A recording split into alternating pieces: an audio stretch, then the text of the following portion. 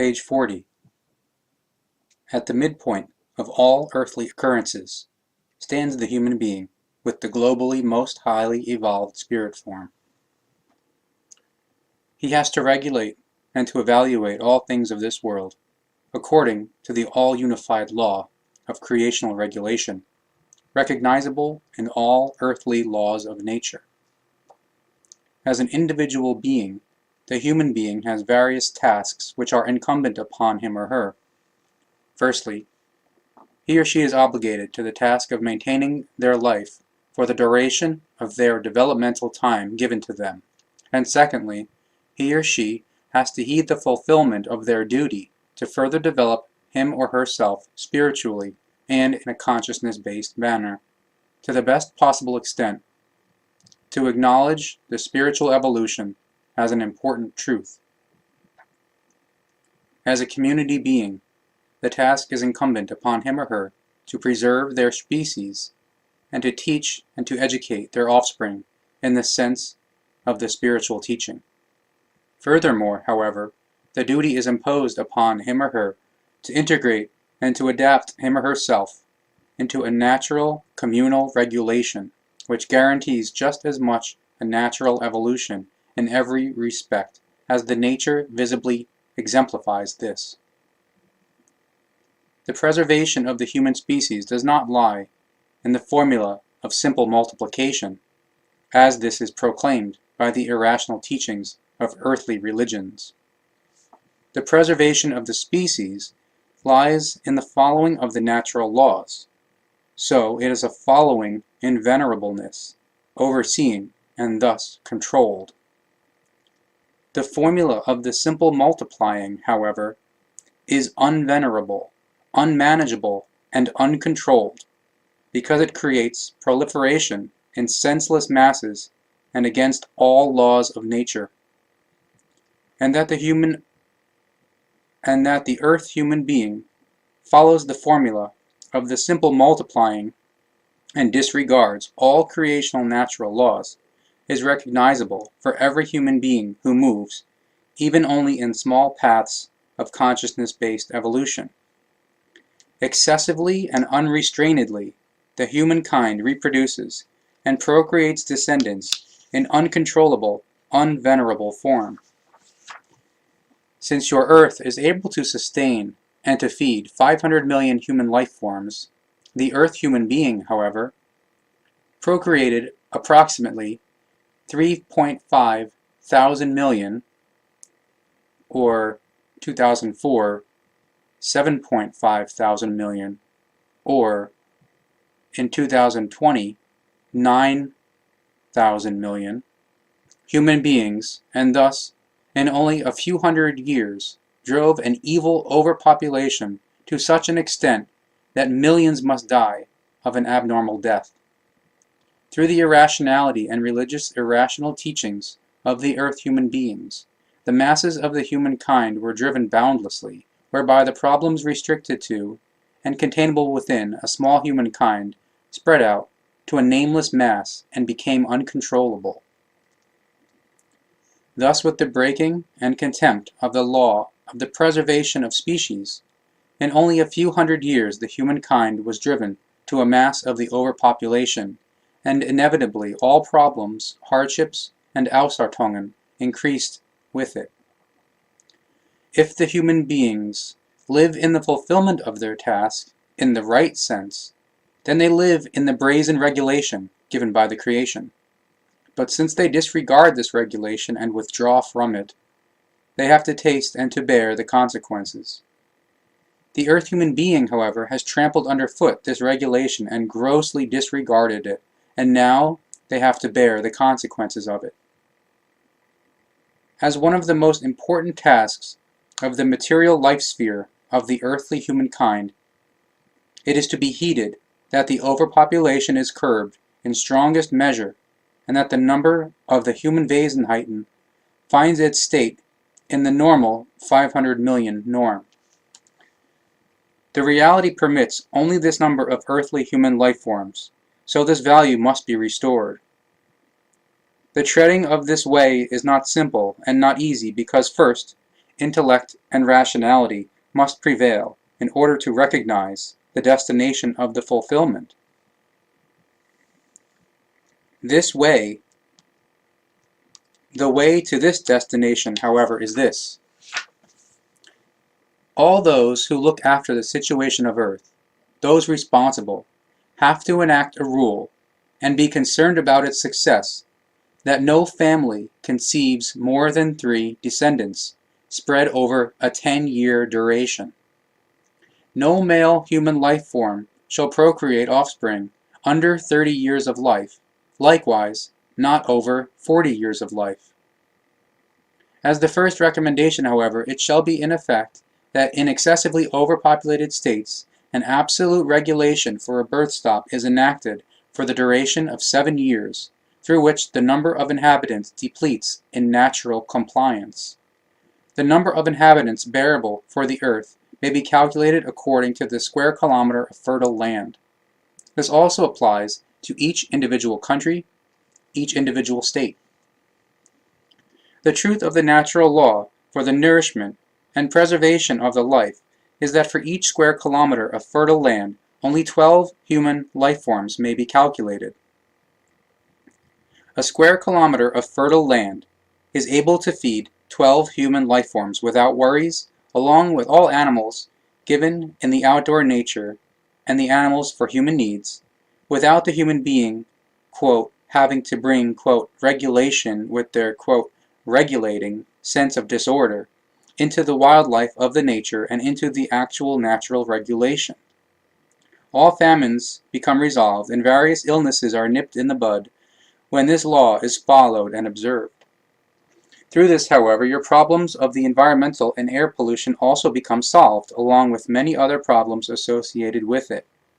Wars and other similar outrages become reduced in the greatest measures, and the earth human being learns again that to him or her, his or her next one is, in truth, his or her next one, and that the human beings amongst each other are reliant on each other. The love and harmony will again attain its validity, and peace will return to the earth. Therefore, it is the first recommendation of the hour and of all time that the human population be kept to a normalized mass and be reduced back to it, because the most unsolvable problems rest in the earthly overpopulation of the human life form. The way to the destination is long and hard, and first the rationality must prevail in the earth human beings. But the way mentioned is, in truth, the only one which leads to the destination, because there is no second way, and also no way of the compromise. The earth human beings must therefore take care that they tread the way mentioned, and lead themselves and the earth back to the natural normality. Amongst the earth human beings, there is no equality, but rather only disparity everywhere. From human being to human being, this disparity is to be taken into account, which splits and separates them amongst each other. The mightful ones rule over the weak and threaten them in their existence. The mighty ones do not exercise their might in natural regulation, which says that the strong ones govern the weak ones in an instructing manner, and protect them from hardship and terrible things, as this can be seen in the outdoor nature. In the nature, the equality of every life form necessitates the right of the stronger ones which govern, teach, and protect. With the human beings, however, the disparity is accommodated, and the craftiness and cunningness with which the weaker ones are suppressed and exploited. The ones inferior to the stronger ones, however, cloak themselves in a garment of the submissiveness, of the bondage, and the devotion, and thereby lose any initiative to rebel against unfairness and the imperiousness of the stronger ones, while the stronger ones immerse themselves even more into their position of might. From these different predispositions, the human leadership and the crass inequality amongst the human beings grow. Enslavement and exploitation become a farce, and the consciousness-based subjugation is inevitable, especially when suppressive and unreal religions with deplorable and absurd dogmas are even interwoven into the forming of might. The weaker ones are thereby no longer naturally subordinated simply to a guidance, but rather subjugated, exploited, and eliminated. The laws of nature, however, teach that the weak are subordinated to the strong and follow the strong and talented ones, equipped with certain capabilities. The stronger ones are thus automatically, in accordance with natural regulation, granted the right to lead the less capable, to pave the way for them in every respect, to instruct and to protect them. This is the law of the nature, given from the creation, as a brazen regulation. A law that not only has its validity on your earth, but finds its right in the entire universe. The brazen regulation, the laws and recommendations of the creation, has its validity everywhere, in the expanses of space and time, as well as in the spaceless and timeless, and in the creation itself. If, however, the creation itself directs itself according to its own laws and recommendations, and thereby justifies the brazen regulation within itself, then the human life form, created by the creation, also has to direct itself accordingly and follow and keep to the guidelines. Since time immemorial, human beings who have been struck with consciousness-based blindness wandered over the earth and proclaimed evil irrational teachings. This was also the case at the time of the French Revolution, when evil irrational teachers and material intellectual human beings, poor in a consciousness-based manner, came before the masses of the people and shouted out into the world that everything which carries a human face is equal. With this evil lie they referred specifically to the ones who were still underage in a consciousness-based manner, to the subjugated, to the underdeveloped, and the consciousness enslaved. The conscious lies and the unfulfillable promises of the irrational teachers were able to break through the lowest drives in these pure and simple human beings who were influenced in this manner. Lies and unfulfillable promises of the imaginary determination to finally shake off the heavy yoke of the oppressors and to take all things into their own hands themselves, misled these weaker ones, and the ones needing guidance, to erroneous actions and to riots, which got very badly out of control of the good human nature. They certainly did not know that the equality of the human beings justifies its entitlement only in the following of the laws of nature and in the truth of the evolution of the consciousness and spirit. But the masses of people listened to the mad cry of the equally mad material intellectuals, who, however, were fundamentally not the actual ones responsible for these irrational teachings, which did not even need 200 years of the development to put the entire earth in turmoil, horror and disunity, misery and hardship. The fundamental facts of these evil actualities go back further than the irrational teachings presented at the time by the material intellectuals, who were poor in a consciousness-based manner. The facts lead back to the beginnings of the earthly religions, which had put in their irrational teachings a determining, punishing, watching, and all-seeing being in the absolute, above the earth human beings, thereby forcing them into submissiveness, enslaving them under a higher being, and taking away from them their original self-determination and self-assurance. Through this, the autonomous consciousness-based evolution was prohibited, because where a higher form of being exercises might, or Gewalt, determination, judgment, and all the characteristics associated with might, all self-determination and self-assurance have to be suppressed, enslaved, and destroyed. Gewalt is the brutal execution of elemental might and force, but it is far above all might and all force. The proclaimers and bringers of these irrational teachings, however, did the rest and chose themselves as representatives of their invented higher and all-pervasive ruling life form. In this position they seized the guidance of entire peoples, enslaved them, and exploited them. High in the knowledge, they rose up to become kings of wisdom and certain proclaimers and heralds, who proclaimed to the earth human beings their all-encompassing might and their will. New religions were proclaimed and written and established with human blood, and the leaders of the people became dependent upon these unreal religions. Inevitably, they reached out their hands to the heads of the religion and worked together with them, because only in this manner were they able to maintain their positions. And since then, religious leaders and leaders of the people worked together hand in hand on your earth and proclaimed the state's welfare and the kingdom of heaven in one breath. But it was not until the French Revolution that this broke through so vehemently, that the outcoming effects led to catastrophe in less than 200 years. The strata leading at the time, and in the following years, which led the prosperity and adversity, and the entire fate of the earthly humankind, are to be named as the actual culprits who have released a very harsh and bitter medicine over the earth humankind. In the times of earthly humankind, the earth still basked purely in peace and love, because the leaders and guiders of the peoples were ones who were knowing and wise in the teaching of the spiritual and consciousness-based evolution. But they were pursued by the religion bringers and irrational teachers of all shades who brought discord and irrational dogmas amongst the human beings. The discord, however, also penetrated into the leading circles of the humankind and sowed hatred, disfavor, death, and ruin.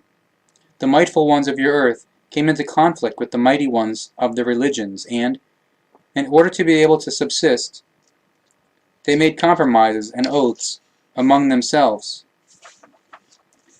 But they were constantly concerned to secure for themselves better advantages and, if possible, to eliminate the allies. The mistrust stirred up in this manner, and the endlessly grown hatred ultimately led to the unification in the evil and good between countries and religions. Working hand in hand, they now subjugated the masses of the people together. However, each side was well concerned about their own advantage. Well united in the leadership, there prevailed discord, pretense, and unhonesty amongst them, which inevitably had to lead to the chaos without rescue. And this has remained so up to the present time, because you, earth human beings, are hurrying towards an evil catastrophe of unprecedented magnitude, and which you are only able to prevent if you get hold of your rationality and, consciously and diligently, and in following of the spiritual teaching, avert the terrible things. Otherwise, woe to the earthly humankind, because it is on the best way to destroy itself up to the last Vasan entity.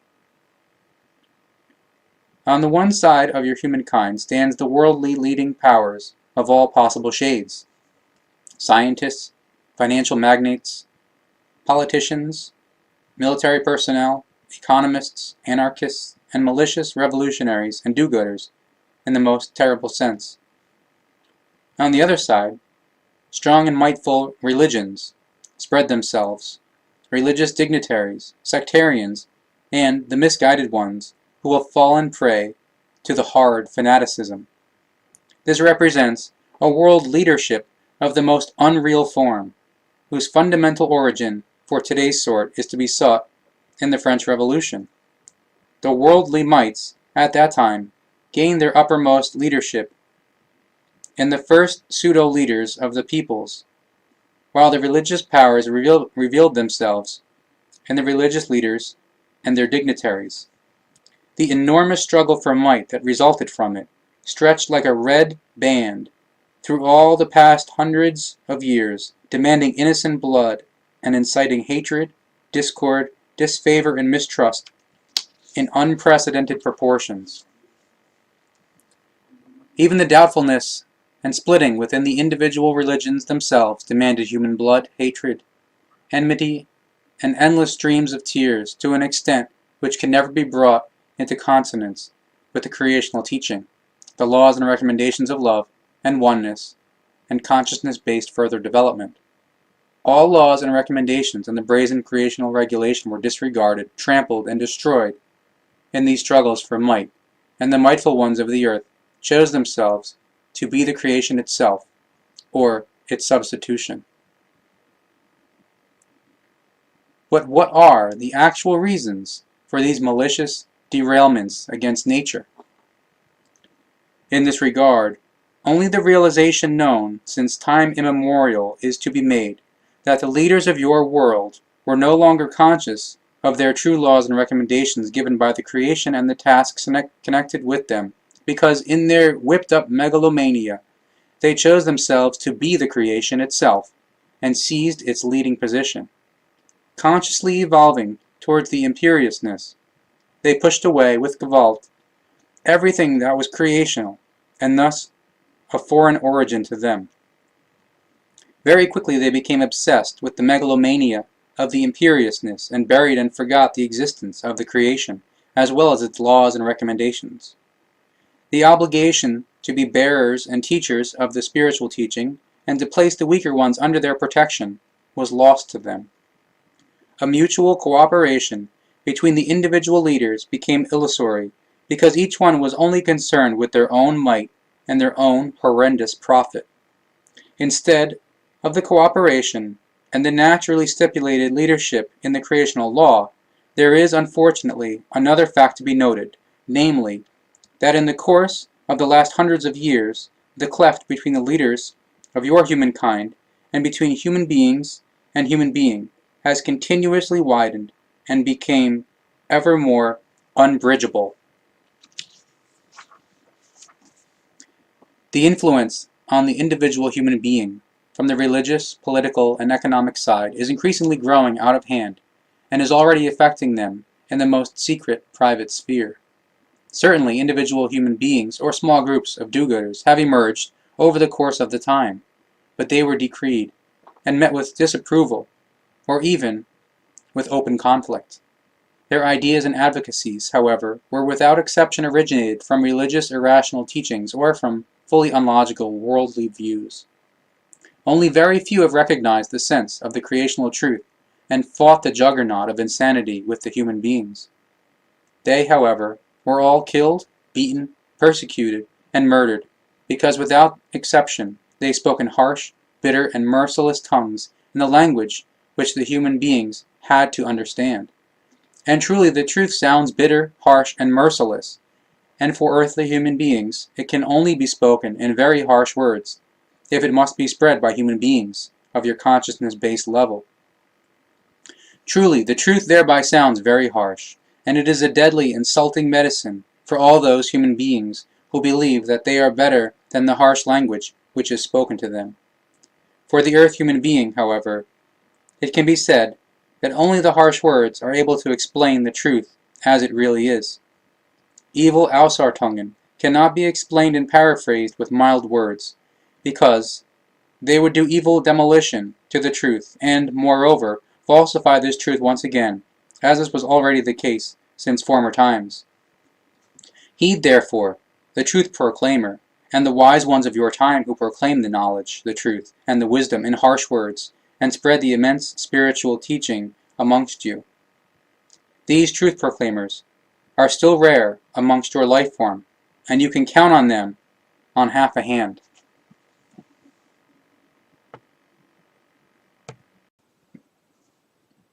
Page 412.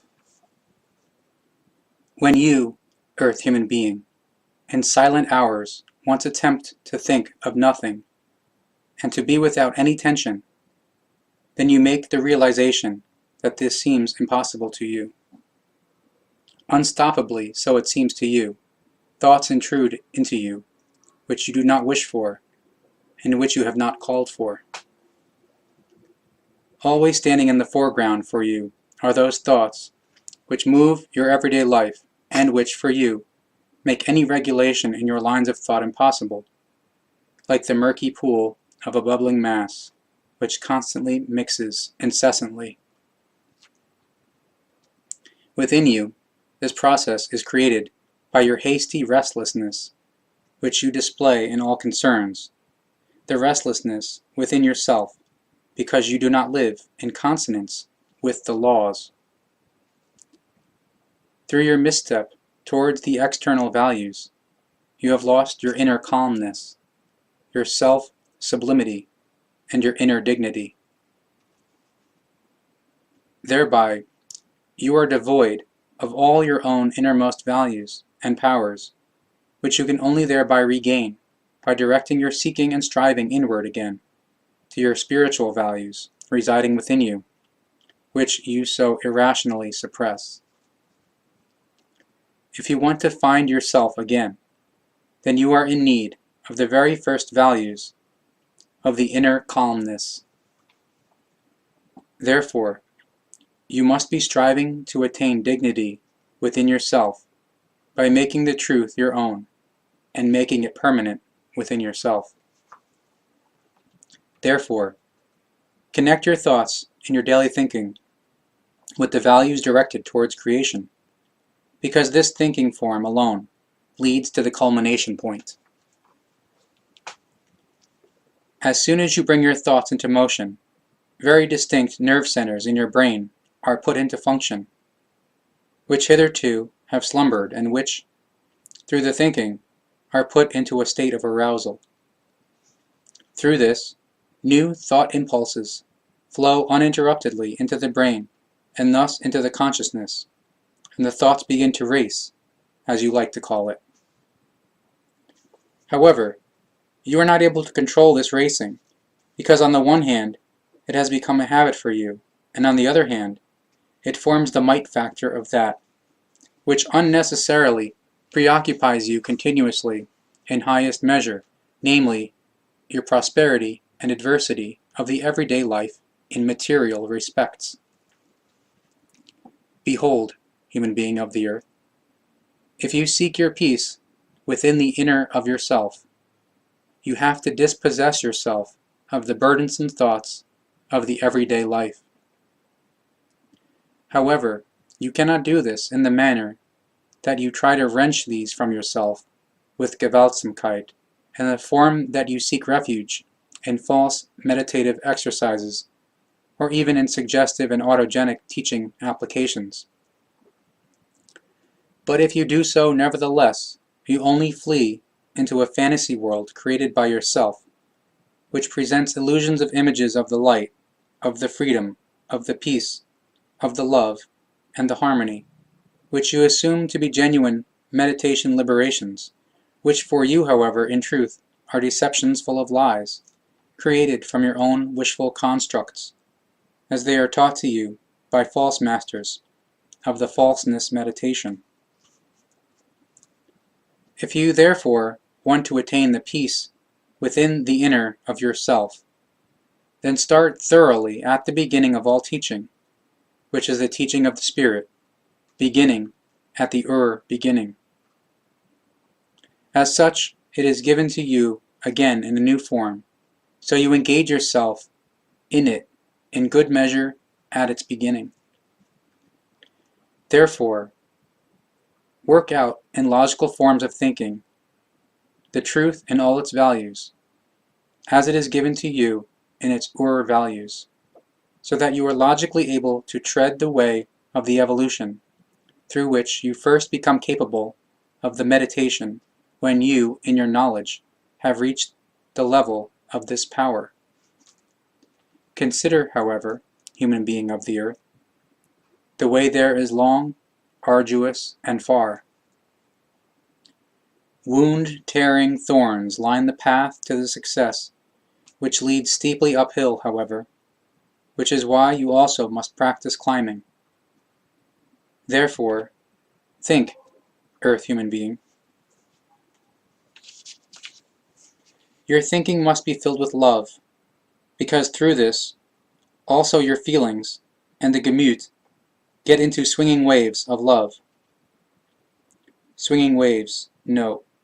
Swinging waves are periodically or time interval-wise built up and lowering power fields, which include energies in itself and transfers, radiates, unfolds powers. In the spirit-conditioned Gemüt, however, rests the mysterious center, which, when it has once become awakened, all physical and material concerns and limitations are overcome through the power of the awakened love, which can truly overcome everything. This immeasurable power of love in its purest creation form, however, is only ignited by the true knowledge in truth, which is never and never to be equated with even a tiny bit of a religious belief. You, human being of the earth, and of the present time, have lost the knowledge of this power of creation, and only very few are in possession of a distant memory of it. Even those who call themselves masters in their delusion, and teach you false teachings of the spirit and the meditation, have lost this knowledge. They all believe in godly forms and powers, and thoroughly misconceive the truth of the truth. Only a few who you can count on your two hands live in the knowledge of the true truth. Granted to them, however, is the creational happiness that through the truth became recognizable to them. So their sense is filled with deference and gratitude for everything which contains in itself all the venerable things of the creation, to which the knowing ones and wise ones offer their gratitude. Unfortunately, earth human being, in your all too great masses at the present time, deference and gratitude find no more resonance at all, because the earth humankind, which is carried by malicious selfishness, finds only values in material concerns, while the spiritual values are condemned as unvalues. Submissiveness amongst the believers of religion has taken the place of deference, and pride and haughtiness are deemed to be wisdom. So the earth human beings lead themselves into the unreal, become believing in all kinds of evil, and empower themselves in self-elevation. You may be knowledgeable in your professions, earth human being, also believing in all sorts of things, so that you may appear great before yourself and others. But what are you, in truth, in your greatness?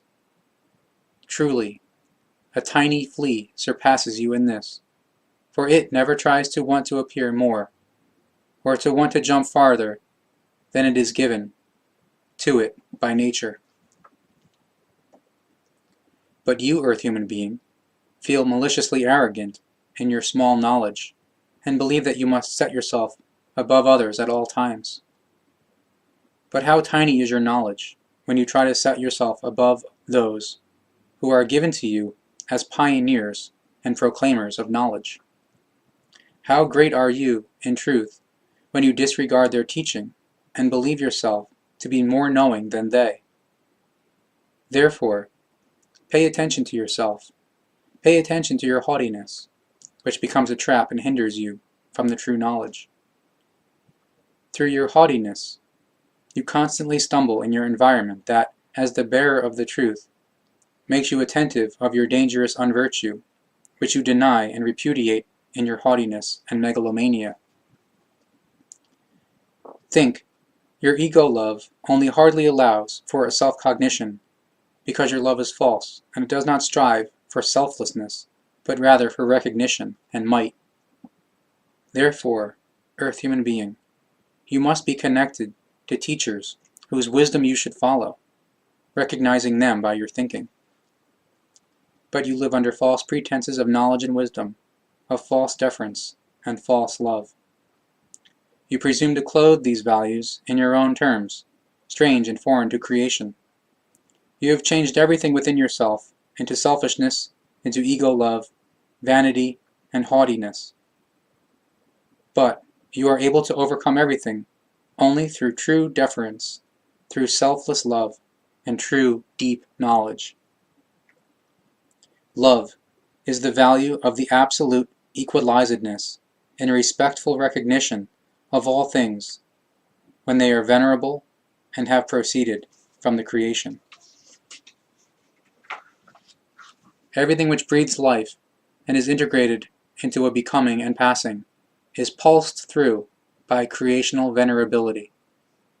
And whoever lives according to this knowledge, and also carries it forth, truly lives according to the given laws and recommendations within the framework of their fulfillment. With the naming of the creation and its laws, the way is at the same time shown to you, O earth human being, which you have to tread if you want to find it, follow, and preserve the truth again. Truly, this is, however, no longer known by the majority of the earth humankind of the present time. Just as little, however, do they know about the greatness of the spirit, as well as of the consciousness, and the Ur-Gewalt of their power. You, human being of the earth, however, do not recognize that all your thinking forms are tainted by your materialism, by your unbridled passions, your selfishness, and your excessive desires, through which all of you are bound to the world of the material, from whose bonds you are not able to free yourself, and thereby miss the creational stream. You are not able to free yourself on your own, in order to experience the joyful, developmental change of the true creational love, which raises you into the realm of the timeless. And since you are not able to do this by yourself, and therefore are also not able to achieve anything, from time to time powers are given to you who, for you, are active as truth proclaimers, prophets, through whom you are able to bring about the unfolding of the consciousness. For the unfolding of the spirit itself, on the other hand, you do not need external calmness and solitude, because you only need them within yourself. So therefore, it is not necessary for you to go into the seclusion from the world, or to abstain from the daily work. Of necessity is only that daily you create calmness and solitude within yourself in a suitable measure, in order to occupy yourself in truth, with the truth for some time. Only in this manner does the beginning immense flood of the power of consciousness become active within you, which always remains victorious over all becoming and passing. Human being of the earth, the past clearly and precisely shows you that you have trodden a very terrible irrational way up to the present time. When you were given, in the course of the thousands of years, prophets, proclaimers of wisdom, and proclaimers of knowledge, they were very maliciously denied, slandered, ostracized, persecuted, tortured, burned, and murdered by you and your cultish religions. Hatred against the unfamiliar, hatred against the truth, irrational beliefs, unforbearance, joy in the vice, and barbarism, as well as fanaticism, were your murderous driving powers. You have turned right into unright, and made the love into hatred, misery, and hardship. Truth has been consciously transformed by you into erroneous assumptions and irrational teachings, into half-truths, and from them you have created distortions and erroneous views, which all in all resulted in a literalism of the untruth, which you have sowed lyingly as the light of the truth amongst the people. The ones rich in recognition, who indulged in higher knowledge of the truth, have been defiled and murdered by you, so that they could not become dangerous to your lies, because they, as knowing ones and wise ones, felt the obligation to uncover the irrational teachings deliberately created by you.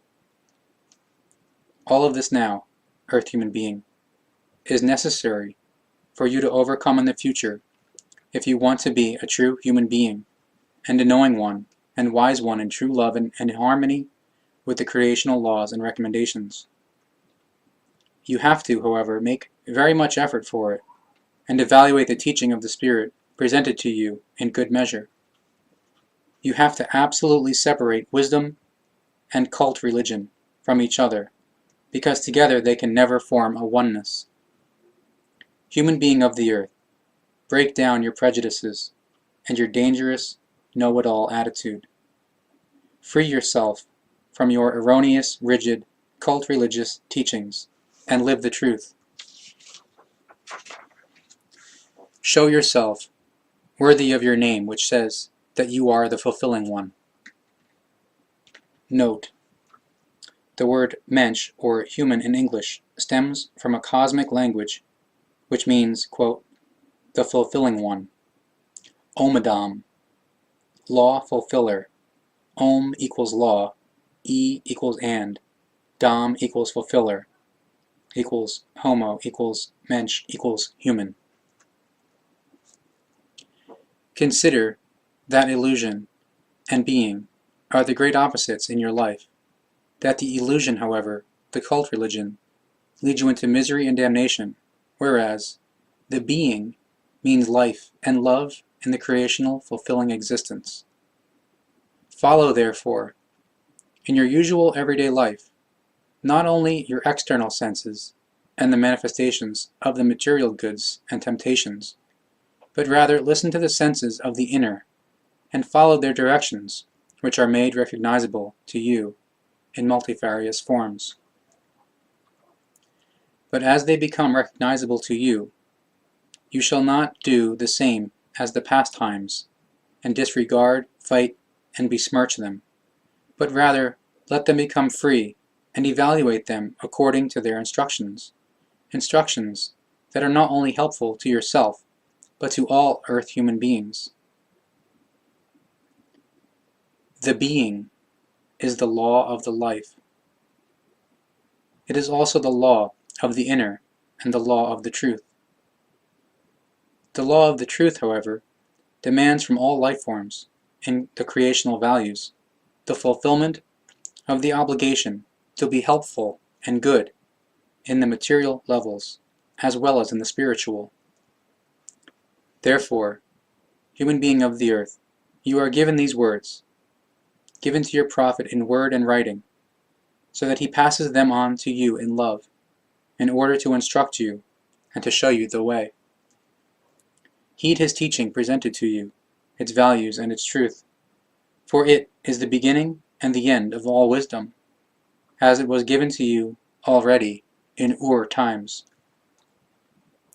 Protect yourself, earth human being, from once again disregarding, falsifying, and destroying the teaching presented to you, because it is for one last time assigned to you through this prophet, and never will it occur another time. Up to now, you have murdered your truth proclaimers and prophets, and you also intend to do so with your prophet of the present time.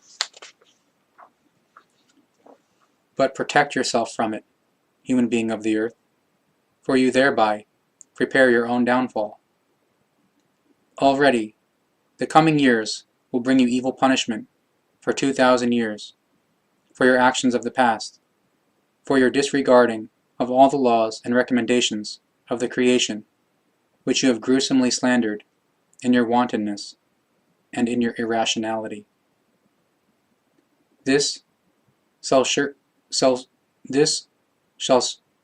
you as the end of my words, which I, Arahat Athersata, through the hand of your prophet, have spoken to you helpfully and in fulfillment of the duty.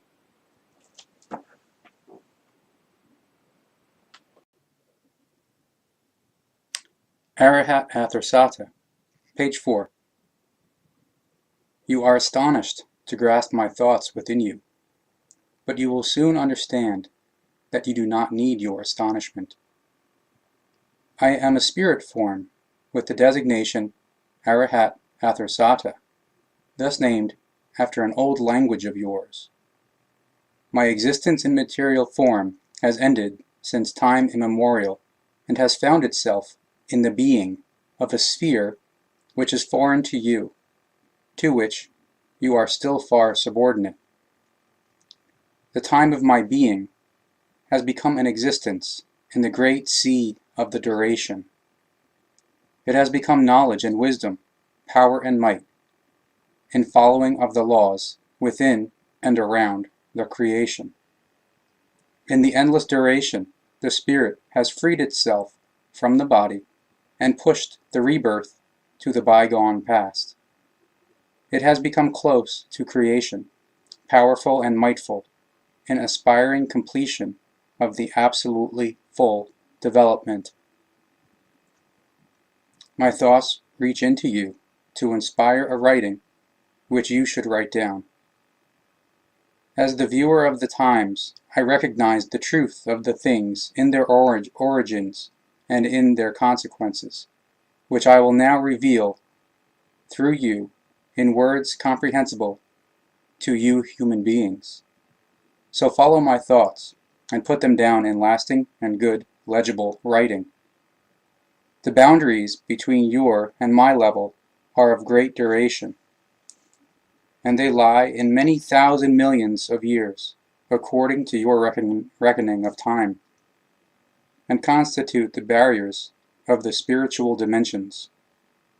In my form, I know the spaceless and timeless communication which makes past and future current.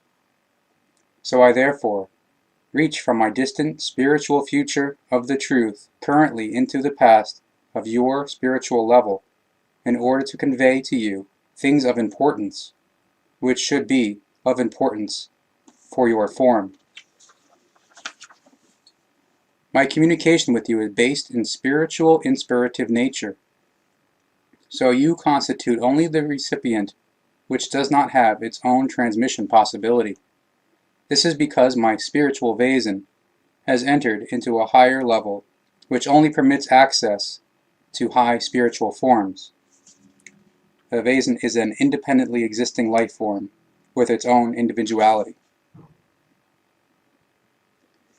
Lower spirit forms, as they without exception correspond to the present earthly forms, are not able to penetrate into us or to even come into connection with us in a communicative manner.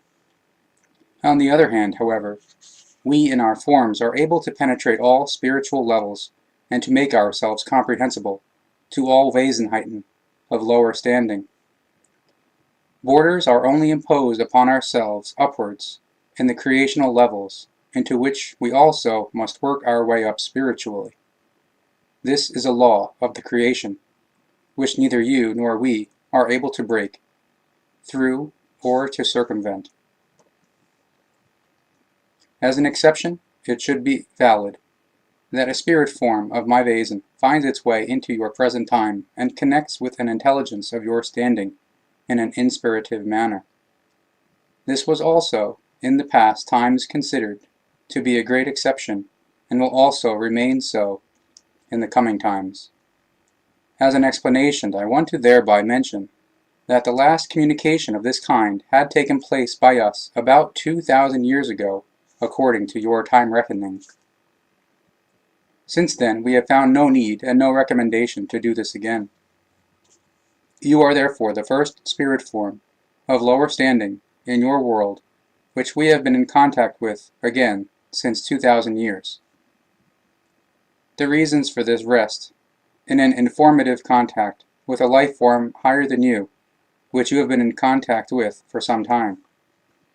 The information about you was highly alarming, and we last received it by transmission 2,000 years ago.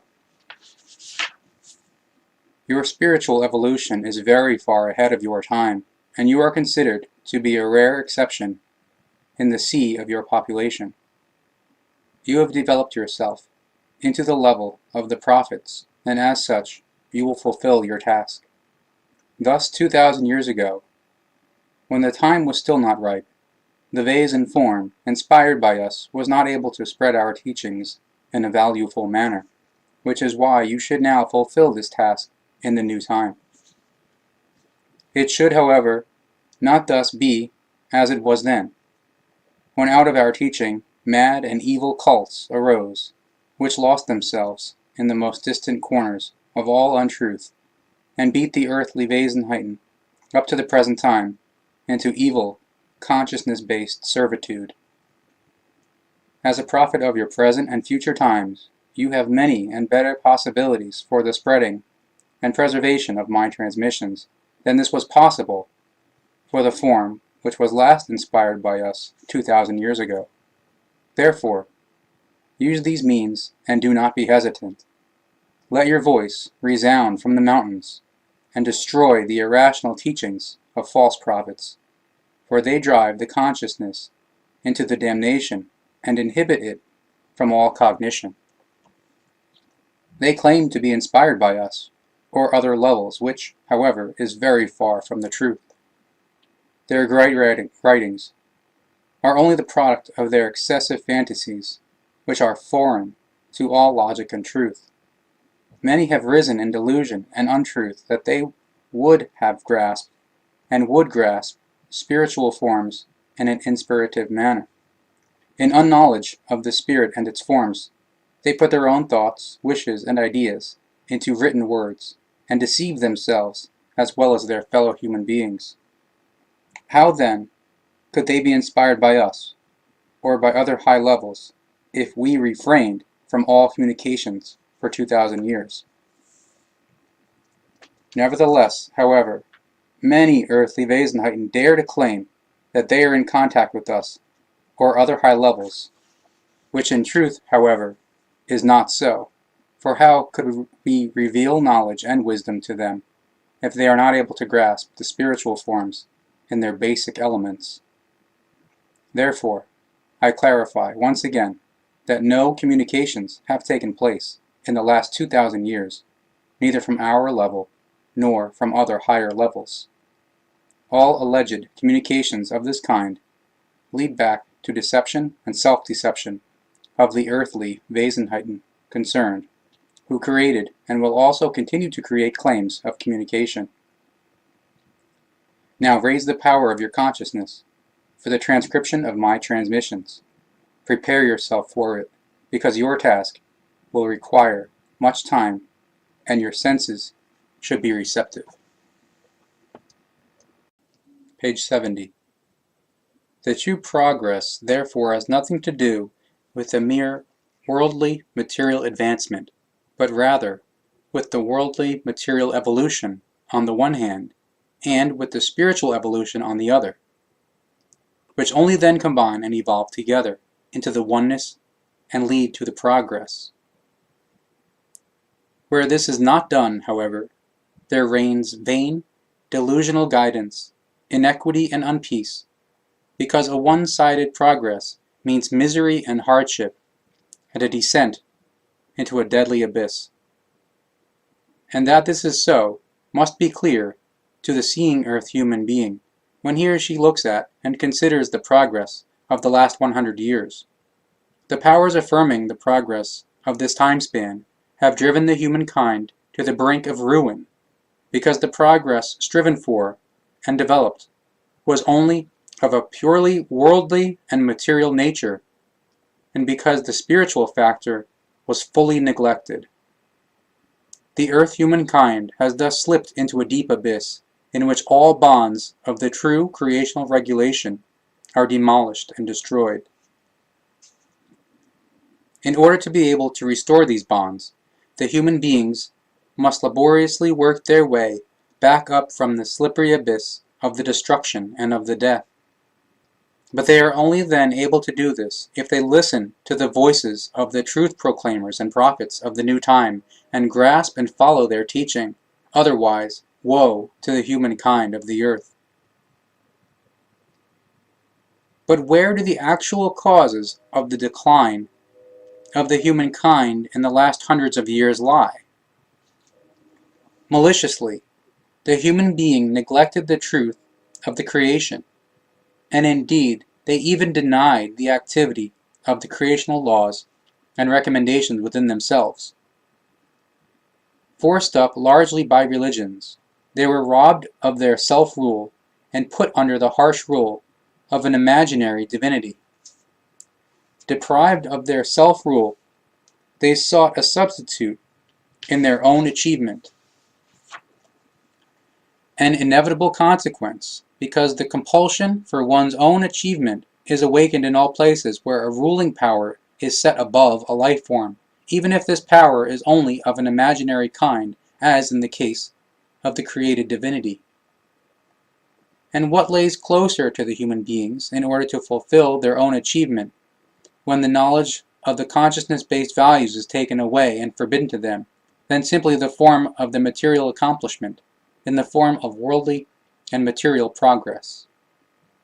Inevitably, the earth human beings had to thus give in to the material at an increasing rate and forfeit the spiritual values. This one-sided attachment of the human beings to the material undoubtedly had to entail that the spiritual part in them withered fully, and up to the point of unrecognizability, and no longer received any attention. The voice of the spirit became suppressed and enslaved, conscienceless, and barbaric. But this could not happen unpunished, because in every life form, the sense of creational fairness beats in the form of a conscience. And through this conscience, the human being was driven into affliction and anxiety, into the doubts of the unknowledge, into the doubts of what now actually embodies the fundamental and final truth. And since they were not able to find the fundamental truth and still cannot find it today, a new illness has thus left its mark on them, with the conceivably most evil effects which a life form can be befallen by, the destruction of the psyche, which is identically the same with the destruction of the consciousness. A sign of the time, and in its form, worse and more dangerous than the annihilation of the life by a killing. The sense of creational fairness in the form of the conscience is not to be destroyed and not to be killed, for the consciousness will never lose or become weary in this power.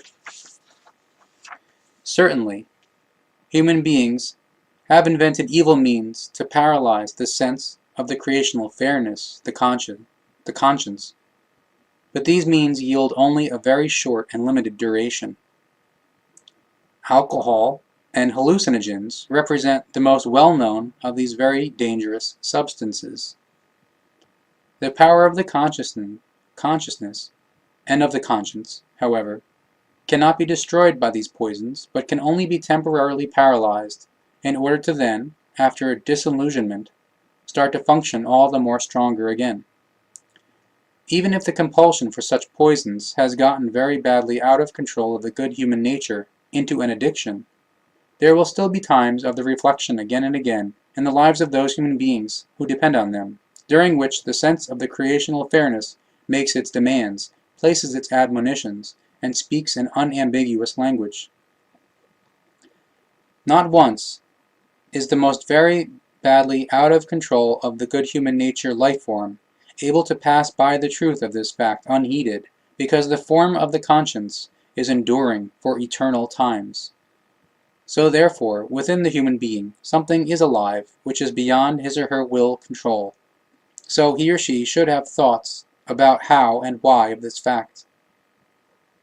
If he or she already knows that this other living thing in him or her is subject to laws other than worldly and material ones, then he or she should listen to this something within him or her and seriously make an effort to gain clarity and truth about it. It is well known to the earth human being that his or her consciousness-based subconsciousness conveys things to him or her which, upon a conscious or unconscious evasion, only brings harm. With this cognition and this knowledge, however, it is of no help to the human being when he or she does not act according to the inspirations of the consciousness-based subconsciousness and simply disregards these wise conveyances. The earth human being is conscious of the presence of another body within him or herself. He or she knows that the body of the spirit, as the second, respectively the first factor within them, justifies his or her existence, and that the material body is subordinate to that of the spirit, which finds its right to exist solely in the fulfillment of creational laws and recommendations, and to adopt its brazen regulation as its own. Nevertheless, however, he or she, the human being, places his or her material body, with its primitive possibilities of performance, above that of the spirit, and thus brings him or herself into hardship and misery, and into death and ruin. The consciousness-based and spiritual powers make all things possible for the human being. There are no boundaries set for him or her if he or she follows, within creational regulation, the laws and recommendations of the creation, and follows the truth of the spiritual form. From the recognition and acknowledgement of the truth arise knowledge and wisdom, and from these, the unending consciousness-based power manifests itself. This acquired consciousness power, however, can be used and brought to application by the human being when he or she has become conscious of it. This means that he or she is able to apply and to use the consciousness power in a purposeful and controllable manner when he or she has become conscious of it. Human beings, however, who are able to unconsciously bring to use existing consciousness powers, are not conscious of the truth of these powers and live in consciousness-based unknowledge.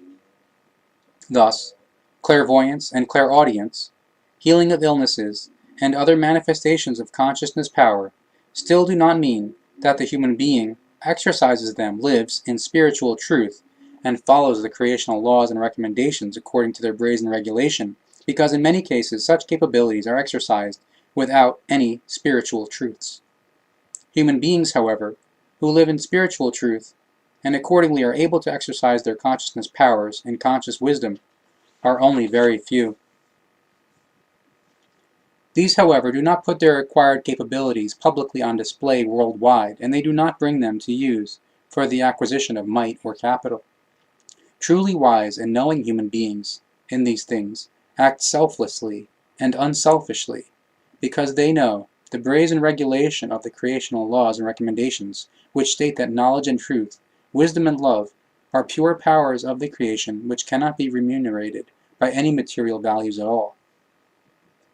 So, while the earth human being is, however, chained in religious irrational beliefs, and thereby presses the use of good and great consciousness powers into the realm of religious dogmas and miracles, the real wise ones and spiritual ones thus bring their powers to use only in small circles, because only in this manner are they able to avoid the human religious delusional beliefs that their applied consciousness-based powers are not their very own and self-acquired capabilities, but the powers of an imaginary divinity.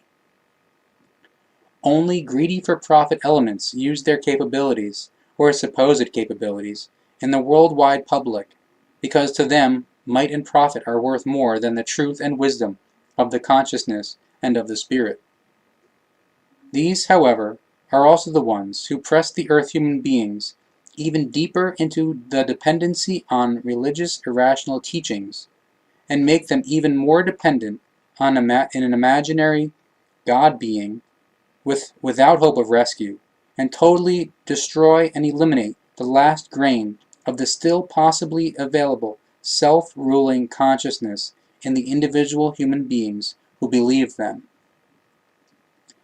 This is in contrast to the truly wise and spiritual human beings who teach and point out that no imaginary divinity bestows spiritual powers, but that powers must be created by the user concerned through searching and researching, and through the recognition of the truth, the attainment of the knowledge, the wisdom, and the love within him or herself.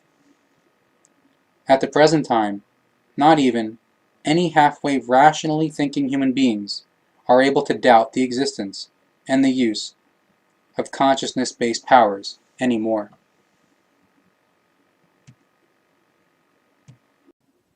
Page 12.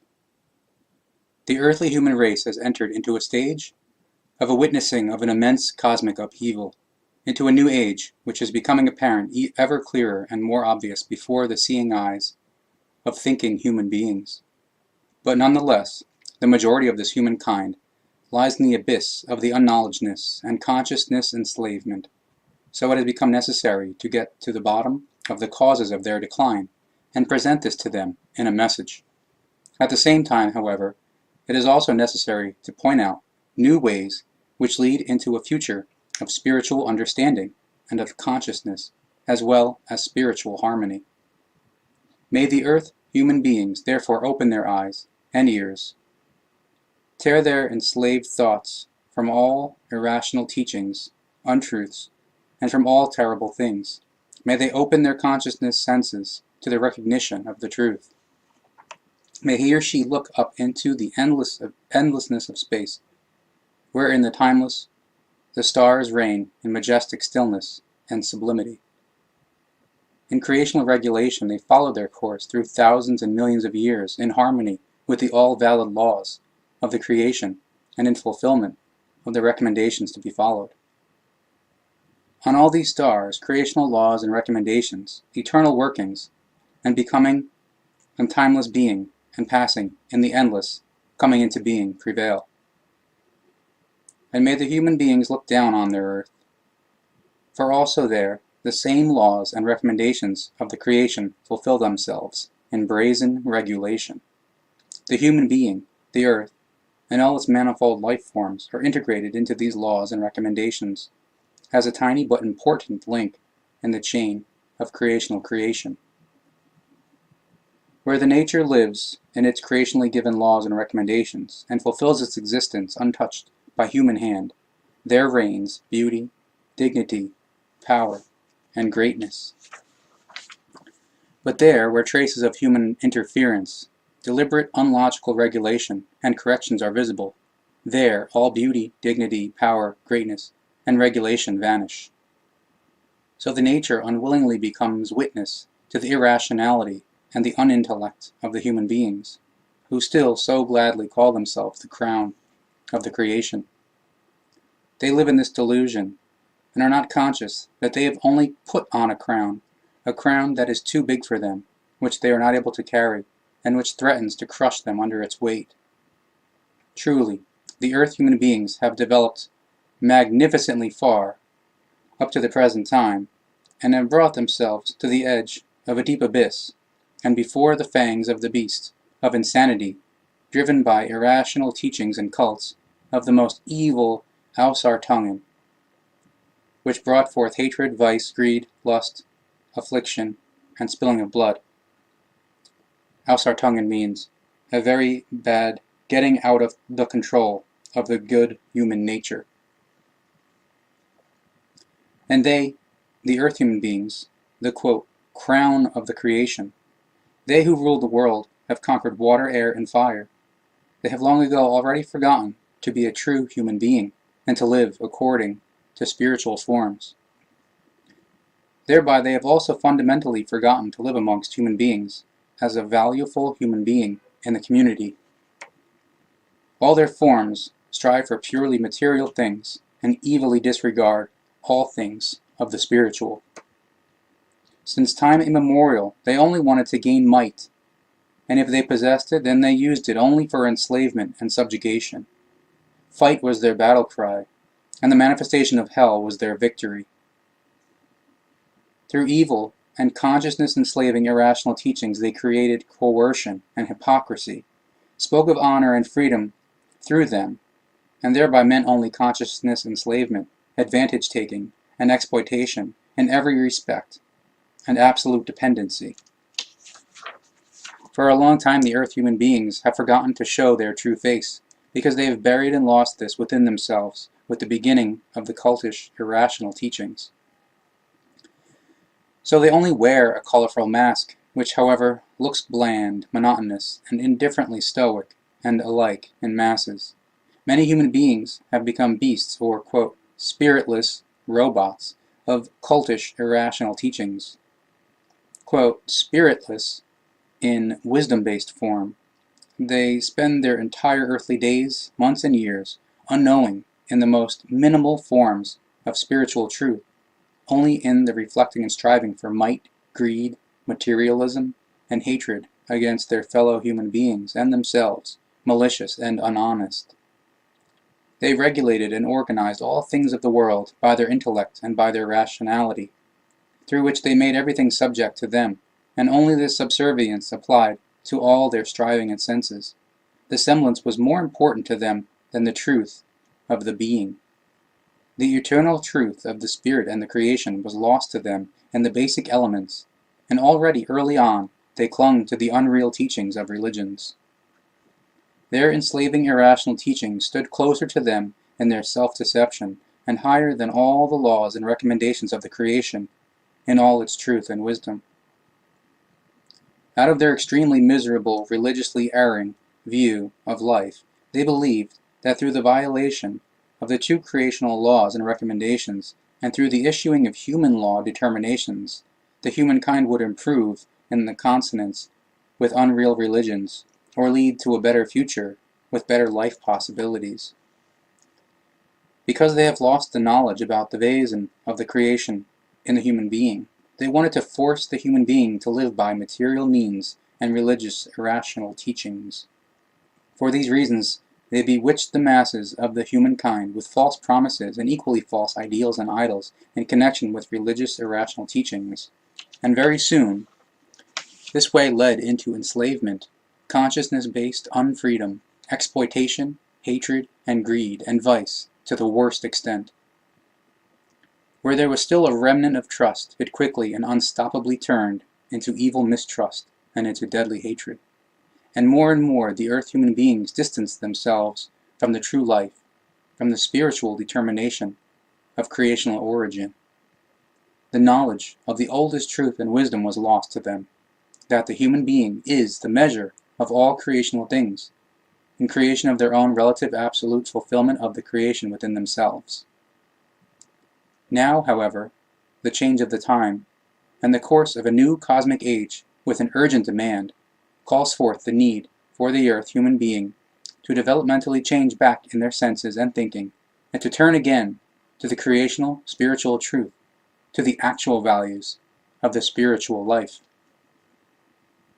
Up to now, only a vanishing small part of the earth humankind has known or suspected that the human life form not only populates the earthly realm, but that it lives in all the endless expanses of the universe, of this universe. And likewise, only a vanishing small part of all these human beings know that their spirit extends into the spheres of the creational, which cannot be perceived with the material senses. The creation itself, however, is the actual home of every spirit form. It lies in the interest of the individual human being to strive for and to attain a spiritual expansion and deepening, and to revise his or her previous view of life, a view of life that proceeded in purely materialistic and unreal belief paths, and thereby drove the truth of the spirit into evil damnation. Turning back, however, will not be easy, for the way is overgrown with tendrils and thorns. In the most decisive truths, often exactly opposite paths must be trodden, because the human being must learn that through the existence of his or her creational spirit, he or she possesses an immortal part for all duration, a spirit which works together with the creational and does not play a servile role, as this is explained in religions. Every human being must provide the proof to him or herself that his or her spirit works in creational function, and must find relative absolute fulfillment in itself in order to guarantee the absolutely full development in the creation itself.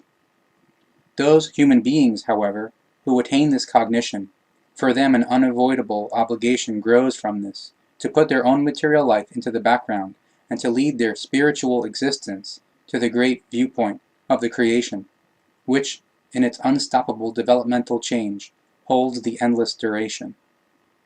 A human being of the truth knows no prejudices, because a preconceived opinion hinders the searching and finding and the honesty. The human being of truth knows very precisely that all truth and wisdom lie in the timeless flow of the endless duration, so no preconceived opinion finds the entitlement in the existence. Only facts of the truth can be facts of the wisdom, but not anything else which is arranged below it. This is a law, in the great course of all occurrences, for every existence must complete itself in the circle. Cause and effect find their validity in all areas when they are arranged according to laws and recommendations. A preconceived opinion harbors within itself all unlogic of the doubt and untruth. And as a human being therefore approaches it and takes in these transmissions, then he or she may obtain clarity about an evil human weakness, namely, whether he or she is beyond the state of preconceived doubts and criticism, or whether prejudices are still able to dominate him or her. If he or she, however, is still befallen by preconceived opinions, then it is better for them if they set aside this message, and leave it to those who are able to search for the truth, free of prejudice. Everywhere in the universe, many different life forms reveal themselves, and all of them are based on a very distinct law. It is that great and invisible activity of the creation, which, as an unsolvable mystery effectuates the endless duration and the endless developmental change. Everything which breathes life in the universe is spatially and temporally bound by this inextricable and mysterious law, except for the spiritual forms which find their existence in the same law and are not subject to temporal or spatial limitations. The spiritual form, however, is creational from the creation, so the law of the passing does not affect it in the being. Also, everything which lives on your earth is subject to the temporal and the spatial, and thus also to the law of the temporal and spatial existence. This is a binding of the material, spatial, and temporal circumstances which, in their existence, represent a regularity of brazen regulation, the developmental change of space and time in material form, the coming into being and passing of the coarse, substantial material. The cognition of all bygone facts of the past in relation to earthly humankind teaches that in their most ancient past, in which the earth human beings still lived in the consonance with and in the following of the creational laws and recommendations, their spiritual aspects and the forms of thinking were fully and entirely in accordance with the given natural laws, and thus happiness, knowledge, wisdom, peace, freedom, and love, as well as repose and satisfaction, belonged to the brazen regulation.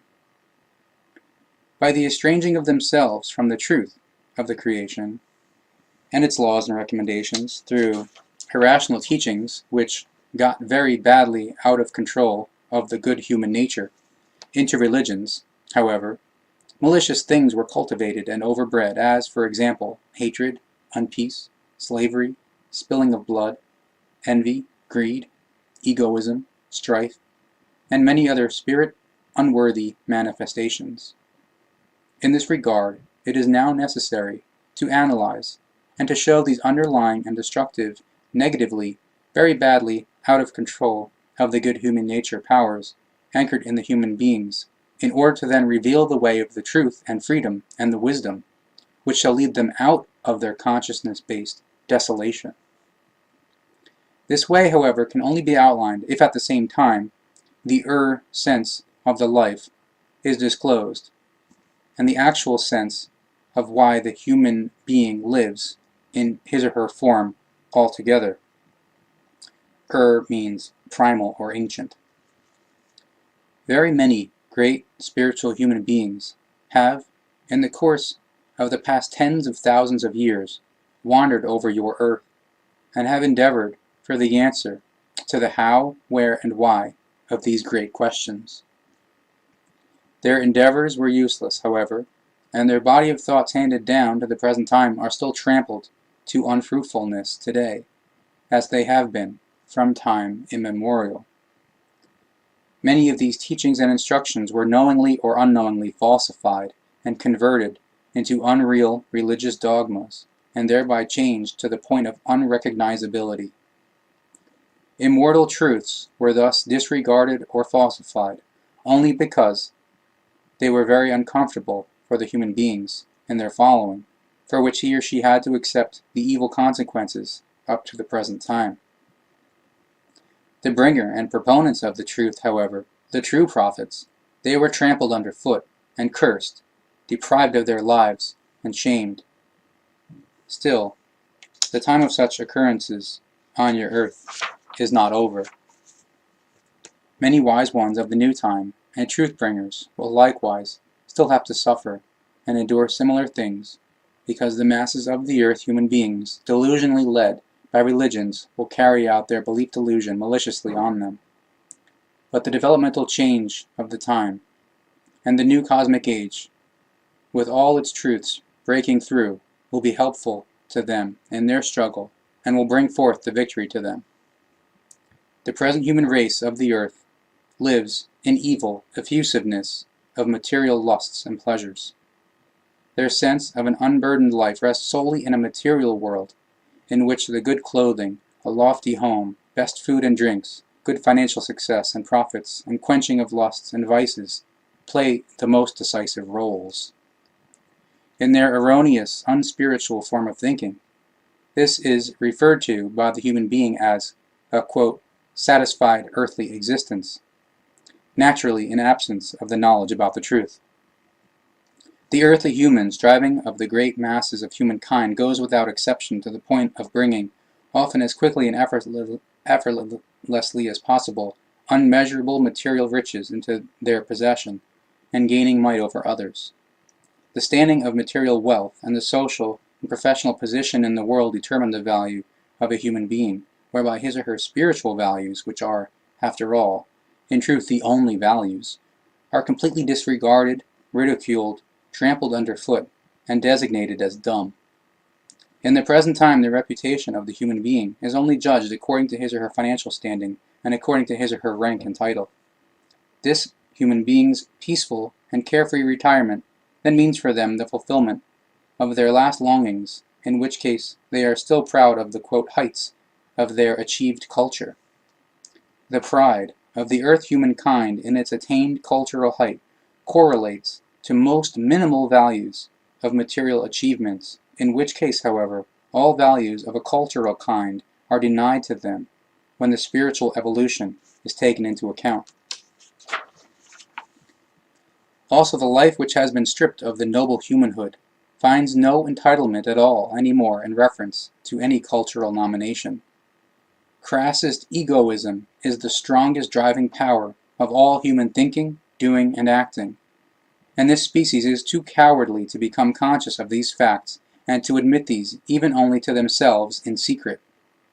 And because courage for the truth is lacking in the earth human beings, and because they live in depraved hypocrisy, in a sense estranged wise, there is no longer any understanding amongst you.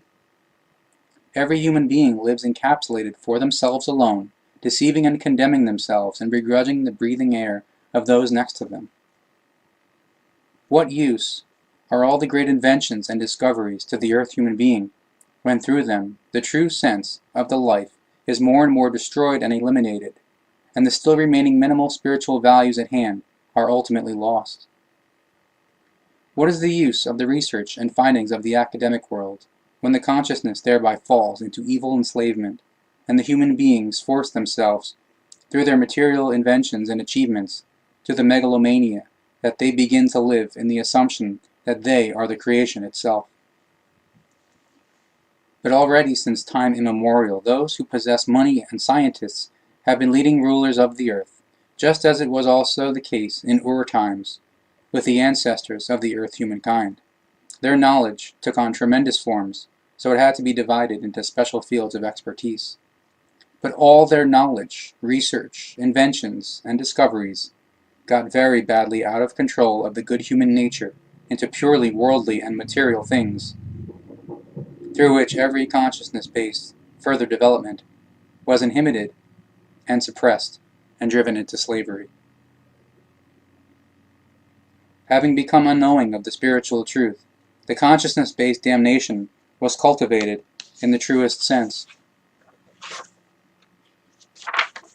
of the word, the effects of which the humankind of your earth has to suffer up to the present time, and still furthermore. Still, the fall into the bottomless abyss has not been brought to a standstill, because only now are the decisive steps being taken in order to slow down the fall in its enormous speed.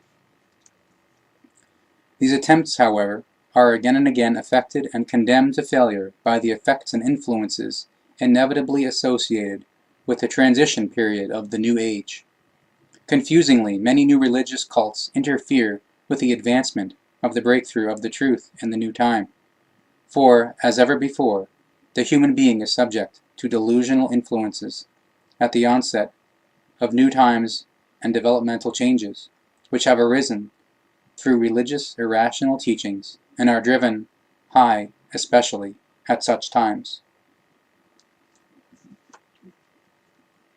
Religious irrational teachings and knowledge from scientific and other worlds of academics carried, in unspeakable forms and factors, germs of deadly and devastating destruction within themselves. This was neither recognized by the academic world nor by the normal earth human being.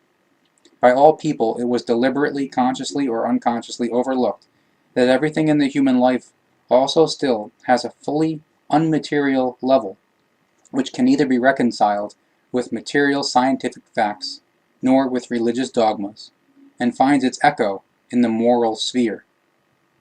Neither the intellectual sciences nor the religious dogmas and fantasy interpretations are in a position to free up spiritual, moral, and consciousness-based moral powers from their doings and deeds, which guarantee a spiritual and consciousness-based evolution. Quite the contrary, they deceive those human beings who accept these assumptions into the irrational beliefs of this material and make them dependent on them. Inevitably, these human beings, misguided in this manner, must become material thinking forms who can no longer tear loose from their irrational beliefs at any cost, and therefore often deprive truth proclaimers of their life. This, however, is not only a very evil characteristic of the present time and the future, but it was also in the past. For thousands of years, the earth human beings have lived according to these imperiously created dogmas, and it is no coincidence that especially the most evil and most greedy for might amongst them always took hold of the positions of people's leaders and religious leaders, as well as of guardians of the regulations and morals. It was, and it is also still today, thanks to them, that those who wrestle and struggle for deeper spiritual cognitions, and thus also ethical morals, as well as consciousness-based cognitions and teachings, were and are dismissed, persecuted, murdered, and bloodthirstily slaughtered as heretics, quote, unworldly fantasists, as revolutionists and rebels. Wherever the human being looked and looks in the present time, he or she finds only spilling of blood, hatred, aberration, slavery, deception, mistrust, and confusion, unlogic, untruth, and irrational teachings. Everywhere the same malicious picture is offered to those who, with open eyes and open consciousness sense, are able to see and to recognize the things in their truth. Mistrust and hatred, egoism, and religious irrational teachings have deceived and blinded the people of the earth for thousands of years, such that the entire humankind has become confused and disunited within itself, and is now hurrying at frantic speed into the abyss of its own ruin. In the present time, the mass of the evil and things which have gotten very badly out of control of the good human nature has been reached, that a deadly, blind, destructive rage has torn the humankind into its clutches and brings death, ruin, and destruction over the earthly world. Already for hundreds of years, the foundation stone was laid for this, in which case, however, this also originally dates back to as early as the past thousands of years and finds its origination there. Just as at that time, the greatest destroyers and tyrants still today think themselves to be the heroes and right hand of an imaginary god, who is said to have set them over the peoples as an avenging and regulative ruler, in which case the people who are dependent on them in each case honor and praise them, with or against their own will, as heroes. A oneness is only then able to remain such when it is not split, when no splitting is caused. When a oneness is divided, then it no longer forms a whole, and the loss of the relative absolutely full development is lost. This is the law of all existence, and it is the law of the life. Through this law, all evolution and the certainty is guaranteed, proceeding from brazen creational regulation. This law also has its validity for the earth human being, whose oneness in living together in the whole mass of the humankind and as individuals form the concord.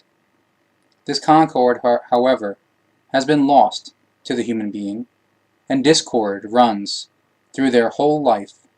Discord within themselves, discord in their forms of thinking, discord in their deeds, discord with the ones next to them, and discord with the whole environment. But that is still not enough, because this human discord is also to be found in all things, all those things which embody natural and creational laws, and in the creation itself. Truly, even before the glistening almightiness of the creation, the earth human being does not stop with their discord. Discord is one of the worst measures of the incomplete. Uncompleteness, however, brings all that is destructive and deadly. Therefore, as long as the human being is dominated by the spell of the uncompleteness, he or she must also accept and bear all the consequences of the unfairness, of affliction and misery, of illness, discord, strife and hatred, death and ruin, as a self-created, inevitable consequence. They pulsate through his or her life, arising from his or her all-embracing, conflicting nature and splitting of the oneness. Indeed, many of the earth human beings know this because they have to suffer everything on their own body, but they do not know the way of the developmental change to the goodness. Their striving may well lie in the getting out of this destructive state, but the knowledge of how to find their way out remains a secret to them. Their wish and compulsion for a better life and for spiritual fulfillment is understandable, but also at the same time, the incomprehensibility begins here. Many truth proclaimers have wandered over the earth and have proclaimed the truth and wisdom of the creational regulation. They have spoken in love and rebuked with harsh words their tongues, mastered many languages, and they proclaimed the truth, the knowledge, and the wisdom amongst all the peoples of the earth. The human being, however, disregarded them, persecuted and killed them, and thereby mocked the strength of the character and of all virtues of the creation. The prophets brought the truth and wisdom of the creation, its laws and recommendations, and its all-embracing love, but they were trampled underfoot and cursed by the human beings. The earth human being did not tear themselves loose from the unreal teachings of their religions, to which they had fallen prey already since early times, and cursed the truth and wisdom of the spiritual teaching. Empty and false promises of religious forms became more important to them than the truth of the creation. For this reason they cursed the creational laws and recommendations and the prophets, trampled, killed, and eliminated them, and thus cleared the way all the more for a complete consciousness-based enslavement through the irrational teachings of their religions which already dominate them. Many attempts have been undertaken to bring the truth and wisdom to the earth human beings, and thereby to offer them a life of the knowledge about the creation, in order to show them the way to the creation and its laws and recommendations. All attempts remained unsuccessful, however, and without exception, the ships of the truth ran aground and sank into the bottomless depths of the unintellect of the earthly Wesenheiten. The human beings who are searching for the truth have never grasped the root of the terrible things, so they were never able to find cognitions. They were not able to grasp the root of the terrible things because they were bearers of a superficial and false sense of the life, and lost their actual purpose because they replaced the whirling sources of the endless being with the unreal religious dogmas, and ended in the insanity. What is timeless? That is eternal, and in the timeless eternity rest truth and wisdom of creational power and almightiness. The closer the human being comes to this truth and works him or herself towards it, the easier it is for him or her to follow the laws and recommendations in creational regulation. Where the human being acknowledges and follows the truth of the creation and its recommendations and laws, there shines brightly the regulation of all endless duration in his or her life. Repose, peace, and love become the companions of the life through space and time, and testify to the absolutely full development of creational harmony. Page 80.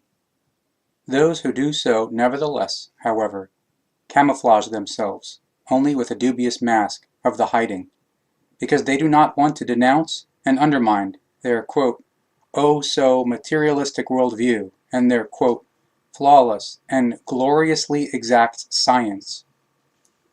But they may also take into cognizance that their doings correspond to more than just a primitive foolishness, and that it is only a tiny small step from the lie to the self-deception. This on the part of the worldly deniers of the truth, to whom, however, the religious side yet extends its hand as a second minus factor. Insofar as denials of the truth from religious circles appear in these things, they are created by unrealistic thinking human beings, who either value the letters of the scriptures higher than the creational truth, or they do this out of greed for profit reasons, or out of an unreal fanaticism. All types, however, speak against any spiritual content, and therefore they are all reprehensible and deadly. No time has passed on your earth in which the activities of the human, as well as their consciousness-based life and the spiritual life, had not given rise to fundamental, essential questions. Through religious and political irrational teachings, however, the sublime knowledge of the creational spiritual good in the human being has been lost, at least externally. Within the innermost, the human being is on the search for the truth, but for him or her, the way to it is obstructed by religious insanity and by religious means of might. The sense of the creational fairness pushes, namely, for the truth, even then when the knowledge of something is fully destroyed. Therefore, in all time periods there lived earth human beings who were able to analyze their conscience and pay to the profound truth its tribute. Thus they were able to draw from the inner knowledge and to announce words of the truth.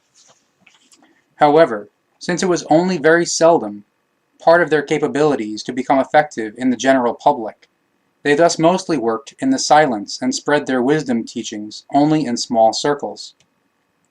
And just as in all past times, it is still the same today, at the present time.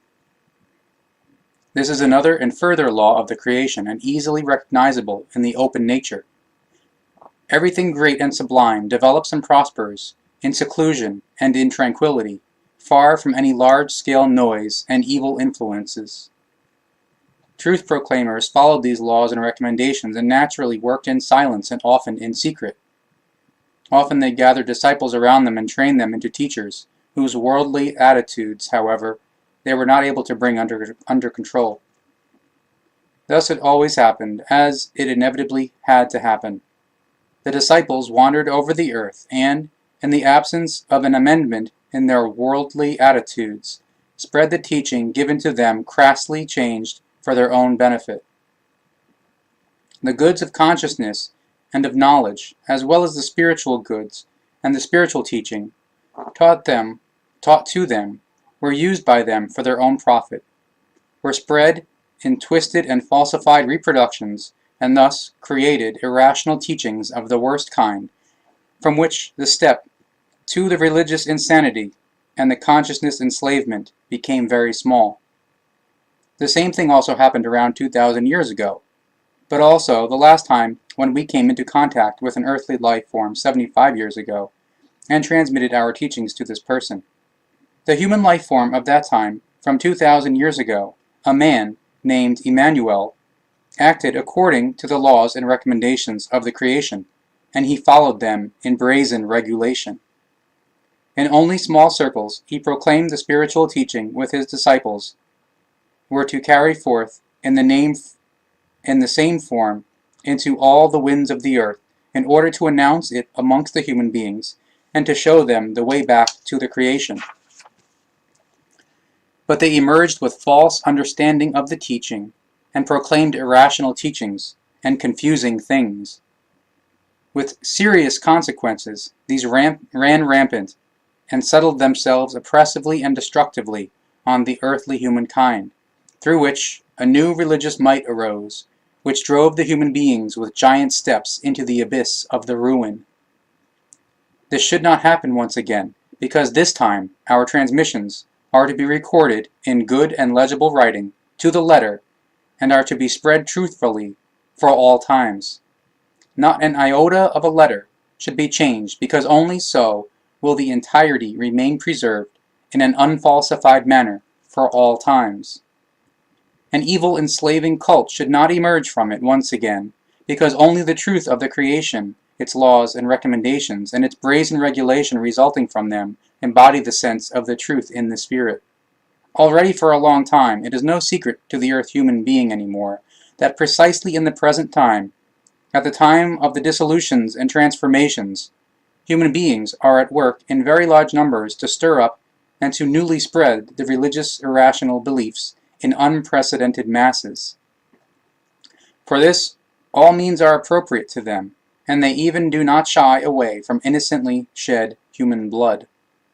Through irrationally created anxieties, they press their fellow human beings into straitjackets of religions and evil sects and deprive them of their consciousness freedom.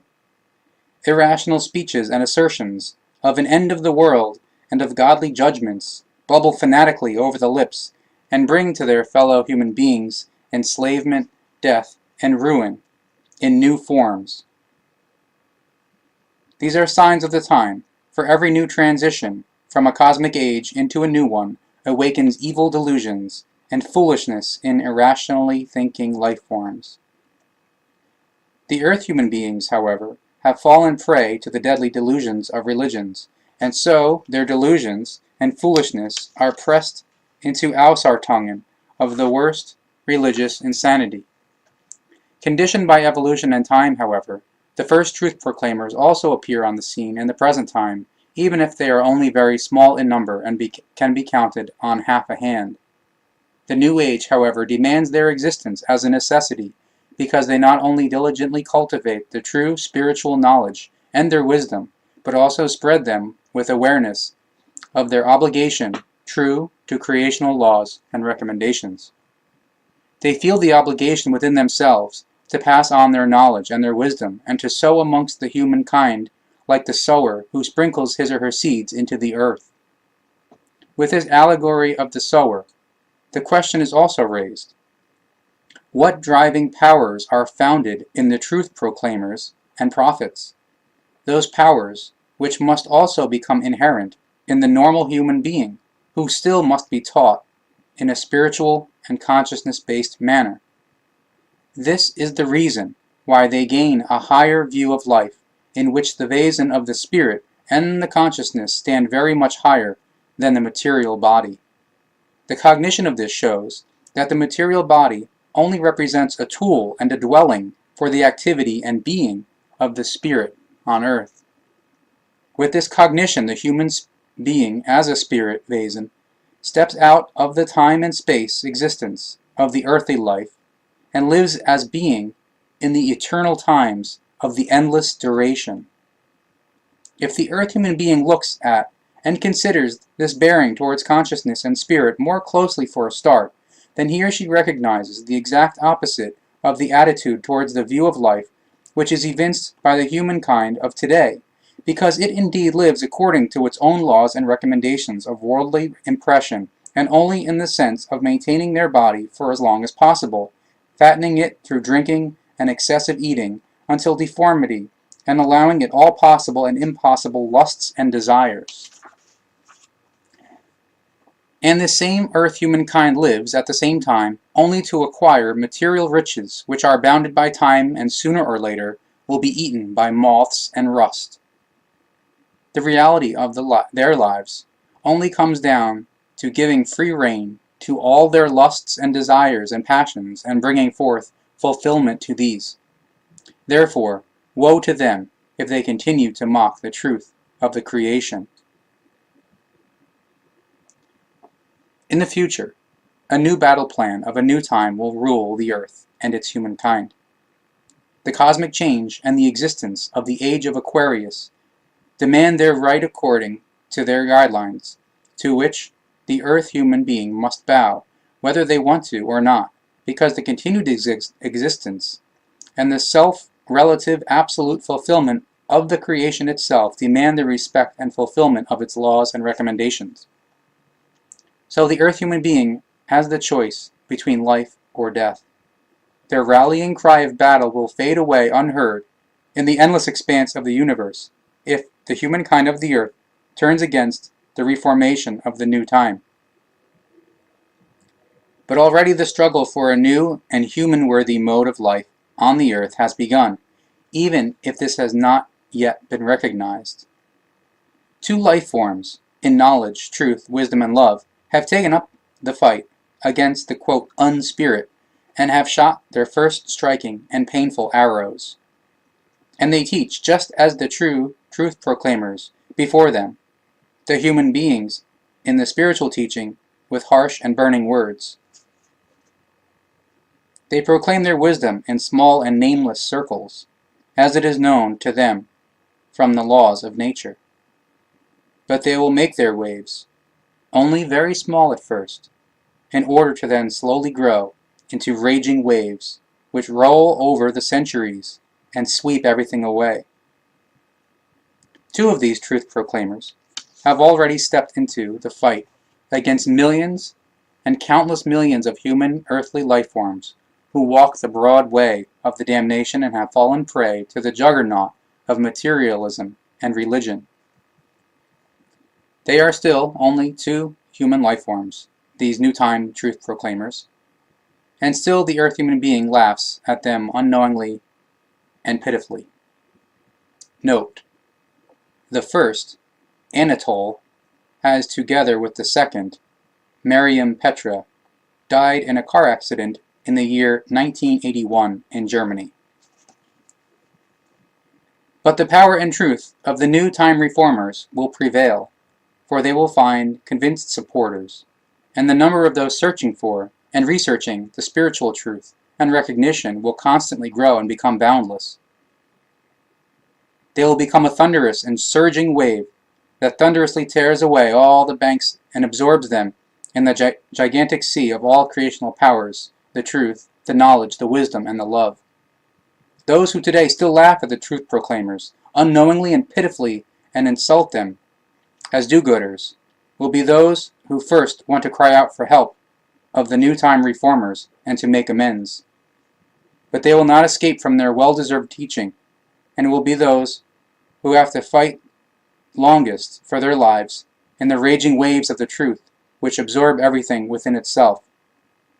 The fairness of the truth, which has been stricken with insult and defilement, is only difficult and hard to attain, and every life form pays its tribute exactly according to the measure that it has turned to the truth and thus to the creation. So the earth human being calmly laughs at the truth proclaimers foolishly, unknowingly, and pitifully, and insults them as do-gooders and fools. The time will come, however, when the laughing human being quite suddenly realize, with painful regret, that they, in truth, should never have laughed at the truth proclaimers, but rather only at themselves, at their own foolishness, their unknowledge, and their self-pity. This is demanded by the law of the fairness. Page 60. But others will follow them and take over and continue their works, for the new age is the era of the truth and not of the lies. Even if it will still take time, the truth will prevail. In the religions, the knowledge about the spiritual teaching and about the wisdom has gotten very badly out of control of the good human nature into an irrational belief. Pushing the spiritual teaching away from itself and disregarding all laws and recommendations of the creation, the religious irrational teachings have advanced to become a literalism created by earth human beings and have solidified into complete, quote, spiritlessness. Certainly, some old wisdoms are still handed down in various religious writings, which say that the letter is deadly, and only the spirit brings forth life. But this wisdom is misunderstood by the earth human beings, despite all the good intentions and endless efforts of many truth proclaimers who tried to clothe this wisdom in understandable words. They were not able to awaken the sleeping and liberating powers in the human beings, which would have made the wisdom understandable to them. The irrational belief in a higher divinity, on the one hand, and the compulsion for their own imperiousness on the other, let the earth human beings become doubtful within themselves. Thus, they are still today not able to grasp the sense of the creational truth. And so how could they have been able to understand, in their doubtfulness, the wisdom of the truth proclaimers, clothed in words? Deprived of the consciousness-based evolution by religions, they, the earth human beings, became stunted in consciousness-based poverty and lived only by the religious dogmas that they had been led to believe and the worldly, material machinations, and this up to the present time, which you call the 20th and soon the 21st century. Over the course of the time, as the religion has grown into a consciousness enslaving and exploitative might, and into a power anchored by irrational beliefs, the political powers of the world, as well, have in no wise lagged behind it in the same maliciousness. However, religion and politics were distinguished by the difference that enslavement and exploitation of the religions were coerced in the form of an erroneous belief in imaginary things, which are created, whereas the politics coerced its aim of the enslavement and exploitation with the immunity which only bloodthirsty might, power, and size could ensure them without any belief views. And when these murderous powers of the religion and politics are set in motion by human beings, then they only redound to death and destruction of the humankind, but never to its prosperousness. Strength and might are qualities which may only find use in knowledge and wisdom of the creational laws and recommendations and in their fulfillment. So if the earth human being, however, uses them only in fulfillment of their worldly and material desires, and hence directs them according to whim, they become powers of the evil, the enslavement, exploitation, and suppression. Inevitably, the consequence thereby appears again, that the enslaved, exploited, and suppressed rise up and rebel against these powers, allow themselves free rein to revolutionary ambitions, and reach for the sword. For where senseless evil powers prevail, death and ruin cannot be stopped. And wherever these evil powers appear in some place, there is always a great lack of spiritual and consciousness-based knowledge, of wisdom and recognition, and of the creational truth. For hundreds and thousands of years, all the ruling classes of the people of earth have lacked in knowledge and wisdom, in recognition, love, and truth. And in the present time, for these ruling classes, the knowledge and the wisdom about the creation and about its laws and recommendations are no more worthy than the innocently shed blood of human beings whom they have thereby allowed to be murdered by forcing them into war and murder. What then still remains of the earth humankind under such guidance, other than only the slithering way into the deadly abyss? For there is no stop to the insanity on your earth until the true spiritual human beings and truth proclaimers are appointed as leaders of the people, because only with them is the elimination of the prevailing insanity possible, because only they are selfless and know and follow the laws and recommendations of the creation in truth and wisdom.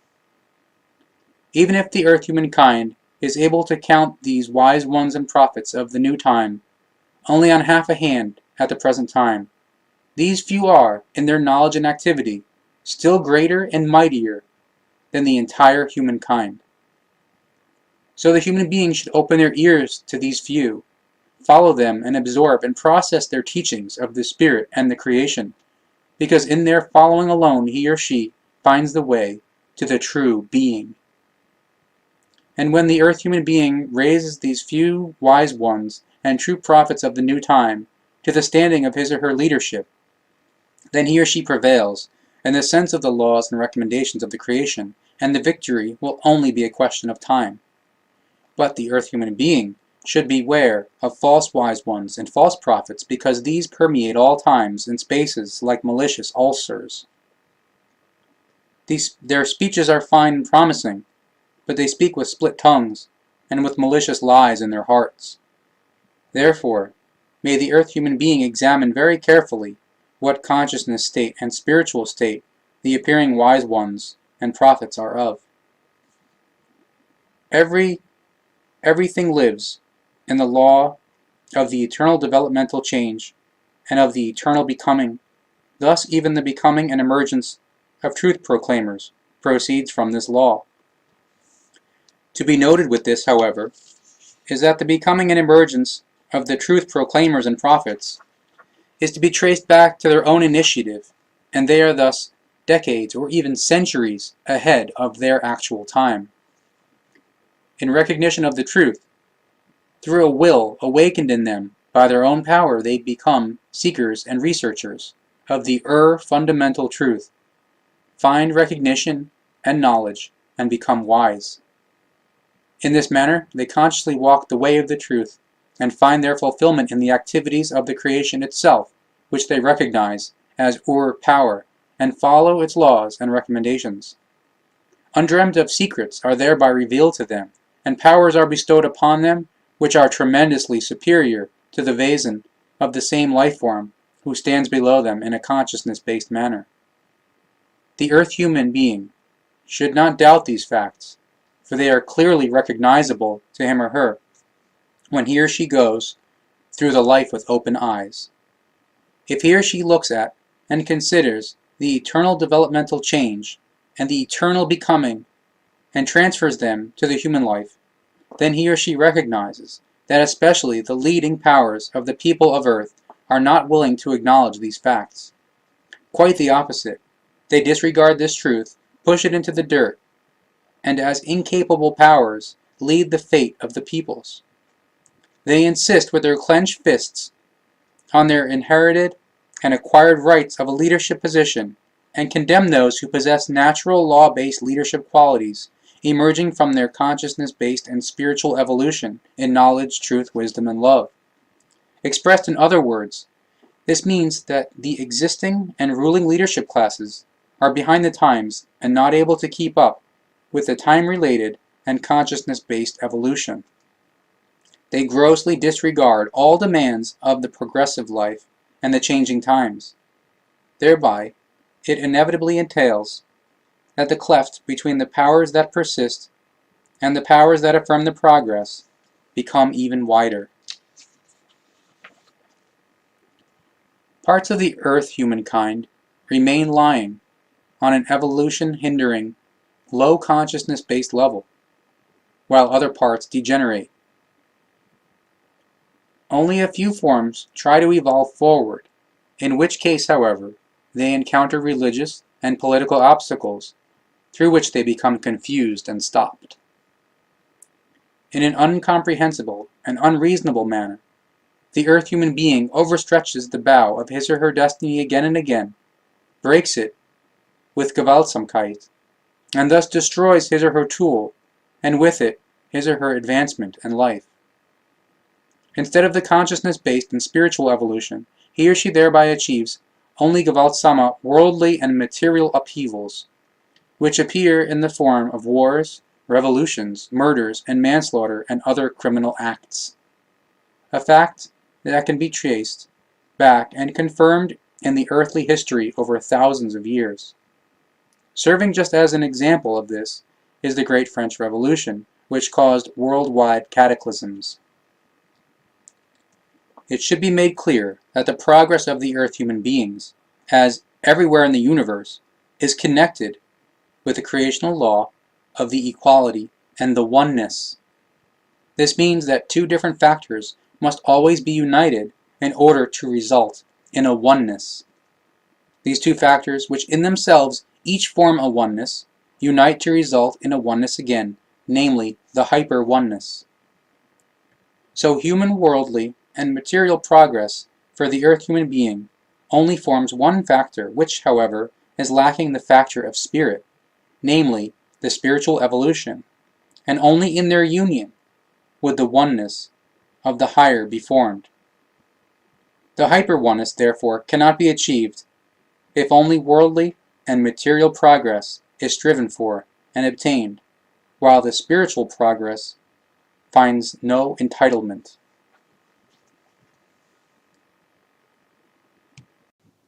Page 92. The spirit residing within the human being, which embodies a part of the creation itself, uses the material body only to be able to exist on the battlefield of earth, to walk on it, and to fulfill its existence.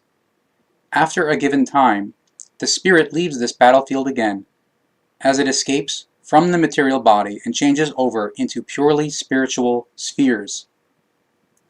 The earth human being calls this death and dying of the body. The spirit, however, is immortal and floats through the spaceless and timeless duration of all eternity. Its accumulated knowledge, its wisdom, truth, and love will never be lost to it, even if they are unknown to the living human being as a result of the necessary evolution and worldly influences. The experience through endless times of the eternity teaches that the unfolding of the powers of all kinds which are slumbering in a life form, and the later life and evolution way, represents a visible trail of a way that cannot be pursued through school education, book knowledge, vocational training, and traditions. The spiritual view through the times shows that each spirit form, when descending to the earth, therefore, its incarnation through the possession of a body of material form, already brings with it its talents and capabilities, because in earlier forms of existence, through hard searching, researching, and finding, it has already worked them out and has acquired them via the material consciousness. According to the age of the spirit, the material consciousness is therefore knowing to a greater or lesser extent, or it is already highly evolved and wise. But where worldly and material influences make a life form enslaved in a consciousness-based manner, the further development and utilization of the already accumulated powers are simply suspended. Even to the unknowing human being it must be clear that all life forms are different in age, so therefore also the spirit forms. Thus also the spirit of the human being has had its hour of birth and will have it forever. As the becoming and passing is of eternal duration, so, in the process of the evolution of the creation itself, new spirits are constantly being created. This has taken place before Ur times, and is also still happening today and in all future. Accordingly, it must be comprehensible to the earth human being that there are young and old, older and very old spirit forms, which conditioned by law naturally also belong to different levels of spiritual evolution, just as this is also the case with the earth human beings themselves in their material life, because there are also young and old life forms, and also their knowledge and ability are evolved highly in different manners. In the spiritual levels of higher standing, the old and matured spirit forms draw from the experiences of their past and lived through steps of evolution and carry within themselves the law-based creational responsibility to selflessly disseminate from the very rich treasure of their inner life eternal knowledge, truth, wisdom, and love, but only in places where the soil has become loosened up, prepared, and fertile. The earth human beings also live in this form according to the same law, even if they continuously disregard and trample it into the dirt, for which they inevitably have to constantly bear the consequences. It would therefore be better for them if they followed an old proverb, that namely he or she should not throw the pearls before the swine. He or she may take an example of great spirit forms, of high spiritual levels, which only give away their pearls in places where they are treasured in honor and wisdom as the light of the truth. The earth human beings consider themselves to be very wise, but all wisdom is lacking for them.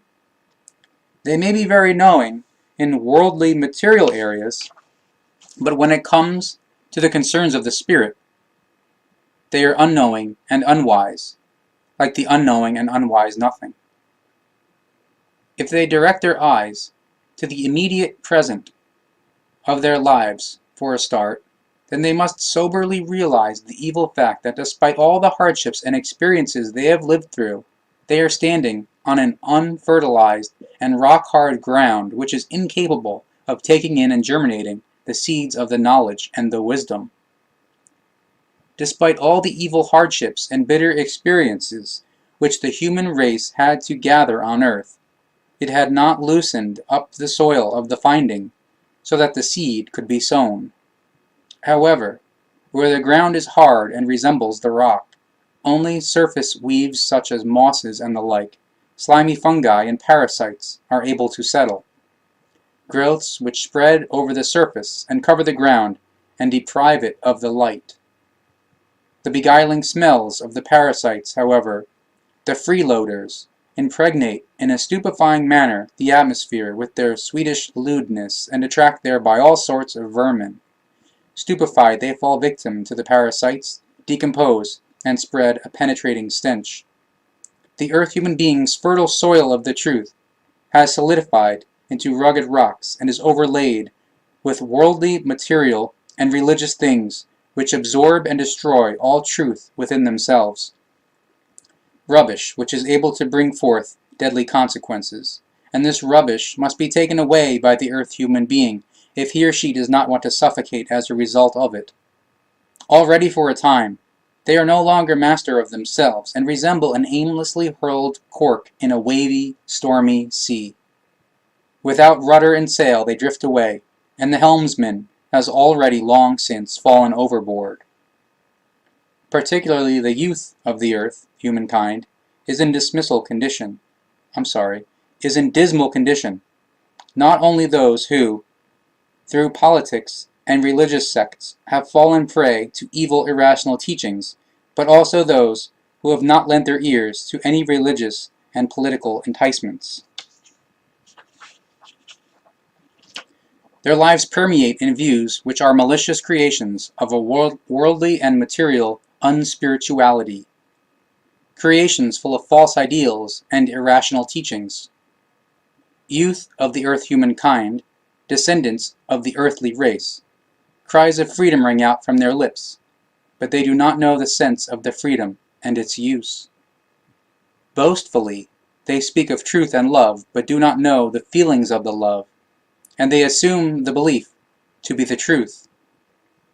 This, however, is no reason to simply curse the youth of the earth humankind and to shrug them off, because they lack only the necessary guidance, the powers which show them the way to the knowledge and to the truth. Their receptivity is more flexible than that of the older human beings, whose senses are afflicted, muzzled, and burdened in unknowledge of the truth, through evil experiences, hardships, unresolved problems, wars, burdens, and sufferings of all kinds, through which they have been oppressed into a dullness with the increasing wish for an end to their life through the death. It is the obligation of the leading powers of the earth to adopt measures for the consciousness-based and spiritual evolution of the youth, to entrust them to the guidance of spiritual human beings, and to keep them away from the material intellectuals. The earthly youth grows up in erroneous assumptions and evil irrational teachings, an insanity which must be put to an end. Spiritual guides of high values must take the guidance over these young human beings and lead them to the truth, teach them the distinction between the imperishable truth and the passing unrealistic views of the beliefs of the human beings. For what does the young earth human being of the present time still know about the eternal truth of the Spirit, about the creation, and about the part piece of creation, the Spirit, which resides in the human being. The young earth human being must receive the teaching that a creational part is existent within him or her, namely the spirit. He or she must be instructed that this spirit within him or her stands higher than his or her material consciousness and his or her body, which should not be cared for in excess, for otherwise the consciousness becomes stunted and disadvantaged. It must, however, also be taught that the human intellect and the rationality do not embody the spirit, and that the necessary nourishment must be given to the spirit as well as to the material body itself. Because it is a brazen law of the creation that everything which lives and existence must be maintained with food and drink, whether it is of a material or spiritual nature. Material life forms require material food and drink, and spiritual life forms need spiritual food and drink, which are recognition, knowledge, truth, wisdom, and love. The young earth human being must also receive the teaching of the fact that time immemorial religious teachings are erroneous and lead into the abyss, quite especially those teachings that explain a Trinity, which has also been carried over to the life of the earth human beings by the Christian religious teachings. It is therefore to be taught that only a oneness can ever be existent in the form that this oneness can be divided into two sub-onenesses, which, however, each within themselves again form a oneness. So therefore, if a trinity is taught in the human being, namely spirit, soul, and body, then this means a falsified, unreal teaching. Spirit and soul embody one and the same thing, which measured according to religious standards. This is because the religious irrational teaching created the evil assertion that the spirit is a godly being, but the soul is a human spiritual being. This, however, is unreal because solely the creational spiritual vase and form resides within the human being. So therefore, according to religious standards, the designations and denominations quote spirit and quote soul must be combined into one value, in which case both together are absolutely inseparable because the spirit cannot be split within itself. The designation quote soul had, at the beginning, a fully different meaning than that which has been interpreted by the earth human being for several thousands of years. Originally, and before the erroneous falsifications by uncomprehending human beings, that part of the earth human being was called soul, which in the present time is designated as psyche. The denomination quote soul means therefore in truth psyche.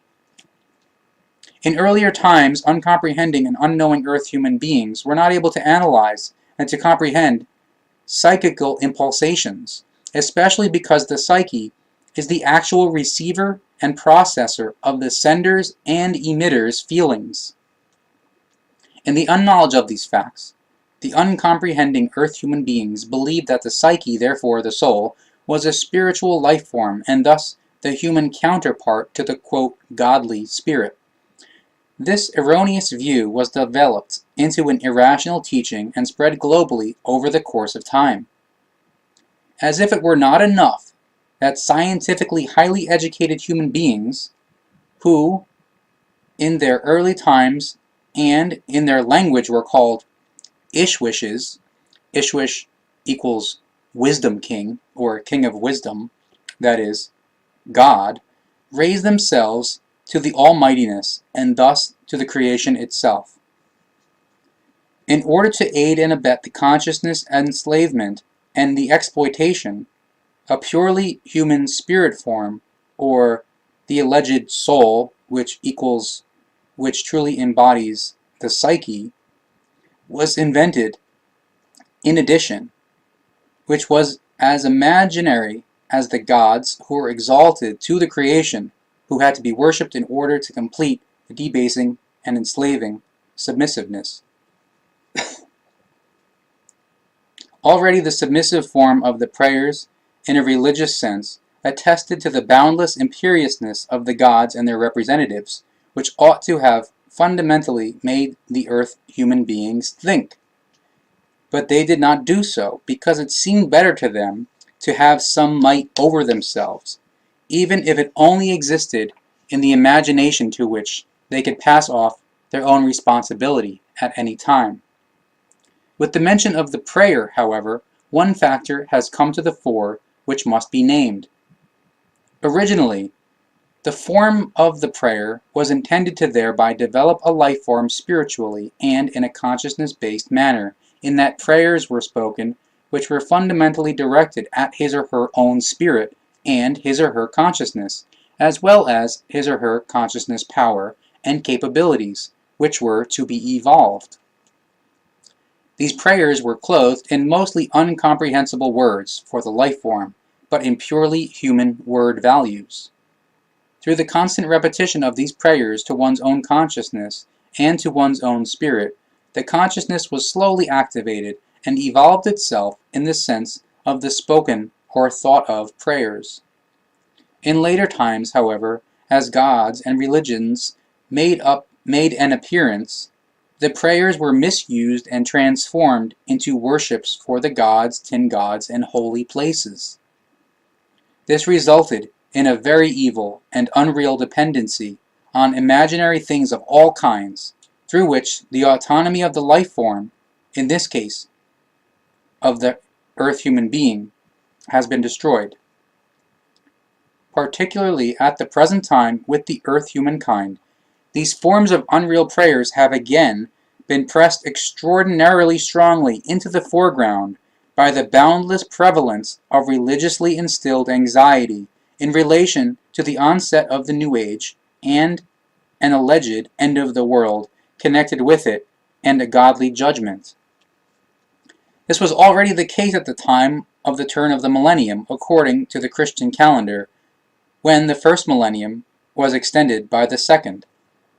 Religious fanatics and know-it-alls were already at work at that time and drove the religion-dependent earth human beings into anxiety, fright, and despair. Thousands upon thousands of people destroyed their lives at that time because they feared the supposed judgment of God, which, according to the fanatical speeches of the religious believers and know-it-alls, was to befall the earth humankind.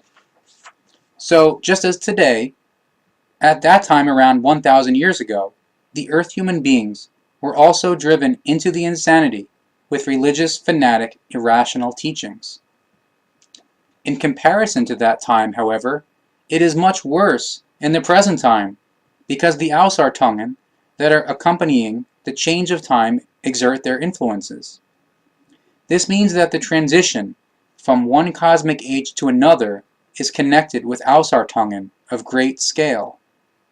Ausartungen that are relevant to facts which very much affect a life form in great numbers, so in the case of the earth human beings, thus the religion. Inevitably, therefore, very enormous excesses and Ausartungen in this direction are connected to the change of the time. New religious sects shoot out of the ground like evil weeds. New end-of-the-world prophecies and God judgment prophecies flood the earth humankind, and time immemorial religions fight with all means for the preservation and redistribution of their irrational teachings. All malicious and unrealistic attempts, on the one hand, to contain the unnecessary deadly anxiety of the earth human being of something unreal, imaginary, with unreal and never to be realized, empty and fantasy-filled promises of morbid fantasy desires, and on the other hand, not to lose and to newly solidify the enslaving and exploiting might, in religious and political respects, over the human being.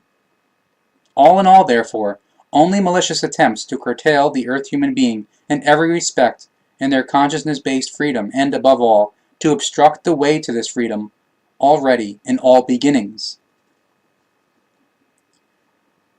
With uncountable earth human beings of the present time, the religion, and therefore also the unreal prayer, have again found extraordinary reverberation. And arrogantly they believe, through their views of their religious irrational teachings, and through the performing of humiliating worship which make them unfree to be superior to their fellow human beings, and believe that they are of more value than them. What a dangerous delusion, however, for it is precisely the non-believing fellow human beings who are the searching and researching ones, and especially will be the first who will come to the recognition of the truth, while those who are dependent on religion will still for a long time, through their irrational teachings, have to walk along in affliction and tribulation. Through their irrational teachings, they condemn the Spirit and the truth, and walk in the deepest impenetrable darkness. But they as well, however, will have to realize, at the end, that in the last conclusion, the truth of the Spirit can only bubble out of one single source, namely, from the spiritual source of the all-pervading, eternal, and imperishable power of creation. For a long time, the earth human being has more or less regarded the substantial, the material, and worldly, the graspable, measurable, and weighable, as the only thing real. In which case, the high, unnameable values of the unmeasurable and unweighable, the eternal, the spiritual, and the creational have entered into the senses as a mere waste. And in order that the earth humankind does not continue to stray in this consciousness desolation, all the words and explanations transmitted so far, and which will still continue to follow, shall be given to them. The time has come for these transmissions, because the human being should not get even more deeply into the entanglements of their earthly world and bring the cosmic laws and recommendations into turmoil in unharmonious doings. Evil storms with world-shaking accompanying phenomena have in the last 40 years thrown destructive and deadly storm surges over the earth. But what has the earth human being learned from all these occurrences? Nothing in and of itself, because in their worldly, material sense, the human beings have not heard and have overlooked the silent admonition of the nature and the time. Page 128. Delusional teachings were created, which derisively mock all truth and distort the forms of the Spirit and of the creation into complicatedness. The values of the creation, however, and the values of the Spirit, their forms and their way, are in truth extremely simple and uncomplicated. The Spirit-based, upwards rising, takes place according to law-based periods and determinations, precisely within brazen regulation of the creational laws and recommendations, and their following.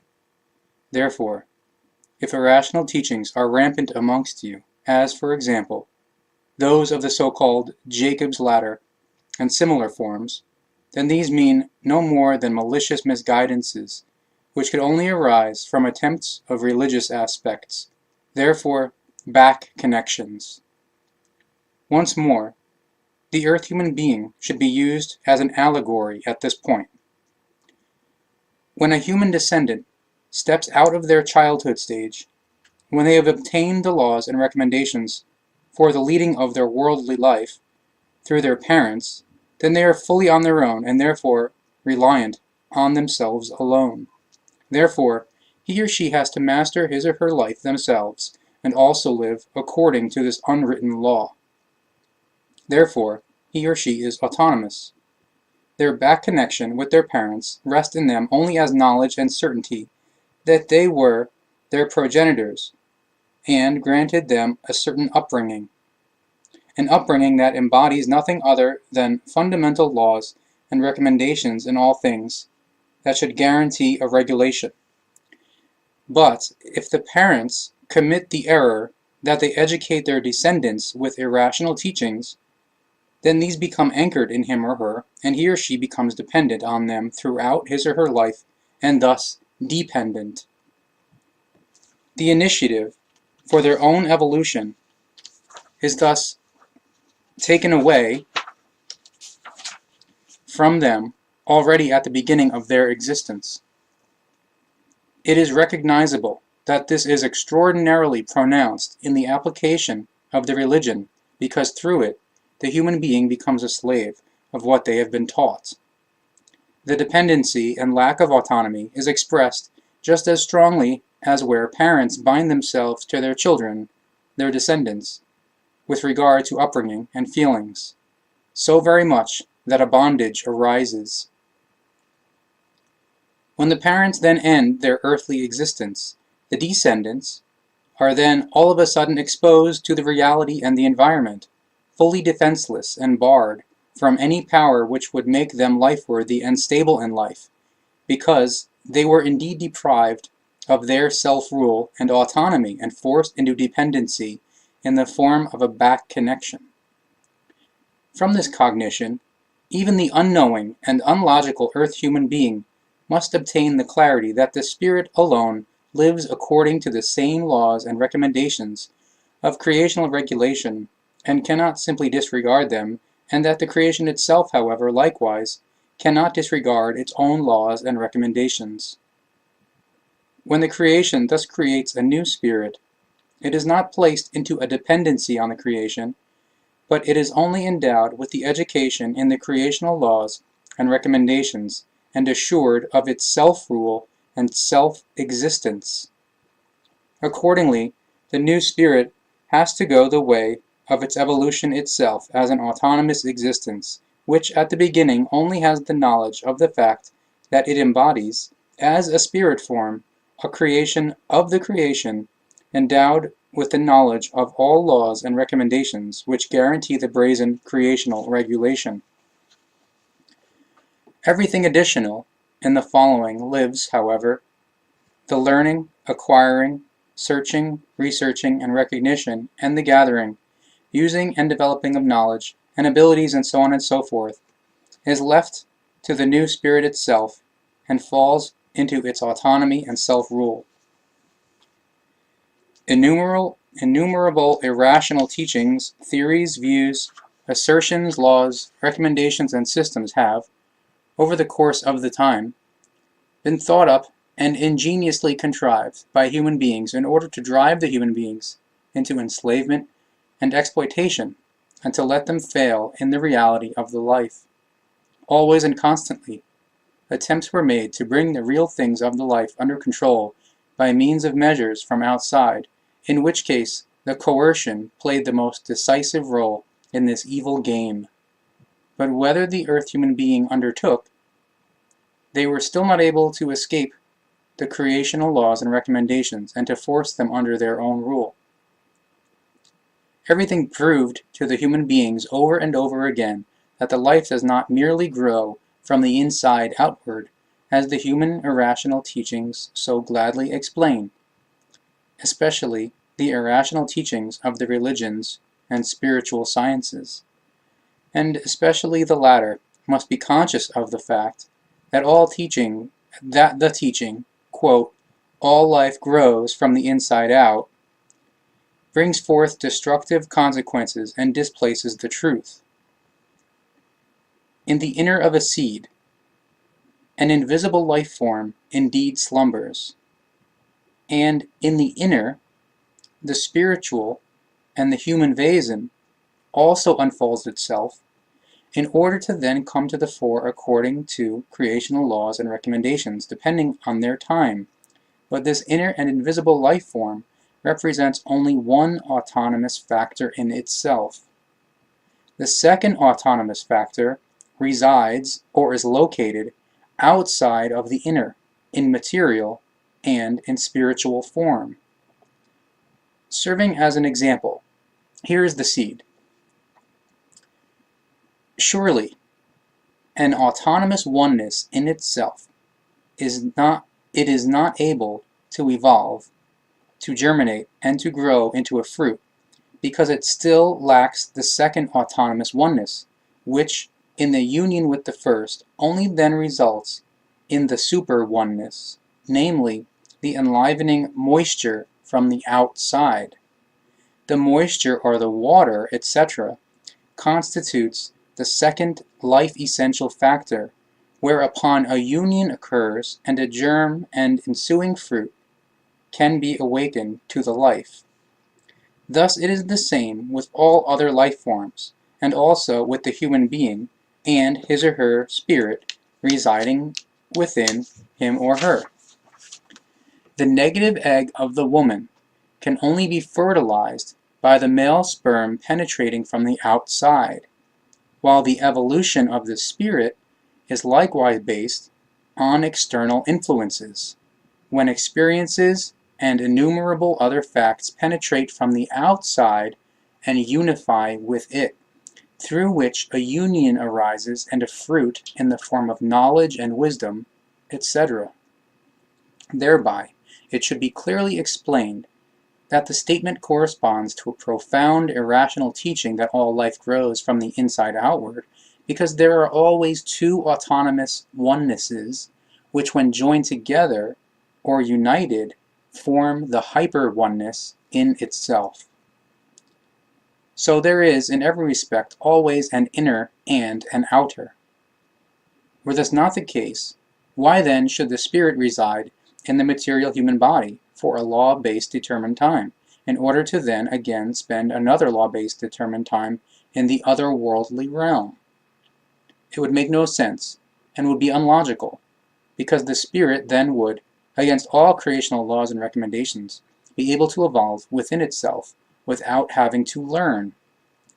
This, however, would make the creation in itself unlogical and implausible. This means that the creation in itself would have to doubt itself, and thus its existence would not only be put into question, but that due to its own unlogic it could never have existed. Looked at and considered retrospectively, this would mean that consequently also the creation would have likewise persisted in absolute unlogic and would have been unexistent. The consequence would be a nameless nothing and a nameless duration in unexistence.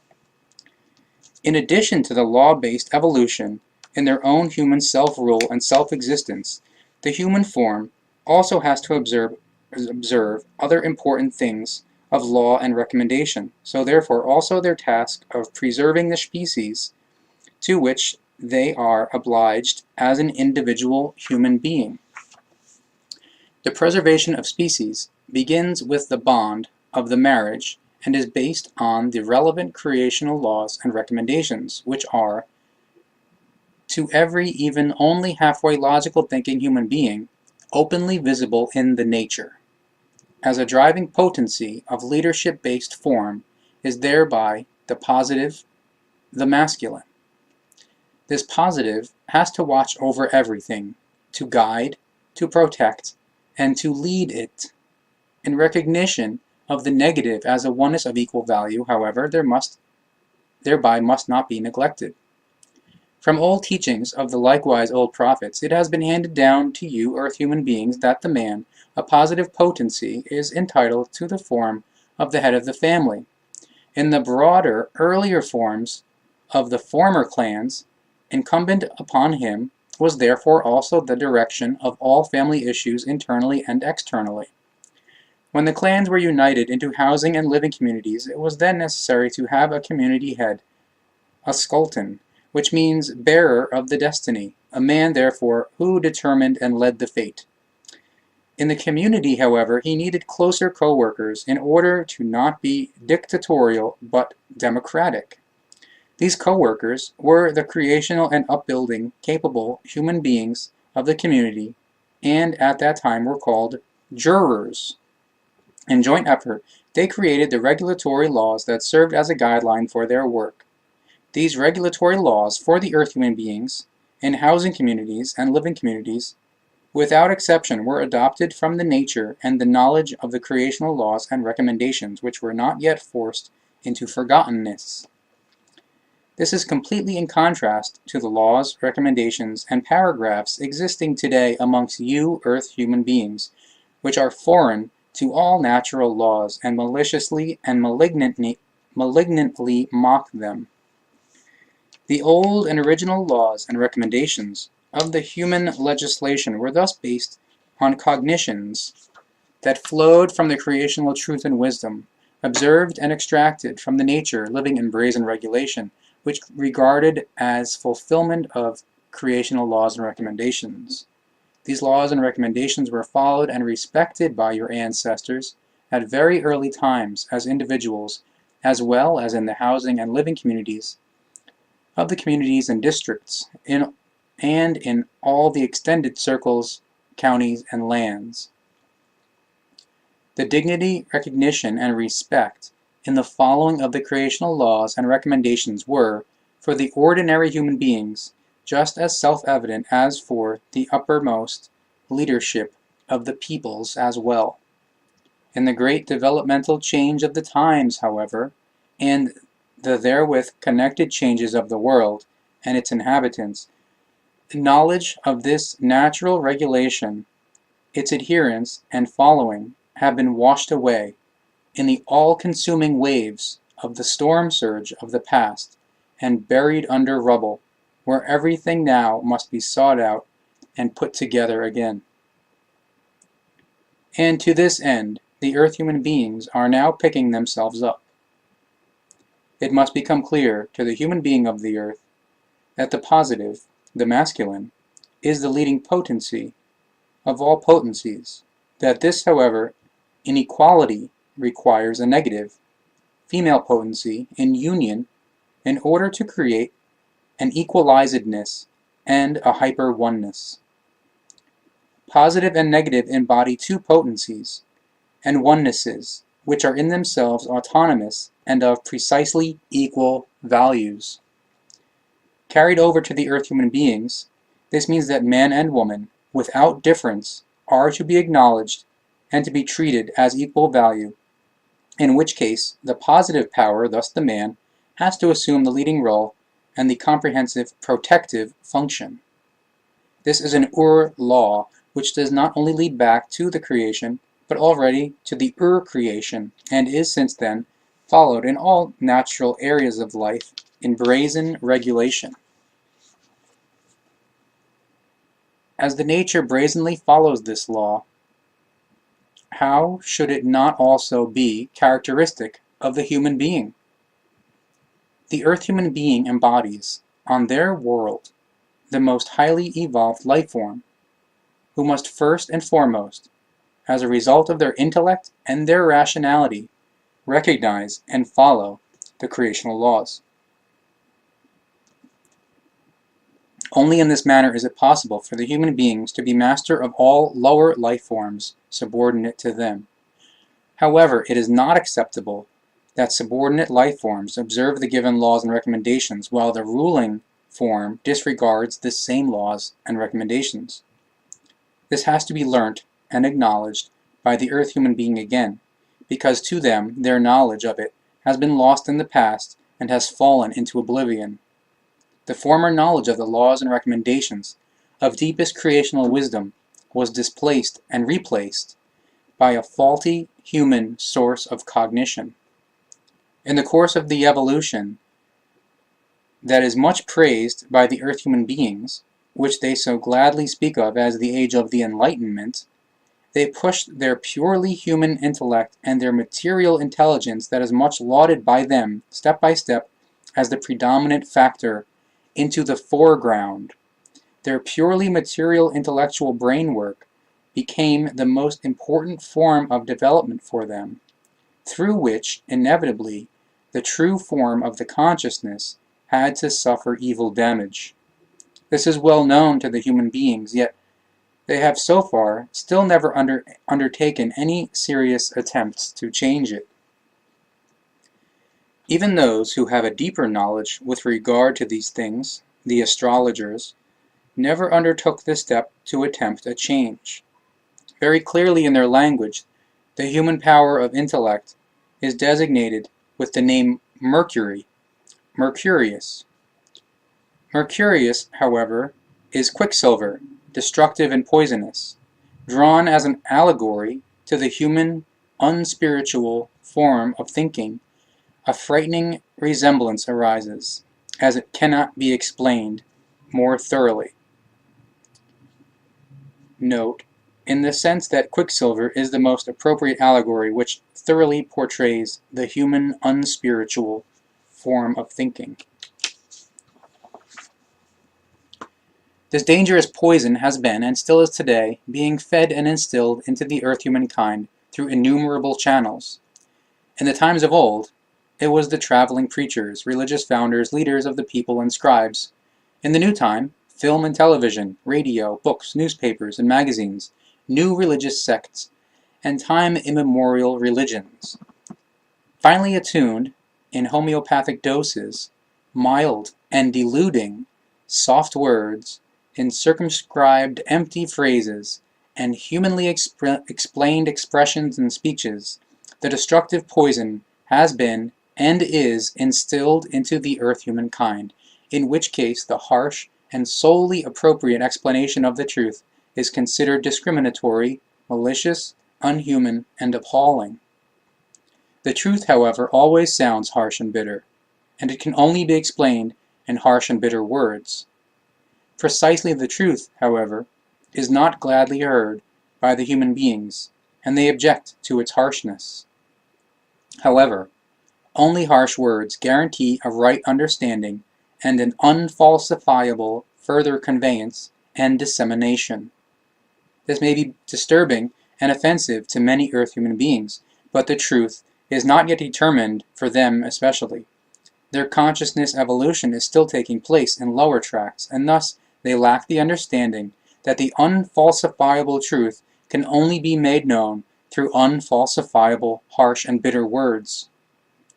A human being who is not yet able to recognize this deep grounding fact is still situated on lower steps of the spiritual evolution. Their tendencies are therefore based on facts of self-deception, in false humanity, a wanting to be better than the others, and of placing themselves above the others. These human beings have not yet recognized the truth, and they believe that humane and unbitter words may announce the truth just as well. Through this, they prove that their sense of the truth and creational fairness still runs in lower tracts, and is thus still evolutionarily underdeveloped in the consciousness. Thus all words of the truth bounce off them, because they already feel that these are repulsive in their hard and bitter form. Therefore, the truth is only intended for those who recognize all harshness and bitterness of the truth and the words that announce it, and who are able to process and evaluate it. All the others are not yet ripe enough for it, and must become developed in lengthy clarification work for the understanding of the truth. This work, however, is incumbent as a task upon those who have recognized the truth, and are also able to evaluate it accordingly. But caution is also recommended for these teachers, because charlatans and deceivers are able to give themselves the semblance of the knowledge and the wisdom, and to lead the human being into the confusion. These irrational teachers work according to the principles of the material intellect and according to rules that destroy everything. Through such irrational teachers and the incapable ones who object to the harshness and bitterness in the words of the true truth proclaimers, because they are still unknowledgeable of the truth, consciousness-based works of destruction have since time immemorial and also are still, in an ever-growing mass, being done in the new time, as it could not and cannot happen any more rigorously and more maliciously and unrecognized in their immense scope. This cognition is very bitter for all those human beings who awaken from their lethargy and have seen the connections. Within them blazes the bitterness of the inability to change all these occurrences, which have gotten very badly out of control of the good human nature and nature in the human being in the shortest time, and to let the long hoped for paradise become reality. And because this is so, it is the highest obligation of all those, even only halfway knowing ones, wherever willing ears are, to scatter the seeds of the teaching of the Spirit, and to support the work of those who announce harsh and bitter words of the truth. They need this help because they are alone and stand against a 1,000,000,000-fold army of human irrationality. Page 110. They did not hear the call. Earth human being, pay attention to the signs of the time and replace your earthly material pseudo-values with the spiritual existential values of the truth. The earth human being, however, also deliberately overlooked the admonition of the time that all worldly material things are subject to the law of the passingness and are destined to the inevitable demise.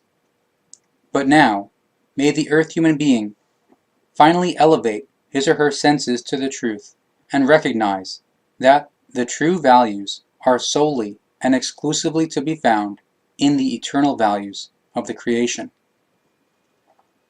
Indeed, many earth human beings have already comprehended this truth in partial values, but from the material boundedness of their thinking, the unreal conclusion has been drawn that they can now, by means of their partial understanding, still savor the life with all its worldly material pseudo-values, joys, passions, vices, and desires, etc. As a result, the egoism has grown into an immense might in the humankind, so that all understanding amongst it and within it has become impossible. This selfishness has gotten very badly out of control of the good human nature into a farce, and not least because many human beings have partly recognized that they are enslaved and exploited by the state and religions. It is therefore still incomprehensible if the closest conclusion was that the human being as an individual can be just as selfish and exploitative as the state, the very state, and religion, and that the earth human being as an individual being in the mass of humankind has comprehended this very quickly is proven by the maliciously crass application of the egoism by which they are ruled today.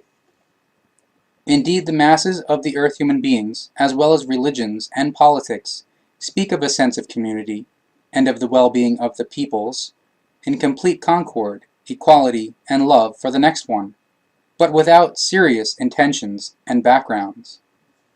The talk is hollow and empty, nothing more than shallow and vain prattle. For the phraseful speeches serve only the purpose of the propaganda in order to fool the people and secure their votes in the next elections. Honesty is not valued in these things on the earth, but on the other hand, the earth humankind is lacking also in the courage for the honesty and truth, and with this they condemn themselves and dig their own grave. But those who in honesty proclaim the truth are accused by the human beings of lying and dismissed as fantasists. Their necessarily harsh and unpolished words, which are objected to by many uncomprehending ones, are made into reproaches and stigmatizations by them. But woe to those who slander, for they have grasped the sword on the wrong end, on the blade, and will have to pay for their unattentiveness and their over-courage with painful wounds. May the earth human beings, many earth human beings, will say to what has been explained so far, yes, yes, all this has its rightness, but what should we do against this? But how often has this question already been raised by human beings, and how often have good and honest truth proclaimers already given them answers and instructions? Useless, however, because again and again the human beings have fallen back into their old life paths because to them the truth was too hard, and the way to the truth was too bitter and too long-winded. Nevertheless, however, the teaching should be given once again, because the evolution of the new time requires it. So may the earth human beings listen and grasp the truth in its deepest sense. Religion, in its application, is a human, thought-up, all-destructive, and deadly product, because this irrational teaching forces this thinking life form to seek a connection and a justification for existence in a dependency of the past, to create a dependency on any illusory facts, and to destroy the self-rule and the self-existence.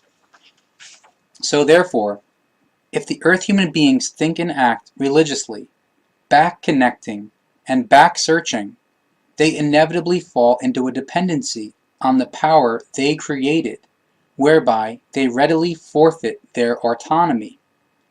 That is to say, if the earth human beings think and act religiously, then they fall for the erroneous view and irrational teaching that outside of their existence they also owe all their knowledge and ability, their wisdom and their love, etc., to God. From this results the inevitable irrational teaching that the creation has already given these facts to the human being during the creation of his or her spirit, and that he or she, by a falling away from the creation through guilt and sin, has forced these into oblivion. But this means a very evil, irrational teaching, for it displaces the truth to an extent which has no more greater possibilities. Everything that is becoming, or emerging, coming into being, is arranged into the same and equal creational laws and recommendations, from which the effective brazen regulation results. This implies that the spirit and the material body must also observe this regulation in the following of the laws and recommendations. Their becoming occurs according to the same creational values.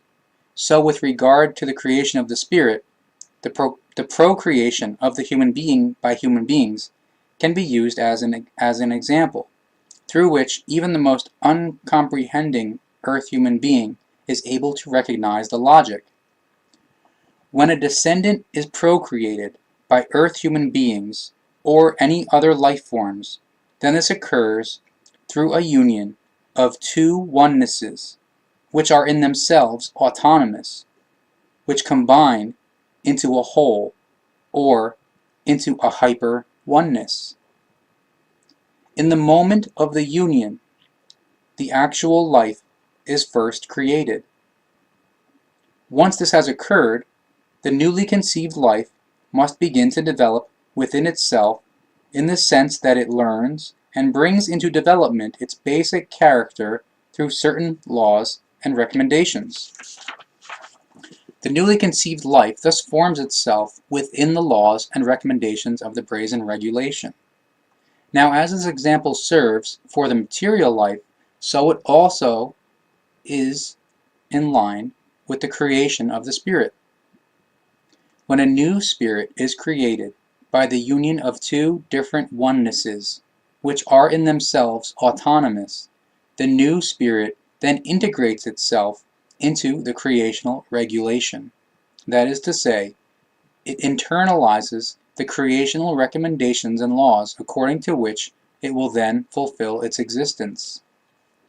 These assimilated laws and recommendations confirm, within the spirit, the fact that it was created to learn and to evolve itself, in order to relatively absolutely fulfill itself, and thereby to further evolve the creation itself. These laws and recommendations contain only the knowledge that the evolution must be observed, but no other knowledge and ability, because still fully inexperienced, it must first gather values of the knowledge and ability through the learning. So therefore the creation does not give to the new spirit any knowledge and ability at all, except the knowledge of the laws and recommendations. For how could the creation relatively absolutely fulfill itself if it were to indulge itself in the knowledge and ability that it already possesses? It would thereby destroy itself. When the descendant conceived in the human being, or in any life form, forms its basic character, then this equals the recognition of the laws and recommendations which the new spirit gathers within itself. After the birth of the material life form, it then evolves according to the external influences and the teachings of all kinds brought to it. Therefore, it evolves itself. So likewise for the new spirit, it learns and evolves. It gathers knowledge, ability, and wisdom. But if it had already received this knowledge and ability during its creation by the creation, then the learning would be superfluous. Serving as an example again is the human life form. If at the time of his or her conception, the necessary knowledge and ability were already implanted into the human being, then he or she would no longer be in a position to evolve. All knowledge and ability, etc., would be anchored in him or her, and all teachings would be superfluous. So therefore, if likewise the new spirit were to be endowed with all knowledge and ability during its creation, all learning would be superfluous for it, and no evolution could take place. Just as the human being therefore adopts the life character after his or her birth, so the spirit also works out its knowledge and ability. There is now, however, the irrational teaching in the humankind of the earth that within the spirit all knowledge and ability already exist, that have fallen into oblivion through guilt and sin, and through a falling away from the creation and its laws and recommendations. It should therefore be said to the irrational believers and irrational teachers of this insanity that guilt and sin and the resulting atonement represent a product of material life form regulation. Any teaching, also that of the life and of the spirit, can only be fruitful if the concerning life form commits errors, which lead to the cognition.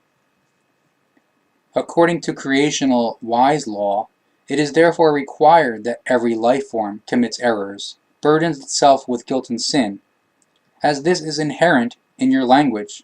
The committing of these errors, however, in turn requires that the life form, depending on its time, recognizes that which is false from the errors committed, works them out, and comes to the knowledge that these errors no longer have to be committed and must therefore be processed into the positive equalizedness. So therefore, likewise, the human being can only learn and evolve if he or she commits errors, which he or she then perceives, recognizes, and can process into the positive equalizedness. Guilt and sin thus become obsolete and fall into the realm of human unlogic. For how could the learning one be befallen by punishment for errors committed if he or she must commit errors through the determination of the creational laws and recommendations unavoidably for the purpose of the learning? It would be something unlogical, a paradox beyond compare, when the most precise following of a law would be punished. It would amount in every form to this: so amongst you earth human beings, the law of human making exists that stealing is punishable, and a human being follows this law very accurately and therefore does not commit theft, that he or she would then be punished for it. From these human irrational teachings, that the committing of errors, which after all is given according to creational values through laws and recommendations, is punishable and is subject to an atonement, the incomprehensible and unlogical views have also arisen, which the earth human being calls karma. This so-called karma, likewise, is a malicious, irrational teaching beyond compare, is likewise a fantasy product of human thought, which cannot be reconciled with the truth and reality. Fully and absolutely unlogical in its deepest substances, it is an invention of religiously thinking human beings, created for the purpose of instilling anxiety and making human life forms dependent on might-greedy and exploitative leaders of the people in political and religious respects. The forms referred by you, earth human beings, which you call karma, are just as unrealistic and unreal as your widespread assertion that God, gods, and tin gods are the creation itself. May the earth human being who has fallen prey to the irrational teachings of the religion push this evil, terrible thing away and recognize the truth. Religion founders and know-it-alls, charlatans, deceivers, and might-greedy leading classes are responsible for the all-prevalent and prevailing irrational teachings. These irrational teachings are the fundamental facts of all false thinking and deeds based on templates in the sense of patterns, pattern knowledge, imitation, formulas, etc. They are the deep grounding roots of all unknowledgeness and untruth, and the earth human being must tear them out and destroy them. If he or she does not tackle this and does not carry it out, he or she will continue to further live according to the time immemorial irrational teachings and sink into the abyss. All the wisdom achieved in the course of the innumerable lives, the acquired knowledge, and the ability of the spirit in the human being have not simply been lost or destroyed. Without exception, everything has been preserved, without a gap, up to the present time. All knowledge and abilities, therefore, have since time immemorial been passed on to the present time, because innumerable spirit forms have learned, worked out, and retained everything. If this is not clear to the earth human beings in their form, however, then they are not able to evolve further. This knowledge and ability, which were acquired and gathered over millions of years, can never be destroyed any more and always remain permanent. It is only necessary to again put it together and join it together in a religion process. So that is to say, religion can never be used for the evolution, according to your current understanding, but rather solely religion. The truth, the wisdom, the abilities, the knowledge, and the love, etc., must be put together and joined together again from what currently exists in material consciousness, in order, then, through a consciousness expansion, to experience a further development. A religion-based form, however, namely a back-connectedness, already lets the religion be destroyed in its fundamental substance and never find fertile soil. A religion-based form alone is able to bring profound success, but never religion-based forms. From the form of the religion emerges effective knowledge, from which the wisdom and the ability result again.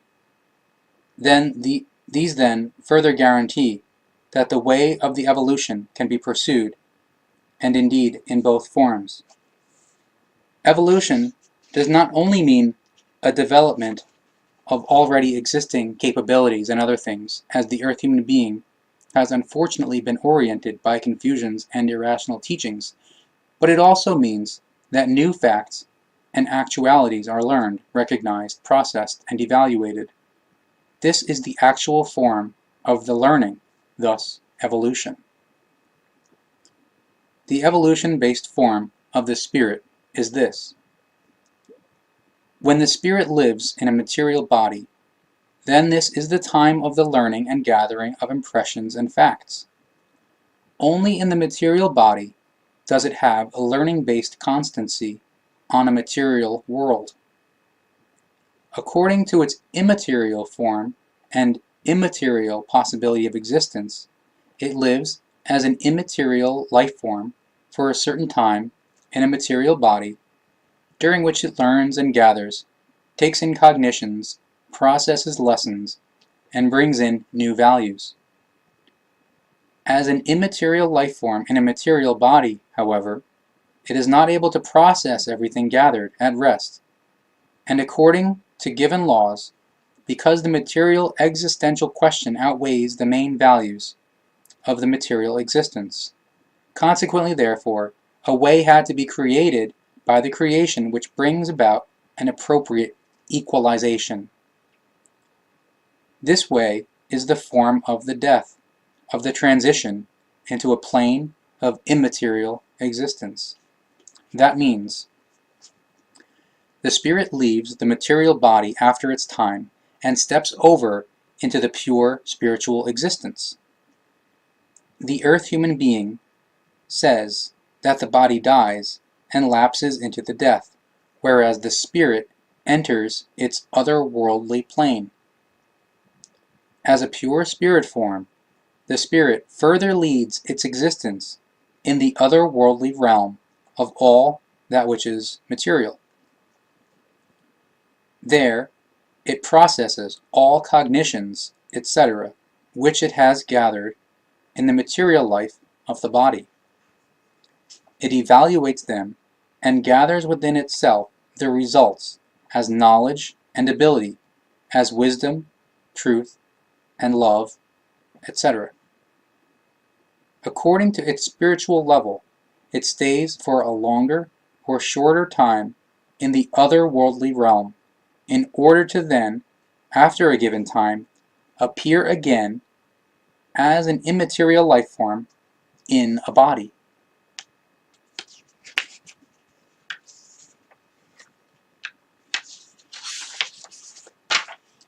The knowledge and the abilities, etc., gathered in the otherworldly realm are deeply anchored in the spirit and not easily recognizable by the material life form. This has its distinct law in that the material life form would not further strive for the evolution if it were conscious of all the capabilities of the spirit. So therefore, if they are deeply anchored and hidden in it, it must always seek new ways in order to evolve. It therefore continues to improve itself, learns, and recognizes, and relatively absolutely fulfills itself more and more. Step by step, it is also able to retrieve the already existing knowledge and abilities that are stored deep within it, and to process them together with the new cognizance into new values. But this existing knowledge can only then be retrieved from the subconscious when the newly acquired knowledge requires the already stored knowledge and becomes necessary for it. That is to say, when the new knowledge can be acquired in cooperation with the already stored knowledge. Here and there, through the human behavior, disturbances also appear, from which results that, through storage bank connections of subconscious form, capabilities from stored knowledge and abilities of former lives come to the surface in human beings, which they are still incapable of using according to knowledge, conscience, and truth. In most cases, they become conscious of these capabilities, but do not know their truth. Through irrational teachings, they ascribe these capabilities to a higher power, to a godly being, or similar forms, in absolute unknowledge of the fact that these concern their very own and in former times acquired capabilities and consciousness-based powers of their former personalities. They are not able to analyze the truth because, due to the irrational teachings that control them, they are lacking of all truth. From this, it also results that innumerable belief and religious directions were able to gain admission into the human mode of thinking, and that the ways and forms of the creation and of the spirit were falsified into very complicated, irrational teachings. Page 146. Their fight for the spreading of the truth is just as harsh and bitter as their words which they announce. They still only make an appearance as individuals and sacrifice everything for their duty and task. Their fight against the storm surge of the irrationality and untruth is, however, hopeless if they are not surrounded by helpful disciples who also do justice to their tasks and duties. These disciples, however, must first take in the teaching of the truth in order to be able to fulfill their duties and tasks. Therefore they should listen to the wise ones of the present time and open their senses to them. Even if these wise ones are, at the present time, only 3 in number, they are thus still the fundamental pioneers of the new time and the true proclaimers of the creational truth. Note: the third, Miriam Petra, has, together with the second, Anatole, died in an accident in 1981 in Germany, a car accident. Their knowledge and their wisdom exceed everything that has been brought to the earthly humankind in the bygone last 2,000 years. But they are still alone and need the help of numerous disciples who, however, must first recognize and utilize the presented teaching in a truth-grounding manner. Unfortunately, however, it is precisely there that factors of the human unintellect and the irrationality come to play, because many who hear the truth try to fathom the truth with material intellectual forms of thinking, and thus inevitably come across contradictions. This is because the material intellectual form of thinking is flawed and purely human, and is not able to grasp the ways of the spiritual intellectual thinking. This can only thereby be eliminated if the disciples grasp and take in the teaching of the truth proclaimers without searching for the causes of the truth, which are incomprehensible to them anyway. Thus, in the course of the time, they obtain enormous spiritual knowledge. Note: knowledge of the spiritual concerns, with the resulting capability to solve the questions that then appear by the wisdom of their own consciousness. If they, however, search in their unintellect, which is still inherent in them, for reasons and causes of the truth, then they go into the confusion through their material intellectual thinking and thoroughly miss their determination. Namely, if a task is intended to be solved, then the necessary knowledge and abilities must first be created for the processing and working out of the solution. This is an unavoidable law.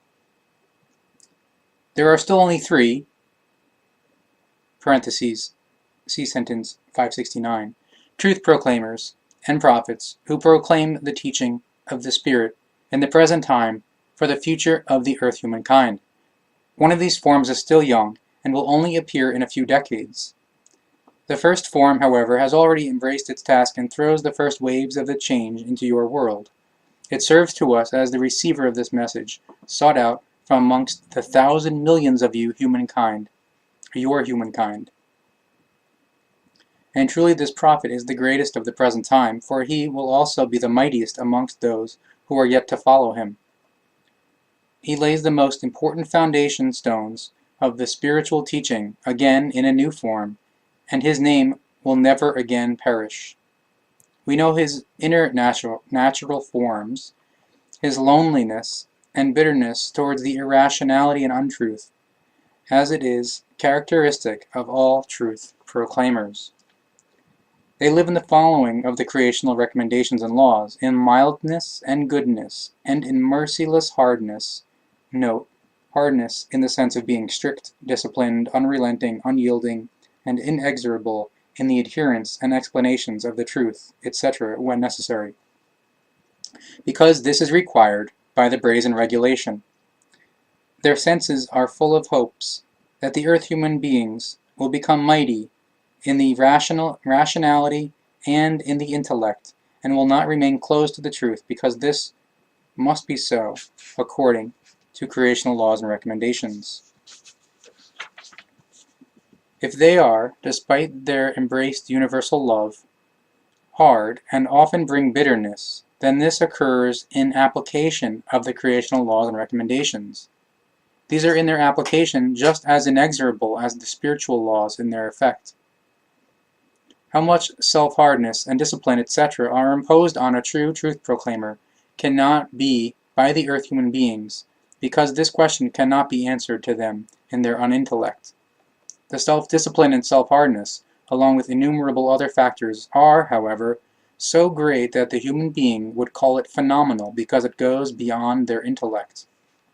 In equal measure, however, within the truth proclaimers of true form, the embraced universal love and the equality of the life forms are also characterized, which in their application likewise extend beyond the earthly human intellect.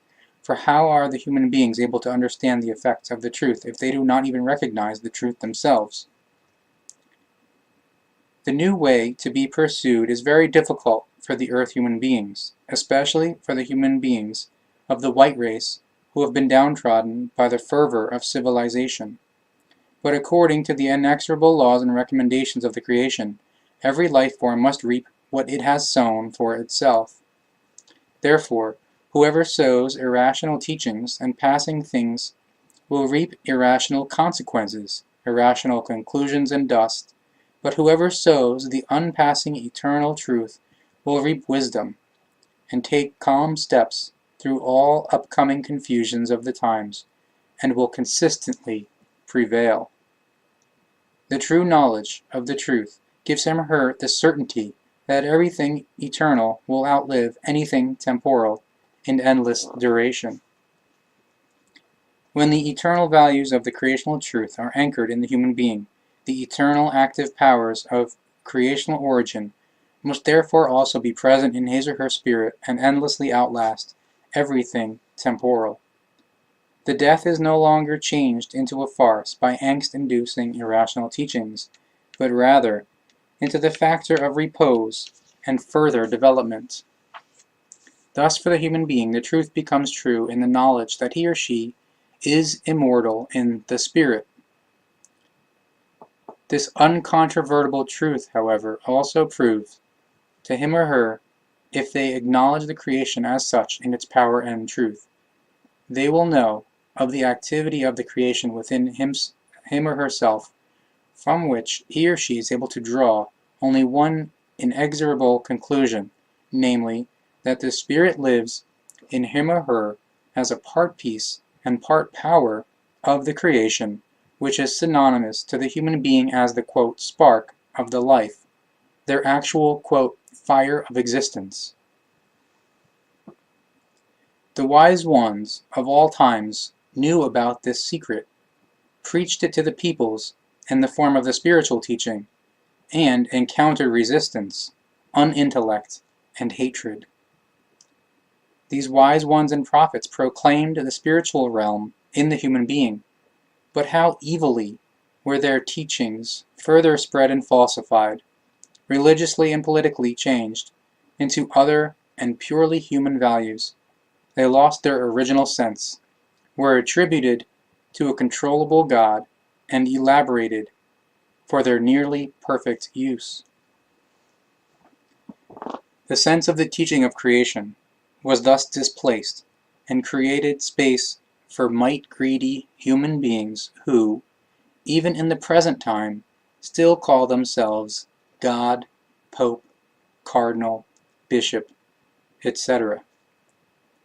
Human beings of the earth and other worlds, who in their megalomania wanted to press themselves into the actual being of the creation, through which the earth human being became in bondage to them. They raised human gods to the standing of the creation, and imputed the almightiness to them. And in order to make the irrational teachings more worthy of belief, the gods exalted to the creation were hidden in some inaccessible places, or on other worlds, or they were kept hidden by their proponents and representatives. These hiding places were clothed in the term heaven, where the corresponding god leads his allegedly fair and eternal regiment and holds all becoming and passing in his hands. And where, therefore, has the earth human being especially looked for their God for around 2,000 years, particularly the Christian and Islamic earth human being? Self-evidently, naturally in heaven, where an imaginary God being can be most appropriately kept from the eyes of the believers, and no danger exists that a material life form will ever gain access. How could this, then, even be possible, since heaven and hell represent only fantasy products of unrealistically thinking human beings, and could not find any existence according to all creational laws and recommendations? Through human fantasy products and irrational teachings, however, the values of the creational existence were lost, and the whole spiritual teaching was changed into values of the material. Thus it could happen that the, quote, clergy of earthly religions were able to place too much value on the outer frameworks and stunted the inner, liberating values of the consciousness. A factor which was not simply achieved senselessly and without purpose, because through these machinations and irrational teachings, the earth human being became dependent in a belief-based manner and thus unfree in his or her own consciousness in the thinking, doings, and deeds. And precisely this was the purpose of all the unreal teachings, because a belief-dependent human being is afraid of an unsubmissive development of his or her consciousness, through which enslavement and exploitation are guaranteed. The, quote, clergy of earthly religions were conscious of this already very early on, and in their striving for might, they did not leave this knowledge unused. Thus they raised the values into external structures, because they knew the thinking form of the earth human beings exactly, that namely every value of a thing rises there in all places when there is even only apparently something tangible.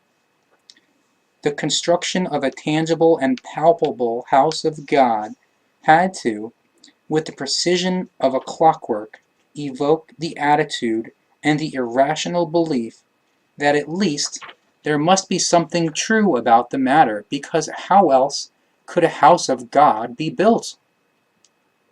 If there were thus no God in existence, then likewise no house of God could be built. The unlogical forms of thinking of the earth human being simply do not allow any other logical conclusions. According to their forms of thinking, a house of God can only then be built if also a God plays a role in it, or is in connection with it. On the other hand, however, the human beings were intimidated by religious representatives of all times by sermons, etc., so much that they never again dared to raise doubts. Emphatically, however, it should also be explained that a lie becomes a delusion in a relatively short time, and that the originator of the lie themselves, after a short time, is no longer able to distinguish it from the truth, through which, though notorious, is characterized in this form.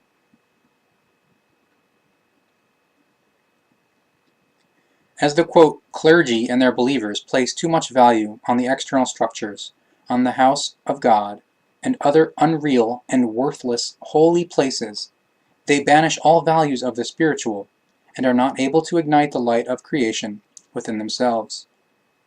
This has been the case for a long time, and has remained so up to the hour, because all religions and their advocates and believers believe that they could not live without a worthy place of worship.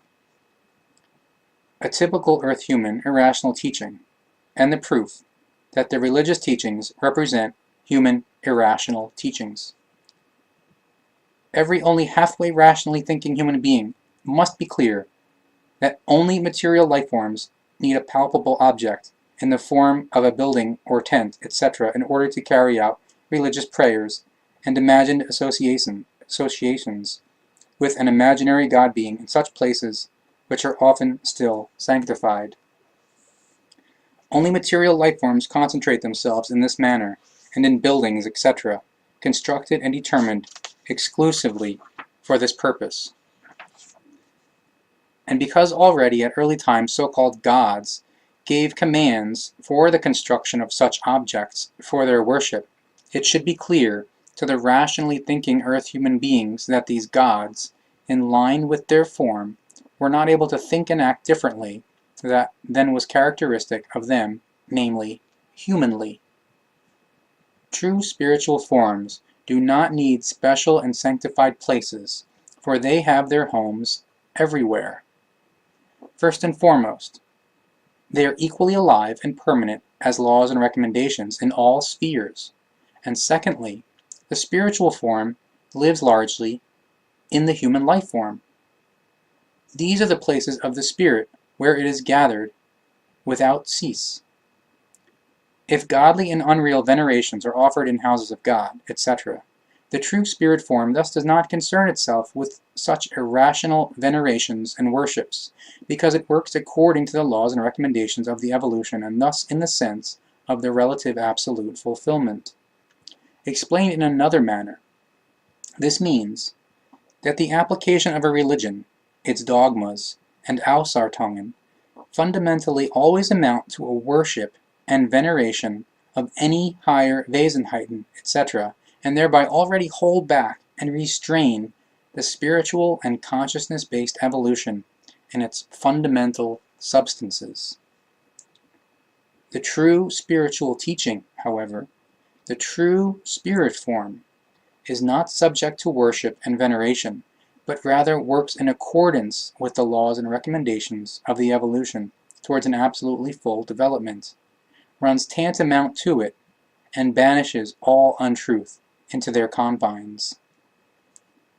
Observed and considered precisely, religion in its application thus means regressiveness and persistence in old and unreal paths in this relation, whereas spiritual teaching means further development in the sense of the fulfillment of absolutely full development. Thus, in this sense, if places and buildings, etc., are built for the spreading of the spiritual teaching and its resulting evolution of the spirit and of the consciousness, these no longer form places of worship and veneration, but rather places of teaching in good form. Places in which the spiritual teaching is proclaimed and the human being is taught and further educated in the form of the laid out teachings for the evolution, are not places of worship and veneration, nor houses of God, etc., but rather they are pure places of the evolution of spiritual and consciousness-based facts, further educating and law-based, and only they have entitlement in an existence. Again, drawing on the cognitions already gained so far, it should be clearly emphasized once more. According to creational regulation, all creational laws and recommendations are anchored within earth human beings. Suppressed by irrational teachings, they slumber in the human being, who now has the task to again awaken, to ignite, and to unfold them. As this requires a great deal of perseverance and effort, the work will, however, be worthwhile, and will raise earth human beings to unexpected heights of the knowledge, the wisdom, the truth, the ability, and the love. Measured against the number of the earthly population, in the present time, there are only very few human beings who have recognized the truth in the most minimal beginnings. They amount to a few drops of water in the sea. Now, however, it lies in the masses of the humankind to increase these few, and to let the individual droplets in the sea swell to a large body of water, because where a large body of water arises along with a storm tide, all rubbish is swept away. Many human beings of Earth make the claim that they live according to spiritual forms in their circle and that they have recognized the truth. Many advocate this claim in associations and coteries and believe that they are living up to the truth. Their love of truth, however, is smitten with blindness, for they live in unreal belief views, like those influenced by religion.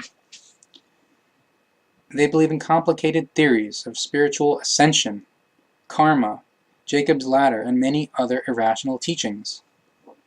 They announce this fantasy knowledge in narrower and wider circles, and fundamentally incite a new irrational teaching, as it will reach that of the religion in its extent, if they do not themselves soon put a stop to their wrongdoing. Anchored in the real truth are the creational laws and recommendations, which are never changing. They are consistent through time and space, and withstand all untruth. But the truth does not assert itself on views and beliefs, but rather solely on the truth itself. It does not rest upon religious dogmas and unreal spiritual scientific views and assertions, and not upon any idealism and much good volition for the forming of a better future. Only human thinking and human fantasies foment and lay down statutes of the obligation for wanting to be spiritual endeavors. Wanting to be endeavors which are created from human and unlogical forms of thinking, and which will always remain only as wishes and fantasy dreams. In the spiritual, there are no statutes of earthly origin, neither of a human form, nor of any other form. Spirit knows no form of any endeavors, because for it only the truth is existent, the uncontrovertible fact, the existing. Wishes, views, and endeavors find no justification for life within it, because they have a doubting and destructive effect. The Spirit acknowledges only the creational laws and recommendations, the truth, and the effective knowledge, as well as the source from which it proceeded, the creation, because only from it flows all life, the being, the existence. But whoever pays homage to the irrational belief that only their coterie, their association, their church, their community, their lodge, or their movement, etc., teaches the only acceptable views, is not only enslaved in their consciousness and evilly restricted in their consciousness-based field of vision, but they also live in an unreal haughtiness, which must inevitably lead to a fall.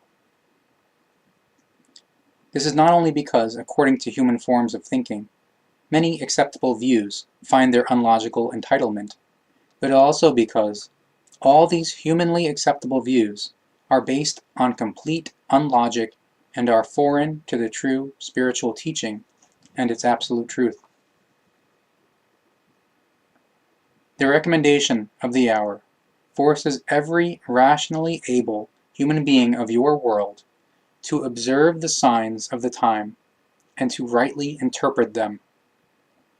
These signs state that the human being must again seek, find, and use the oneness with the creation in the form of its laws and recommendations for the good, while he or she has to overcome that which separates and destroys. The human being who is conscious, or becomes conscious, of the fact that every single life form on their part has a regulatory bound obligation, will come to the cognition with clear and objective consideration that at the present time it is the unavoidable recommendation of the hour to put to use all available powers in order to experience the future in all truth. Around the world, the human being has confined their earth with borders erected from the perspective of their very poor and limited thinking. Borders that make the life and the freedom more difficult for you. Borders that are the product of unlogical and might-greedy forms of thinking. From the still, simple snobbery up to the state and national borders guarded by deadly weapons, a very long chain of murders and tortures, of religious wars and political wars, of hatred and greed for might, and of restrictions and limitations of all kinds, is to be accounted for. Every paragraph and every provision, from human forms of thinking, constrict every law of the freedom, even if the human beings still long for this freedom very much. Page 188.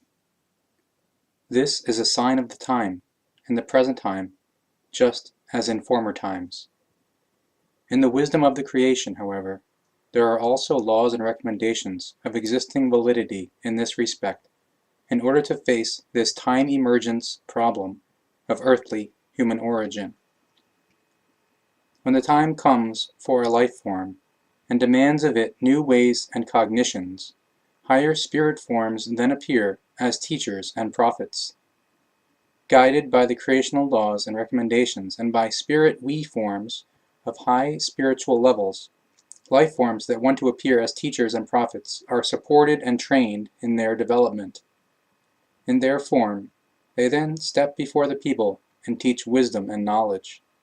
They bring back the long-forgotten teaching of the Spirit and of the creation, or proclaim new knowledge and new wisdom according to the state of the respective life forms. In this case, the talk is about you Earth human beings who are still planning with 1,000 millions of brains to bring not only your body but also all your material riches over into the realm of the spiritual, because you do not want to tear loose from them.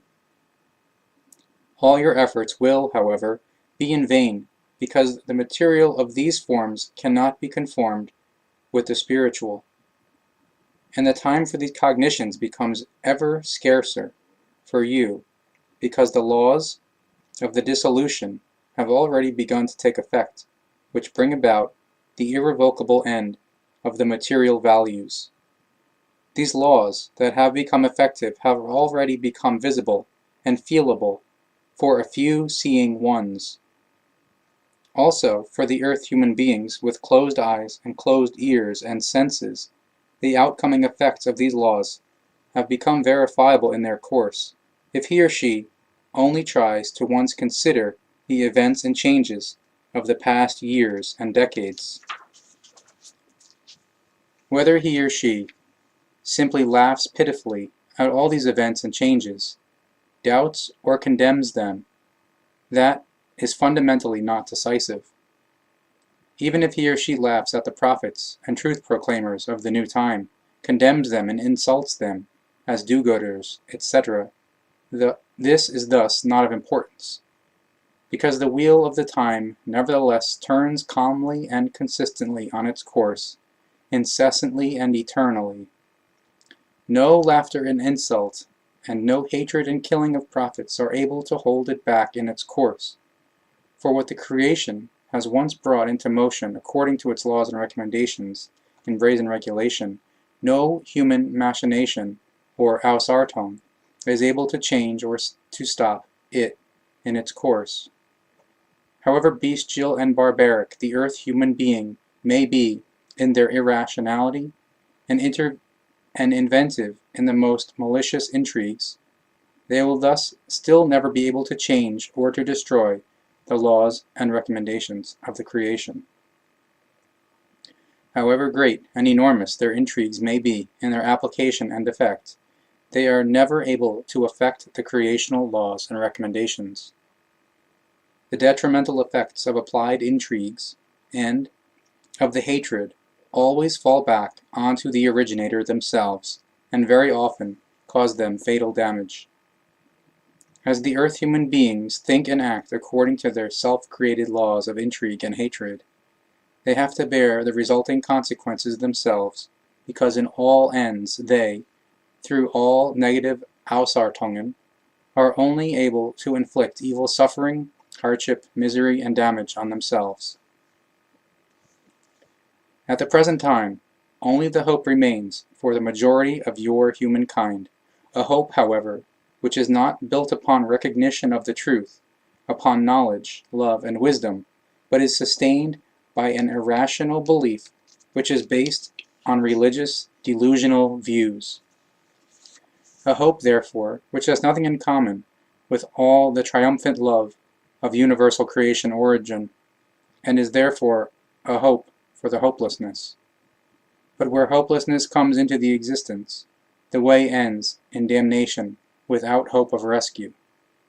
The prophets, and truth proclaimers, and all human beings, who do not build upon passing earthly values, and recognize and acknowledge the spiritual as the true being, will stride calmly and serenely through the times during which the still unknowing ones have to fight hard battles in the grueling confusions of the untruth and the search for truth.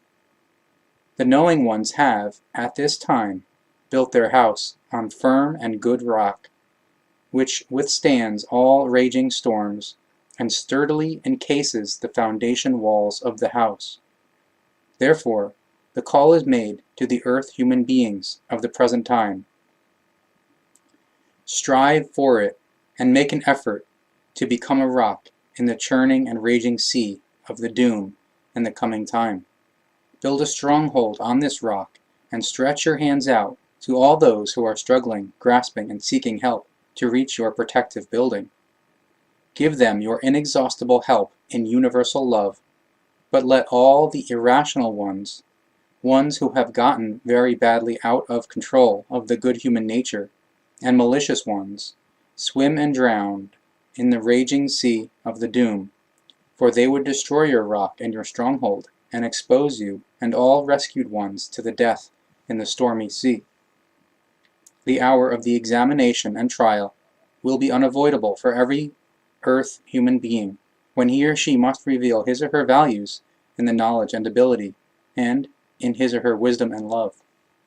Every human being has it in his or her hands, whether they, by this examination, are found wanting, or whether they find their relative absolute fulfillment as the value of values. The earth human being still has time to decide freely, according to his or her volition, to turn to the true being, or to go his or her way into the damnation. But he or she should not think that this time of the free decision still lasts for a long time, because the first signs of the time have already manifested themselves as great changes and demanded manifold tribute, and the wheel of the time will continue to turn unstoppably and bring new signs. If they, however, are not heeded, new tributes will have to be paid by the human beings, bloody, evil, and merciless. All those will thus swim in the seas of the death and of the damnation who want to adversely oppose the truth and dwell in material values. Page 176. A miracle would mean something unexplainable, but there is nothing unexplainable, for it would contravene all laws and recommendations of the creation, and the creation itself would thus deprive itself of its own existence. For how could it be existent as the creation if an unexplainable occurrence could appear over, under, or within it? But also from the viewpoint of you earth human beings, miracles never appeared, because also with you yourselves they would be unreal and contrary to the law of creation. For everything unexplainable to them, the earth human being inclines to clothe them in the designation miracle, since he or she is dependent on religious irrational teachings. His or her inclination with respect to this designation moreover lies in the divine. In the absence of true knowledge and true wisdom, all natural explanations are lacking to him or her, and he or she seeks a solution in the imaginary, in the religion, in God, and any holy ones and holy places. He or she therefore places everything unexplainable to him or her into the designation miracle. With the dawning of the new time, however, these miracle irrational teachings ultimately belong to the past, for this new time demands the truth and the real teaching of the Spirit. Everything unreal must be pushed into the forgottenness and into the past, because it no longer finds a right to exist in the true evolution of the consciousness in the new time. For the earth human beings, there are only the eternal workings of the creational laws and recommendations, and as far as it concerns these spiritual laws and recommendations, he or she has, resulting from the power of his or her spirit residing within him or her, the possibility to live fully consciously according to these laws and recommendations, and thereby to relatively, absolutely fulfill him or herself. The more he or she therefore integrates and adapts him or herself to the brazen regulation of these spiritual laws and recommendations, the more the knowledge, the truth, and the wisdom grow within them in a consciousness-based manner, and the more tremendous consciousness-based powers are awakened within them, which he or she is able to bring to use through acquired knowledge and abilities as capabilities. Therefore, he or she literally opens him or herself up to all creational powers which, from the unending expanses of the universe, flow into him or her as a vital stream of the love. When the earth human being treads this way, then he or she does not only lead a life corresponding to the creational regulation and its laws and recommendations, but he or she goes to the true way of the spiritual and consciousness-based evolution, and therefore the way of the relative absolute fulfillment. The law of the love is the fundamental law of all creational laws, and this law also embodies the fundamental law of you, earth human beings. Those who therefore do not practice themselves in universal love for everything contravenes a recommendation of the regulation and a law of the determination. Therefore, only those who practice themselves in selfless, universal love for everything, for all life forms, and therefore also for all fellow human beings, are able to awaken within themselves decisive powers which lead to the truth and cognition. Only the following of this law of love guarantees the possibility to gather cognition, truth, knowledge, and wisdom, and thus to find the connection to the new time. This new time, the age of Aquarius, is the era of the peace and the love, of the knowledge, the truth, and the wisdom, as well as the progress. It stands in the sign of the highest spiritual and consciousness-based evolution and the achievement of all long sought-for objectives. This is a law-based evolution and a law-based recognition of the truth. Whoever, therefore, opens him or herself up to the new time and hears the wisdom of the prophet of the new time and takes it in, has become conscious of the laws and recommendations of the creation in their existence and effect. More than ever before, it has become the highest recommendation of the hour to practice selfless, true love. All thinking, doings, and deeds must be raised up by the true love. The love in the universal sense alone makes it possible for the bringing up of the necessary power for the attainment of knowledge, wisdom, and truth, through which, altogether, a release from the all purely worldly, negative, and very badly out of control of the good human nature things and strivings is achieved.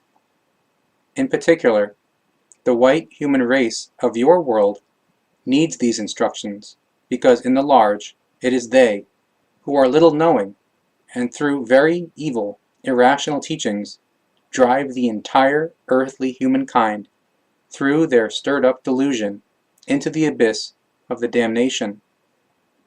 Peaceful, colored human races have been for hundreds of years and are still at the present time missionized by the white races and brought under the submissive control of their Christian religion. Tyranny, barbarism, and slavery were and are still today connected with it, and the belief is written with innocently shed blood, human blood. Under the guise of the love, human beings are murdered and killed, enslaved and exploited, and deprived of the consciousness-based further development. At no time have the colored peoples of your world ever so maliciously gotten very badly out of control of the good human nature as this was the case since time immemorial with the white races, and will still be for a long time, who consider themselves to be the ruling race of the earth. You name your time a time of the enlightenment and of the humanism, the humaneness, but these are only empty words of the lies and of the deception, because in truth, especially at the present time, the unhumaneness, the unhumanism, and the delusional guidance have entered a stage, as it never was the case in former times. The truth is suppressed with murder and manslaughter, in order to again establish the irrational and enslaving religions and political leaderships, and to guarantee them renewed malicious might.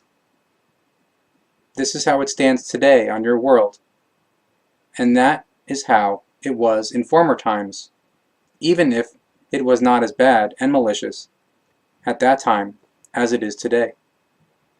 Today, like in former times, it was so that even the most dreadful and most unhumane means were used in order to keep religions and politics in the might when truth proclaimers came and attempted to pull the humankind out of its lethargy of the unknowledgeness, the exploitation, and the slavery.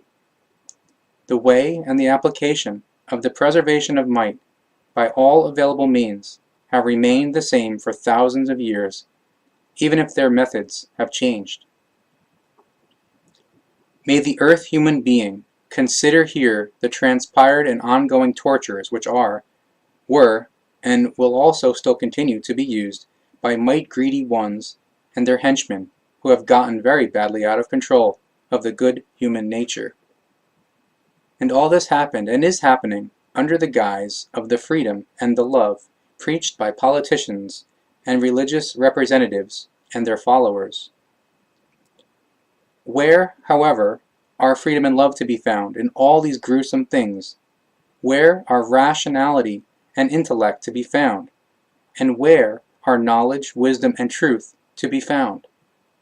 Truly nowhere, because where unknowledge, greed for might, delusional guidance, and many other negative powers which have gotten very badly out of control of the good human nature are in play, there will never be love, knowledge, truth, and wisdom, and the laws and recommendations of the creation will never be recognized, and neither the creation itself. This form only allows for the way of imaginary and fantasy-filled powers which are foreign to reality, the way of misleading religions with gods, angels, saints, and images of saints, etc., but never the truth.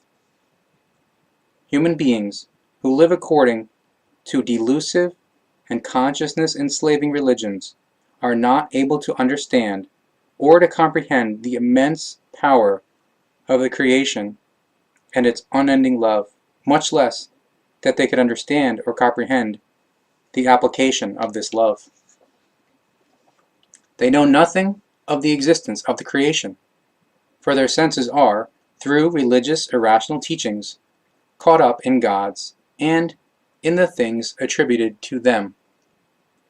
They live in unreal belief views and disdain and reject the true knowledge and the wisdom which is truly able to move mountains, which, in the truest sense of the word, means that through this process, matter is transformed, relocated, and transformed back again. Since the earth human being is, however, deprived of the understanding of the truth and the existence of the creation in his or her knowledge, he or she is thus also not able to understand the process of matter transformation. For the majority of your humankind, the view into the spiritual and into the consciousness-based world is still obscured and even often blinded because the brain is stronger than the conscience. 3,500 million Earth human beings, no, that was as of 1975, today it's over 9 billion, thus do not find the way and the connection to the consciousness spiritual life and to the new dawning era of the Aquarian Age. Very often, still in secret, a distinction of the, quote, spirits is depicted on the earth at the present time. Individual or small groups have recognized fragments of the truth or were somehow informed about it. Even if they are all still caught up in beliefs and religions by unreal things, their minimal, fragmented knowledge thus nevertheless ensures that the truth is able to slowly spread. Frontier and spiritual scientists who are unfortunately still too much caught up in unreal things and in the beliefs will, in the course of the next hundreds of years, have a decisive part in that the truth finds the way to the earth human beings. Through the prophet of the new time and the subsequent truth proclaimers, they will be instructed in the truth, which they will further spread. While today, there are still thousands of millions of earth human beings on the side of the mountain, on the side of the mammon, and all material things, on the other side, more and more powers of the spiritual and thus also of the truth develop. Slowly, the number of the knowing ones will increase, and thereby the irrational teachings will be displaced. While the number of the religious believers still rises incessantly to its high point today, this will thus change very quickly in a given short time. The misleading religions will inevitably fall into the oblivion, just as the allowing of might-greedy politicians to reign, because spiritual leaders will appear on the scene who again bring to bear all natural laws and recommendations. Therefore, as the number of the truly knowing ones is still extremely small at the present time, they grow, nevertheless, into an unoverlookable army. In the course of the time, it will ensue that they evolve themselves in creational sense and also educate their descendants in accordance with this guideline. These descendants will be the human beings of the future, the bearers and formers of the earthly future in the age of Aquarius, which demands love and truth. These bearers of earthly future will be those who, after a thousands-year-long struggle of their ancestors for the truth, are able to live the life again with shining eyes and joyful, unburdened senses. The new cosmic age unavoidably demands new and great decisions, which are unstoppably approaching. This finds its expression in all things. Everything is seized by unrest, by the restlessness of the time and the evolution. The earth human being is also included in this unrest, and everything in him or her pushes forward. According to brazen creational law, the impulsion for the new things blazes in him or her, which he or she hopes to find by searching and researching. The knowledge has awakened in him or her that he or she is not able to avoid the evolution, but rather needs it. Thereby, however, the sense has also awakened in him or her that some things other than just the material play an important role in the life. However, having been led into the confusion by irrational teachings, he or she is not able to recognize the way and the fulfillment. Page 166. Even if their will for freedom is flattened and exists only in wishes, it is still present and makes itself noticeable here and there. All submissiveness into the given and drawn-up unlogical laws of your humankind and its divided peoples bear no fruit, because the will for freedom is stronger, for it rests in the conscience that asks for freedom. All earthly peoples have entangled themselves in the meshes of their own laws, through which the insecurity in the peoples themselves could reach a breakthrough. Through this insecurity within the individual peoples themselves, the trust between the individual peoples was affected and destroyed. Envy and disfavor in respect to the material values of the peoples did yet something further for the undermining of all understanding, while the immoderate human greed for might still destroyed the rest and made an understanding completely impossible. How much have you earth human beings already written about these things, and how much printing ink, paper, effort, and sweat have you wasted with it senselessly, because everything was probably recognized rightly by individual human beings, but not purposefully further spread. Becoming soft in their entire manner, they brought their cognitions to the public with soft and humane words. The result was ridiculousness and falsifications and many other factors which could not lead to any fruit. If the truth had been purposefully spoken in harsh and appropriate words, then they would have offered absolutely no fronts for possibilities of attack for ridiculousness and falsifications, because through harsh words an aggression arises which forces a discussion during which the necessary facts can be called by name. Soft and sparkling words, however, do not lead to the appropriate, purposive, and logically equalized aggression, because they are only dismissed as ridiculous or falsified. According to the guideline of soft and sparkling words, it is senseless for the human beings when they ask where the rescuing way is to be found, and what must be undertaken against all the growing terrible things. This question is actually then only justified if the earth human being is willing to acknowledge the harsh truth in harsh words and to bear the thereby arising pains. Truth is always harsh and bitter, and no irrational and unlogical life form likes to hear it, because it is always apposite and painful and tears big wounds. In recognition and bearing of the harsh and bitter truth, however, it can be said that many good earth human beings have already racked their brains in order to find a solution for your humankind. They presented their cognitions, even if they were not always especially useful and purposeful. Consequently, even evil irrational teachings of older and younger origin could continue to proliferate maliciously. But nevertheless, they taught that all old things of material forms break, of which millions of your present humankind are also aware, even if they are not able to comprehend it in the truth. On your material world, there is never a going back, as this is also not possible on other worlds and in other spheres.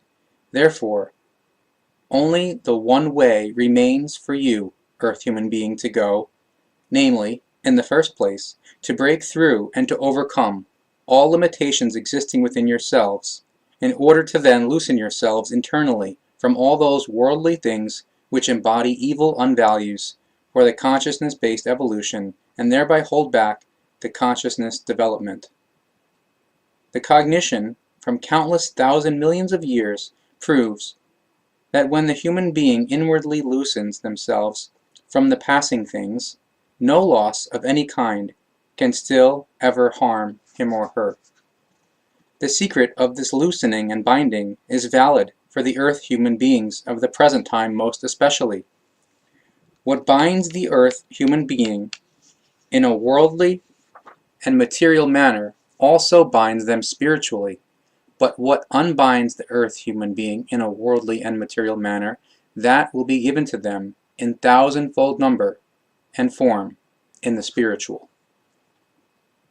This step, which is required of you earth human beings, will place some, indeed even very many, before a very difficult decision, because the human being is generally of the sense that one can, nevertheless, live quite reasonably on the earth, if one does not care for spiritual things, and if one can draw from the great fullness of earthly treasures with strong hands. And letting go of what the earth human being has acquired with their own powers or obtained from inherited rights requires more than just a good, quote, will.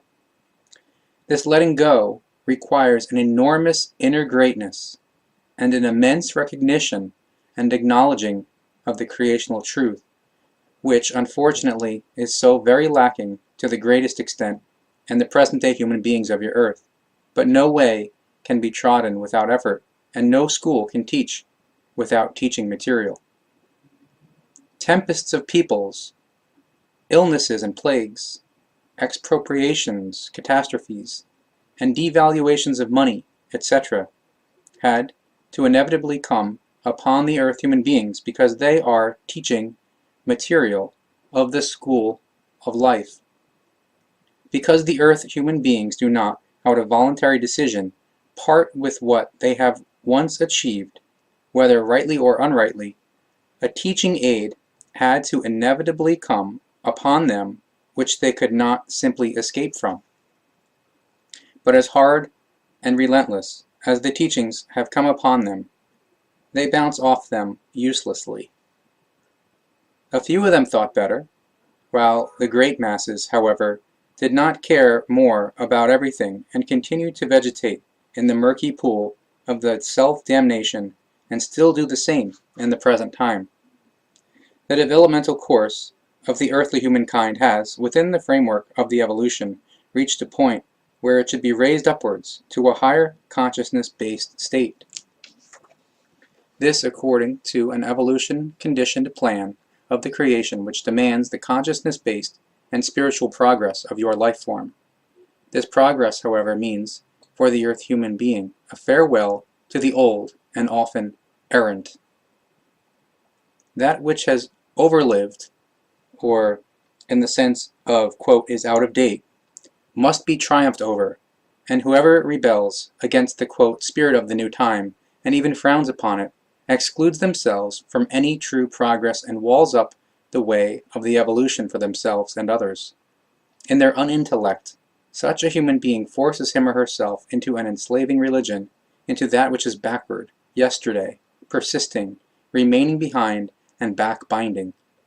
Thereby he or she is not able to comprehend and to analyze the scope of the question that hence arises, namely, what then happens to all those who are not able to keep up with the progressive evolution of the new time? The uncomprehending ones are not able to grasp the fact that by binding themselves back and remaining behind, they cause damage to the entire humankind, because through their thinking, living, and deeds, they mislead their fellow human beings to the old and thus to irrational teachings when the evolution is observed and considered from the vantage point of the spiritual and consciousness-based. The effort of binding oneself back destroys all progress towards the new and true because it does not evolve, but rather it wraps itself deeper and deeper into an inextricable confusion. The rationality-based logic of all laws and recommendations of the creation, however, demands that it is the absolute obligation of the earth human being to prepare him or herself for all that is to come and all that is new, in order to fill the decisive place in the course of the evolution and to keep the machinery in motion. If the human being, however, disregards this absolute obligation, then he or she acts as a disturbing factor which is hindering or even causes short circuits. If a technical machine is used as an allegory, then the following results. If a defective gear wheel is found in the gearbox of a machine, then it will only work falteringly and faultily, If the gear wheel is not removed and replaced by a new one or simply repaired, then it will lead, in inevitable consequence, to the destruction of the machine. If the defective gear wheel is, however, replaced by an old and worn-out wheel, it will lead, in inevitable consequence, to the damage and to the destruction. For a short while it may well be able to hold and do its service, but however, damage and destruction will be unavoidable. But this is also the case in the life of the human being, and in the unavoidable sequence of the evolution. If the human being lingers in the old and irrational teachings, then he or she thereby impedes the course of the evolution. If they do not replace that which is old and unreal with that which is new and valuable, then they destroy themselves in their back-boundedness. Many earth human beings believe in miracles, and thus also in the fact that they are automatically included in the machinery of the evolution without they themselves having to strive for this inclusion. In their irrational belief of religious forms, they assume that a God would direct all their fates, and thus also the evolution. Thereby, they live in the idea that the spiritual and consciousness-based evolution can be unavoidable if they just submissively put all fate, etc., into the hands of their God. But what an evil, irrational belief the earth human being has fallen prey to herein, for nowhere exists a God of this form who could lead and direct the fate of the earth human being from its power. All efforts lie with the human being him or herself, so therefore also the effort for the evolution in every respect. This must be clear to every earth human being, and he or she must never rely on any miracles, for they are unreal. Never before have there been miracles in the depths of the unending duration, and they will never exist. Page 210. The allegory of the seed teaches the spiritually thinking human being that a very distinct creational law of life prevails as a fundamental factor which cannot be affected by any human efforts, no matter how great. All life forms only then begin to truly live their existence when they establish a right relation with the environment and draw in from the outside what they need for their unfolding. Neither the seed nor the human being are able to change this law. If the human being, therefore, religiously claims that all life evolves from the inside out, then he or she is subject to an erroneous belief and an irrational teaching, and knows only a part of the truth. The innermost is only and exclusively able to develop itself in cooperation with the outer. The innermost, the spiritual factor, lies fallow for so long until the external influences transfer to it the substance with which it can begin its developmental work. That is to say, first, external influences must penetrate into the consciousness of the human being before they can be grasped and processed in the innermost of the spirit, and then thereby also be able to evolve. But if these external influences are lacking, then the innermost is not able to evolve because the necessary material is lacking to it. All material things can be used as an allegory for this, and the truth can be made recognizable from them if you look at and consider a fuel engine, the following results. The engine block and its gearbox, etc., embody the material body, whereas the electrical apparatuses, etc., represent the spiritual forms. Although this engine now exists in its perfection, it, however, is not yet able to work because it is still lacking the external influences, namely the fuel. If this external influence is now, however, filled into an appropriate container of the engine, and subsequently the corresponding starter button is pressed, then the engine suddenly begins to work. Yet, however, it thereby still does not release its powers because this requires a further work process. Through the switching on of transmission gears, a certain gear, wheels and shafts, etc. are set into motion, which then transfer all the power placed into them to designated things. According to the kind of gear, the kind of power also develops the development. The power, the development, is therefore greater or smaller. The principle of this life fundamental law has its validity and rightness in all forms of the most diverse life, in the material as well as in the spiritual. This principal law also comprises the necessity of the law of the oppositeness, in the form that for the forming of a hyper-oneness, the union of two onenesses, which are in themselves autonomous, is always necessary. These onenesses, which are in themselves autonomous, however, are always of contrary nature, namely, a positive and a negative. In the union, these poles, which are in themselves unified, result in the hyperpolarity, the hyper-oneness, the absolute equalizedness. The oppositeness thus represents a creational fundamental law without which no operation could be achieved. Negative and positive, as factors which are in themselves unified and autonomous, create in the union a whole, the actual oneness, the hyper-oneness, the absolute, and the equalized. So thereby, a power or a factor alone is thus never able to result in a hyper-oneness. Proceeding clearly and precisely from this is that everything must be conditioned by two factors or two poles, and namely in all things in the spiritual as well as in the material.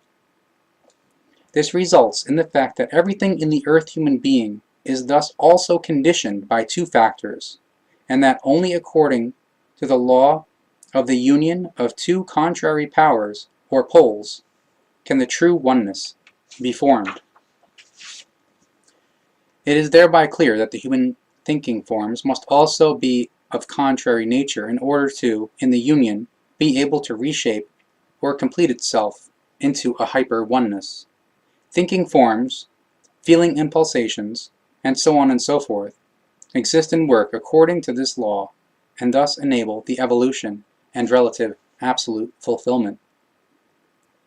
The interplay of powers of the oppositeness is encountered by the earth human being in all spheres of life, in material as well as in spiritual. All activities of life swing in this law of the oppositeness, of the positive and negative, of the good and evil, and of the innermost and outer. This gigantic interplay is encountered by you earth human beings, without interruption, in all areas of your life. You recognize it not only from good and evil, positive and negative, and the innermost and outer, but also in joy and sorrow, death and life, day and night, summer and winter, heat and coldness, love and hatred, and so on and so forth. But you recognize it also in the masculine and feminine, which, as two contrary powers, which in themselves, however, each form a complete oneness, in the union appear as a hyper-oneness, and embody the act of all procreation, the principal, fundamental law of all life. For around 2,000 years, this knowledge had fallen into forgottenness for you earth human beings because it had been displaced by religious and scientific irrational teachings. 2,000 years during which the unknowledge in your humankind was rampant like an epidemic and overgrew the truth. But everything has to follow the course of the time, thus also the earth human being.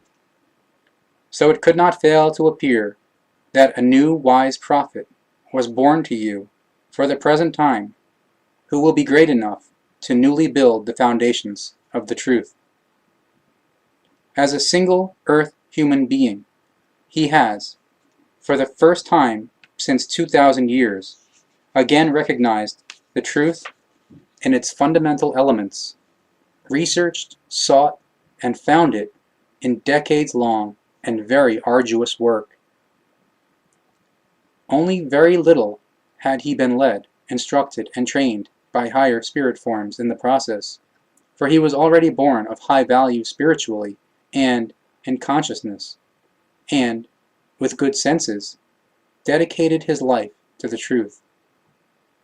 His true knowledge grew into the most enormous of your time and the future, and many worlds of the universe will one day live according to his teaching. He, the receiver of this message of ours, is the great prophet of your time, and in his own consciousness and spirit work he has found the truth. On many occasions he has already written down and recorded parts of his gigantic knowledge. His knowledge is very great, and it lies within the frame of the real truth, which we have to commend him with praise. And as we know many of his things, we want to use the exact reproduction of his words for the explanation of the earth-human thinking forms and the human feeling world. So therefore, the following corresponds to the thinking form of your new prophet, which is, however, very precisely in concordance with our cognizance. The literal reproduction of his words is the following explanation, in a form that is surely comprehensible to you, in the form of profound truth, which must be recognized and followed by you earth-human beings, because it shows the way that leads to one's own harmony and paves the path to the spiritual form of thinking. The new proclaimer's works of instruction are the following.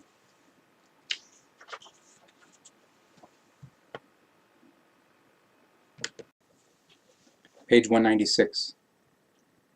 At an earlier passage, the seed was already once used as an allegory in order to explain the union of two factors, which within themselves form a oneness into a hyper-oneness. And once more the seed shall now serve as an allegory. Depending on the type of seed, firmer or softer, the germination process takes longer or less time. Before the germination, however, first the arduous work is necessary in order to loosen up the ground and to make it airy. The fertility of the ground must thereby also be taken into account, because a seed is only able to germinate in sustainable earth. After the preparation and loosening of the earth, the sower walks over the brown soil and throws the seed with his or her swinging hand into the womb of the earth. In the fertile ground, it is moistened by rainwater and warmed by the sun's rays. Absorbing moisture and warmth in itself, it begins to enliven itself, to develop, to germinate, in order to slowly grow into a useful fruit.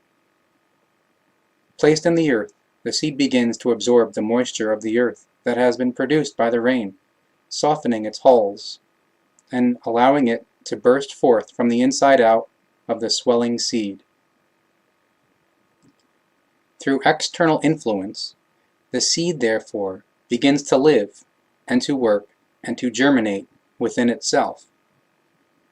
The precipitating rain, the warmth providing rays of sunshine, and the climatizing winds have created the preconditions for this. The seed thus develops into a living sprout, which in turn develops sprout roots and lowers them into the soil in a manner that they find stability and nourishment. Having thereby become capable of absorbing larger amounts of nourishment, it is able to further develop rapidly and to bring forth green shoots.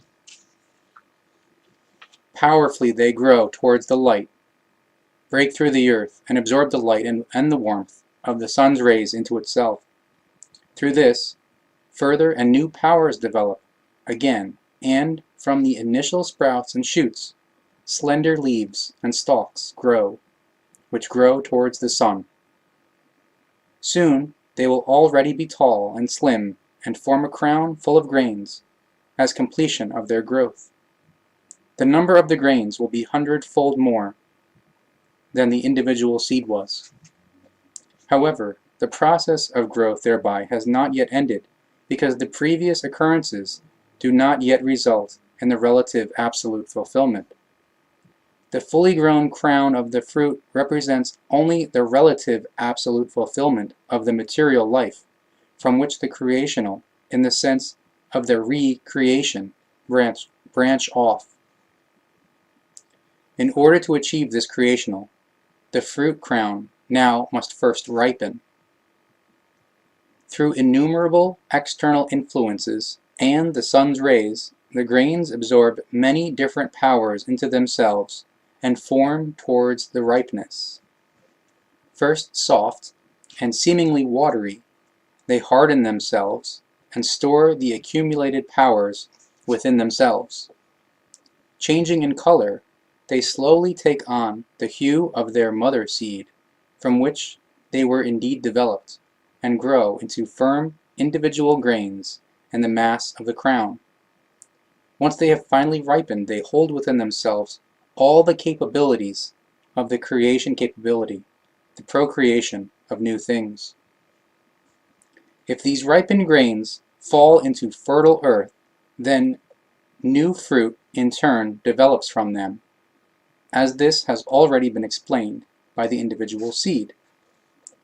The growth of the fruit from the individual seed embodies the same process which is inherent to the human being in consciousness-based and in spiritual form. The stages of development, circumstances, and preconditions differ only in the life form, because only this is different. The laws and recommendations of the development, however, remain unifiedly the same. Whether a seed is used as an allegory, or the bulb of a flower, etc., it does not play a role, because everything lives and develops according to the same laws and recommendations of creational brazen regulation. The difference between the most varied life lies only in their form, but never in varying laws and recommendations, for these are universally unified. The earth human being, as a self-thinking life form, however, is able to steer and to influence their evolution consciously, as well as unconsciously, whereby they are also capable of disregarding and contravening the existing laws and recommendations of the creation, through which they, however, become incapable of life and sink into the abyss. Therefore, the human being of the present time regards the development of the seed only as a natural process, and rejoices with material underpinnings when the harvest becomes quite large and rich. The development of the seed has become a simple, natural occurrence for them, the true background of which is completely unknown to them, the human beings, because they have forced it into oblivion. All knowledge about the existing and enlivening laws and recommendations through which the life in the seed can only then be awakened is forced into forgottenness within him or her. He or she is simply, through the prevalence of irrational teachings and disinterest, forgotten this sense of the whole, and degraded the all-embracing creation to an imaginary human God. The truly searching and researching and even knowing human being who tries to look deeper cannot confront him or herself with the usual assumption, the beliefs, and the unreal customary views and considerations regarding ordinary natural occurrences and natural processes. Therefore, he or she does not simply look at and consider the seed as a thing from which fruit arises, but rather as a life form of creational origin. Therefore, he or she also looks at and considers the seed according to its kind and knows its difference to other seeds. Even if there are often no or only minor differences recognizable when looked at and considered from the outside, there are thus, nevertheless, fundamentally different powers living in them, which, however, in turn develop according to the same creational laws and recommendations and external influences. The truly searching and researching, or knowing human being, however, realizes that the same law recommendation, and life prerequisites do not have the slightest influence on an equal forming process of different types of seeds, so that a different kind of fruit could arise from it. A grain of wheat is therefore neither able to develop oats, nor barley, or flax, but only wheat in turn. Indeed, the earth human beings have, through their sciences, recognized the seeds as germ-bearing forms, but they were never able to recognize or to comprehend the actual life in them. Since the human beings search in purely material values, their cognition capabilities are also embedded in the same values. They will only then find a solution to the mystery when they work their way into the spiritual and creational levels and seek the truth there, where it is truly to be found.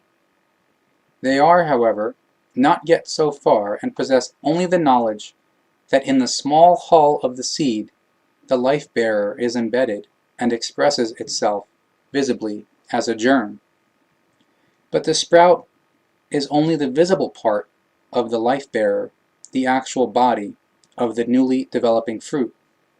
The life-bearer itself is still invisible to the human eye, because the human being must first learn to use his or her eyes for the insight of spiritual life. Although these capabilities again and again break through unconsciously with some earth human beings, so that they are able to see spiritual forms, yet the understanding is lacking in them in order to recognize and to analyze this spiritual life in its real forms. And when the life-bearer is spoken of here, then it is not of those in material form, the germ itself, but rather of the spiritual life-bearer, which makes itself noticeable in everything as spirit energy and embodiment of brazen regulation, laws, and recommendation of creational origin. In the earth human being, therefore, the spirit form, respectively, the spirit itself. It alone forms the life-bearer, filled up with creational power, which the creation has given to each of its creations, as an idea, and has put into them. The earth human beings describe the powers in all things as phenomena in all life forms, and they describe their life as nature spirit.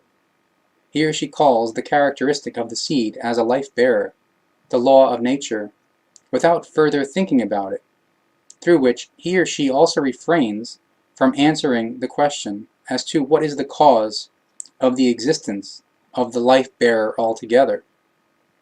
Thereby they miss the clarification that within the life-bearer the universal power of the creation is anchored, and only through this power does the life-bearer become capable of life. When the earth human being now relates the allegory of the seed to him or herself, and looks at and considers it precisely, then the following results. The germ of life in the human being is creational spirit energy, created by the creation, and filled with its power, filled with all creational laws and recommendations in brazen regulation, for the preservation of this brazen regulation. These laws and recommendations, in connection with all external and internal occurrences of the life, guarantee the certainty that the germ can be developed, takes root, grows, and ripens. The spirit in the human being absorbs the external impressions, happenings, and occurrences, etc., into itself and processes them, just like the seed, into a germ, from which roots and the plant develop. According to the external influences and the capability of the life-bearer, the plant, or the human being, develops magnificently or less magnificently. Since the earth human being now, however, represents a self-thinking life form, it lies in his or her own capability to develop him or herself negatively or positively, viably or not viably. It is inherent to, and given to the thinking life form alone to create a conscious will for certain things and to influence their existence and their development according to their ability and capability, while all other life forms are dependent on effects and influences without being able to autonomously choose a determined conscious direction of development. In connection with the inner life germ and all external influences, etc., and with his or her own autonomous thinking capability, the human being is therefore able to evolve in a consciousness-based manner and work him or herself up to higher levels. Like with every plant and all other life forms, their life and their development proceed according to law-based determinations, so therefore a developmental step cannot simply be skipped. By withdrawing the necessary nourishment, however, the growth can be inhibited or curbed. If one thus withdraws the sunlight from a plant or an animal, then they wither on the outside and inside. If one restricts their living space, then here too an inner and outer atrophy is also the result. If one even withdraws nourishment and water from them, then they will become subject to the death. The same thing happens with the human beings, and indeed, in two respects. In the material sense, the consequences are exactly the same as with plants and animals, but also with regard to the consciousness form. The consequences are the same, namely, if the external influences necessary for the consciousness are withdrawn from the human being, then it atrophies miserably. Equally, such an atrophy occurs when wrong nourishment and liquids are given. If animals or plants are administered precisely dosed poisons, they atrophy. With excessive administration, however, they will be killed. If, however, poisoned nourishment and liquids are given to the consciousness residing within the human being, then the consequences are the same. In this regard, these poisons are irrational teachings of all kinds, especially, however, those of the religions. These are, however, measured so precisely in a felonious manner that they do not kill the consciousness, but rather condemn it to the atrophy, just to the point where a resistance becomes hopeless. This, a malicious enslavement of the consciousness, serves to make the human being will-less, irrational, and dependent on dogmas of the insanity, through which he or she can be exploited without interruption and unscrupulously.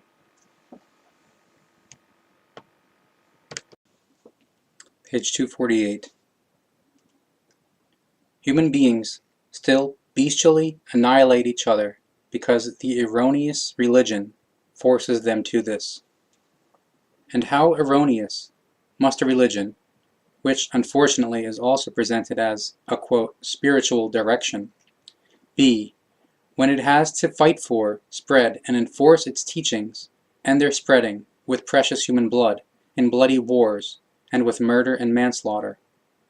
How mightless, miserable, and mean must such a God really be, who let his own creations be massacred in this manner for his sake?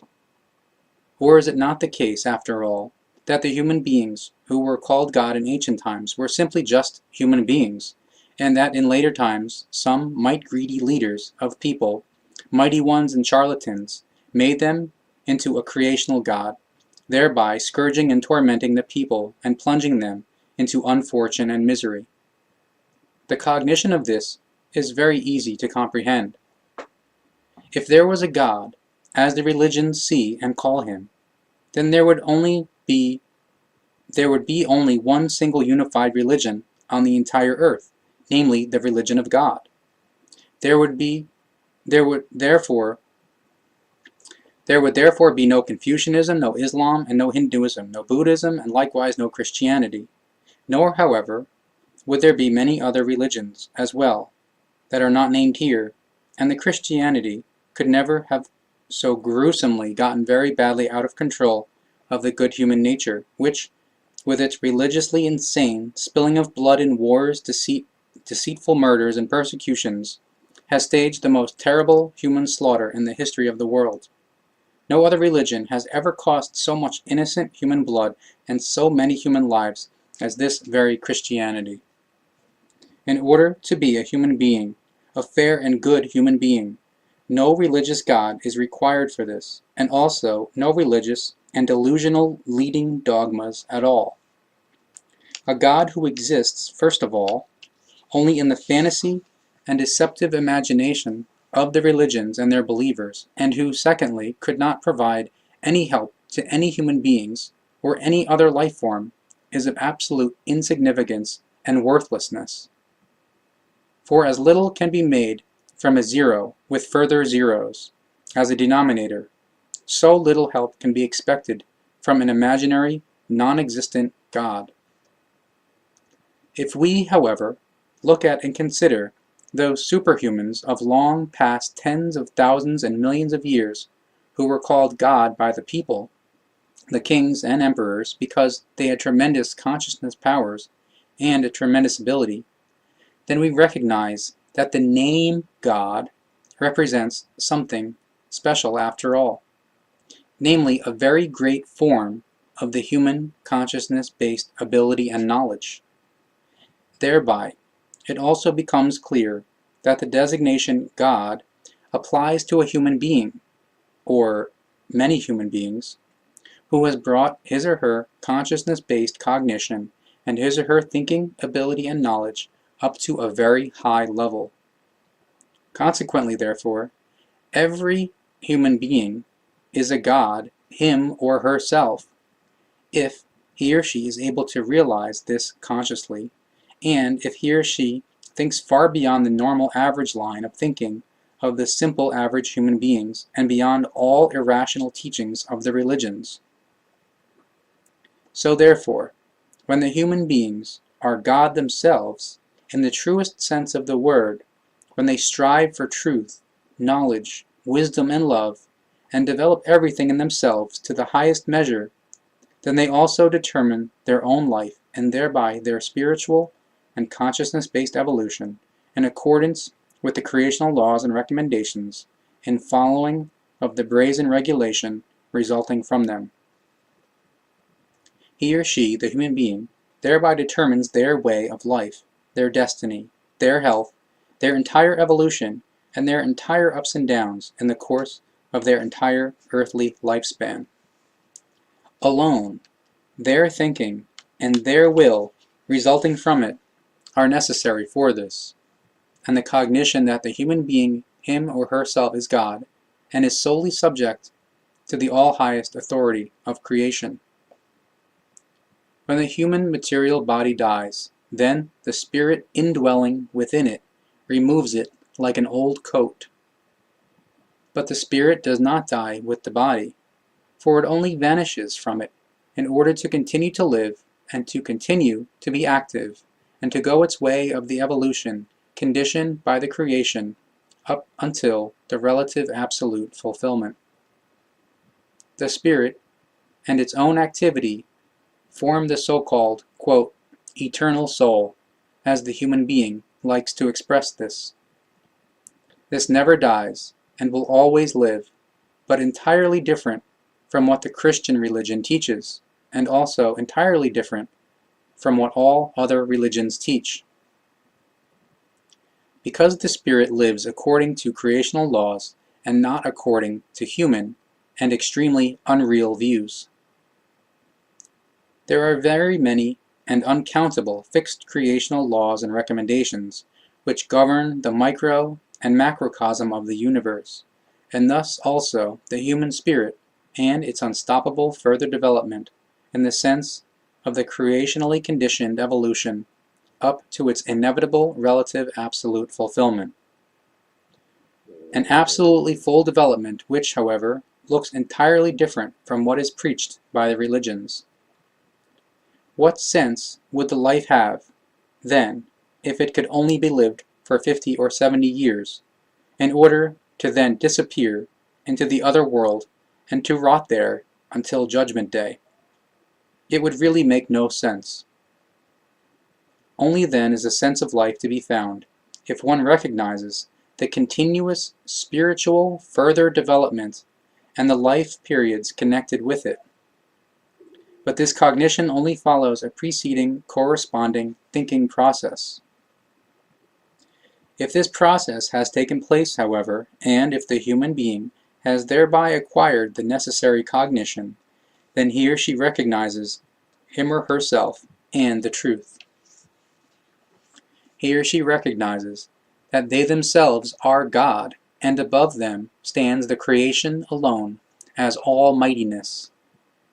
Consequently, they also recognize that they can and must fight all terrible things within themselves, and that only through this can they evolve into a real human being. The terrible things in the human being are very great, and the biggest are those of his or her wrong thinking. Influenced by religions and other irrational teaching-spreading institutions and elements, etc., the human being lets his or her consciousness be enslaved and lives in humility. This makes him or her into a dependent vasen who receives commands without self-rule. Thus, this in turn has the result that he or she falls into a consciousness-based powerlessness and a consciousness-based poverty. The consequences then also gruesomely express themselves accordingly in symptoms such as thoughtlessness, acknowledging the most evil irrational teachings without thinking, illness, annihilation, and destruction of their own psyche and the body. This then drives the human being into helpless despair, complete perplexity, lunacy, and insanity, and finally to the suicide. Symptoms, all of which are of psychical origin, and which only trace back to the completely wrong form of thinking. To the form of thinking which must automatically drive the human beings to the self-annihilation, the negatively gotten very badly out of control of the good human nature thinking of primitive irrational teachings of pseudo-scientific and religious origin. Thinking represents a tremendous power which forms the human being into exactly what he or she thinks.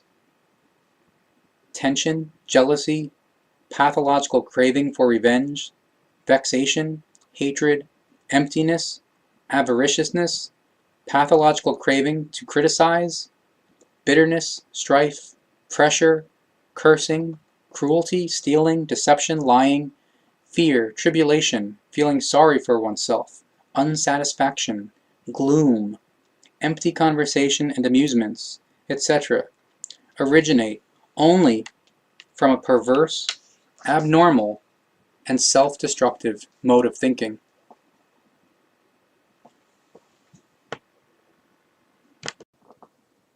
Page 256.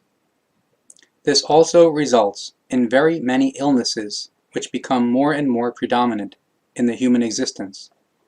A few should be mentioned here. Angina pectoris, or heart disease, various other heart conditions, nervous breakdown, neuritis, or nerve inflammation, gout, certain brain disorders, nervous constipation, anemia or chlorosis, intestinal disorders, cramps, gastric disturbances, insomnia, tuberculosis, pains of all kinds, cramping of the organs or vegetative afflictions, depression, anxiety, and sweating outbreaks, aggression, prostration, last-minute panic or anxiety of the future, and so on and so forth. Irritability, work without joy, hasty or hoggish eating, fear, etc., and all the above-mentioned terrible modes of thinking promote in the state of excitation and overstimulation of the adrenal glands, which are located above the kidneys. These are also called the, quote, crazy glands, because they secrete digestive substances and flood the blood with chemicals that strengthen fighting power whenever the human being is geared up for a conflict or for a fight, and therefore needs the necessary power. Quote, adrenaline, as this secretion is called, neutralizes itself again only then when the vexation, the irritation, or the fight, etc. are over, but this also only through the secretion of a lethargy-inducing acid of the muscles, which mixes with the blood and neutralizes the adrenaline, through which the calming effect is achieved. If the inner life and the psyche are, however, in turmoil, etc., the inner muscles are not able to secrete enough of the milky calming acid in order to placate the human being with it. Therefore, the adrenaline, evoked and secreted through the excitation of the human being, puts him or her into special aggressiveness and readiness to fight during this time. This process and effect has a very unfavorable constricting effect on the intestines, the stomach, other organs, and also on the nerves. Consequently, the human being finds him or herself afflicted by the most impossible and diverse kinds of ailments, as for example, cold and heat shivers, nervous tremors, sweating outbreaks, headaches, dizziness, neurasthenia, neurosis, gallbladder problems, digestive troubles, liver and kidney diseases, gastric ulcers, constipation, diarrhea, crying fits, and so on and so forth. In his or her naked unknowledgeness, the human being does not recognize that by their own wrongdoing of their thoughts, or mode of thinking, their thoughts themselves make the entire body, indeed, even the entire life, into a human hell. The same human being who surmises that an unethical mode of life would even build up his or her vitality and physical strength.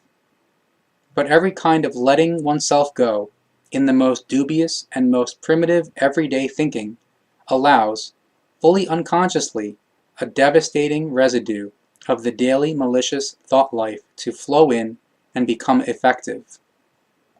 Irritability, rage, and vexation occur in three forms, all of which in the course of time bring forth devastating and self-destructive consequences.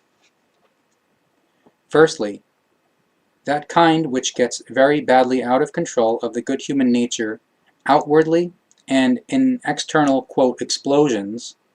Secondly, that which inwardly, quote, implodes and, quote, eats oneself up. And thirdly, that which is not noticed and realized at all, and nevertheless spreads its destructive poison because it simmers under the surface in secret as exhausting, agitating, and deconstructing thoughts. Every human being carries, according to his or her consciousness greatness and thinking direction, an aura around him or herself, a power field of his or her consciousness-based radiation. The radiation of this aura can be categorized into the terms good or evil, according to the kind of thinking of the owner. It is saturated with the fluidum of the failure or the success, with antipathy or sympathy, because it always radiates exactly what the mode of thinking of the human being concerned creates. Thus, this power field radiates not only failures or success, antipathy or sympathy, but everything which the thinking direction creates. Love or hatred, unsatisfaction or satisfaction, greed, envy, jealousy, vice, addiction, suffering, sorrow, despair, disbelief, revenge, affliction, misery, or courage, fear, faithfulness, submissiveness, joy, intellect, equalizedness, energy and cognition, and so on and so forth. Through the thinking, with strong feelings, the human being unceasingly mobilizes the forming and shaping power of his or her thoughts, which then fertilize his or her fundamental thinking and deeds accordingly, and, due to their effect, bring forth the evoked consequences. If the once adopted thinking direction is pursued further, more and more things, circumstances, and Vazen put themselves at the service of the thought realization. Consequently, an affirmation of the life and of a success of it is therefore of the utmost importance. For what the human being intends in thoughts regarding a good and healthy mode of thinking is fundamentally decisive and of the greatest significance. This is the most reliable and only means, namely that the human being, with all his or her circumstances and things, goes the right way of thought, because only right thinking leads to the truth and to the success. The human being only has to allow him or herself to be instructed in this. From the vantage point of the human being, no time should be thereby wasted on using the power for the looking out for suitable helpers. Their own thoughts themselves must do the groundwork, so that the body of thoughts are orderly and directed towards the right lines. Page 262. One's own thoughts are one's own helpers, which are able to create enough substance at any time with which the thinking can be driven forward. The tremendous power of the thoughts has not only been discovered in the present time, even though its right use is as good as new to the human beings today, because for them everything has been pushed into the past. This knowledge, therefore, appears to him or her as a book with 7 seals. This, however, is also because the great mass of the human beings were so far hardly conscious of this might, because it had been concealed from them over thousands of years by those who were most precisely oriented and in the picture. Under the punishment of death, they were often forbidden from disclosing their knowledge, their cognizance, and their abilities. As strictly forbidden knowledge, everything was incorporated into the secret sciences to which no normal outsider ever had access, a fact which, even today, in the 3rd millennium, cannot be denied of its realness. Even today, the unmeasurable knowledge of the humankind, which has been accumulated over tremendous periods of time, still lies hidden in the inaccessible secret sciences, which will be defended until the death of the Pope, the bigwigs, and secret scientists, and kept hidden from the broad masses of the humankind. But why is that? Very simply, because if the masses of the humankind were to discover the knowledge of the secret sciences, which would bring tremendous life-affirming benefits, progress, and success to them, then religions and politics would be eradicated within the shortest time. The financial industry would disappear. War, unpeace, hunger, and all terrible things of the world would have a sudden end, because in a peaceful world, no more of those having might and capital makers could make a start and push for the acquisition of might and raking in of finances. Where there is suddenly no war and no unpeace anymore, there is no more need for war materials. And where there is no more hunger and no terrible things anymore, there are no conscienceless profiteers who can continue to launch their dirty finances. Where there is no religion anymore, because the human being has finally recognized him or herself as God, there are also no popes, pastors, bigwigs, rabbis, and bishops, etc. anymore, who can lead the people into the unreal and demand their goods and chattels from them. All this, however, is prevented by the fact that the secret sciences are not made accessible to the normal average human being, because they bring sudden, deep cognitions and the end of all might and profiteers, of which the politics and the religions are the biggest.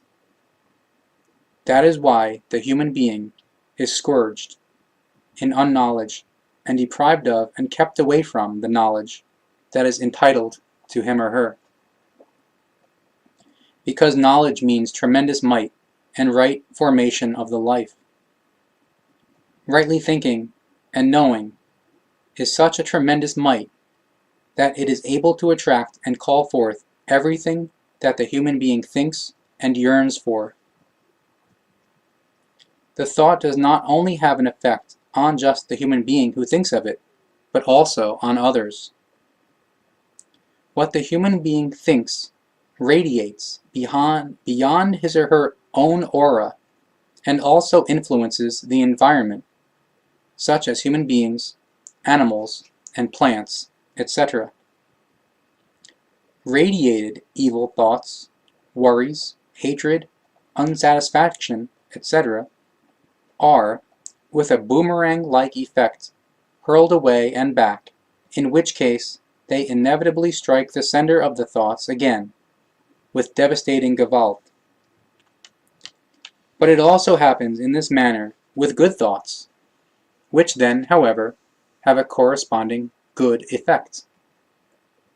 Thereby, however, it must be heeded that the human being has two different thought forms, namely, a life-based one and a feeling-based one, which, however, are yet to be explained in detail.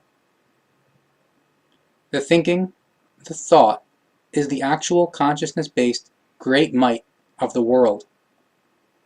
The thought is unsurpassingly stronger than any other power, much tougher, mightier, and more indestructible than all material and external influences and conditions. Whoever is able to master his or her thoughts and change his or her thinking into a good form, masters and changes his or her destiny into a good one. The greatest thing which the human being can accomplish is the self-mastery through thought discipline. An emperor is the one amongst the human beings who is able to do this, because he or she controls his or her life in an extraordinarily certain and good manner from within.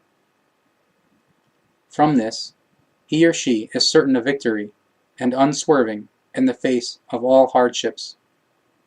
He or she lives and acts from the world of the causes, from the world of his or her thinking.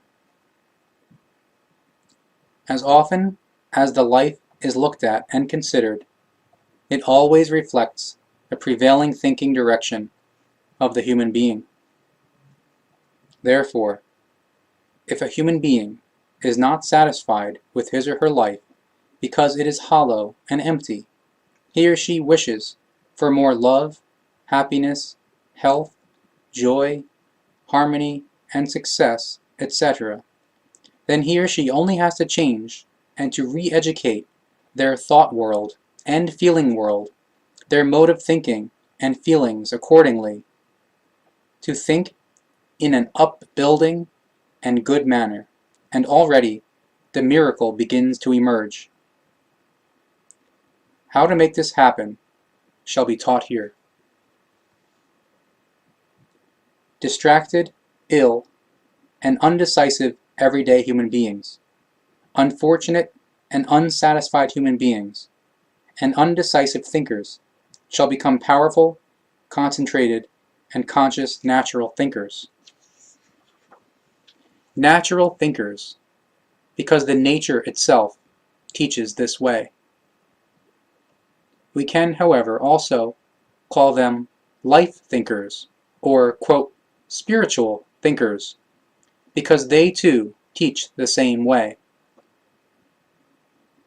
Since the thought, however, represents a tremendous might, we will use the term might-oriented thinking.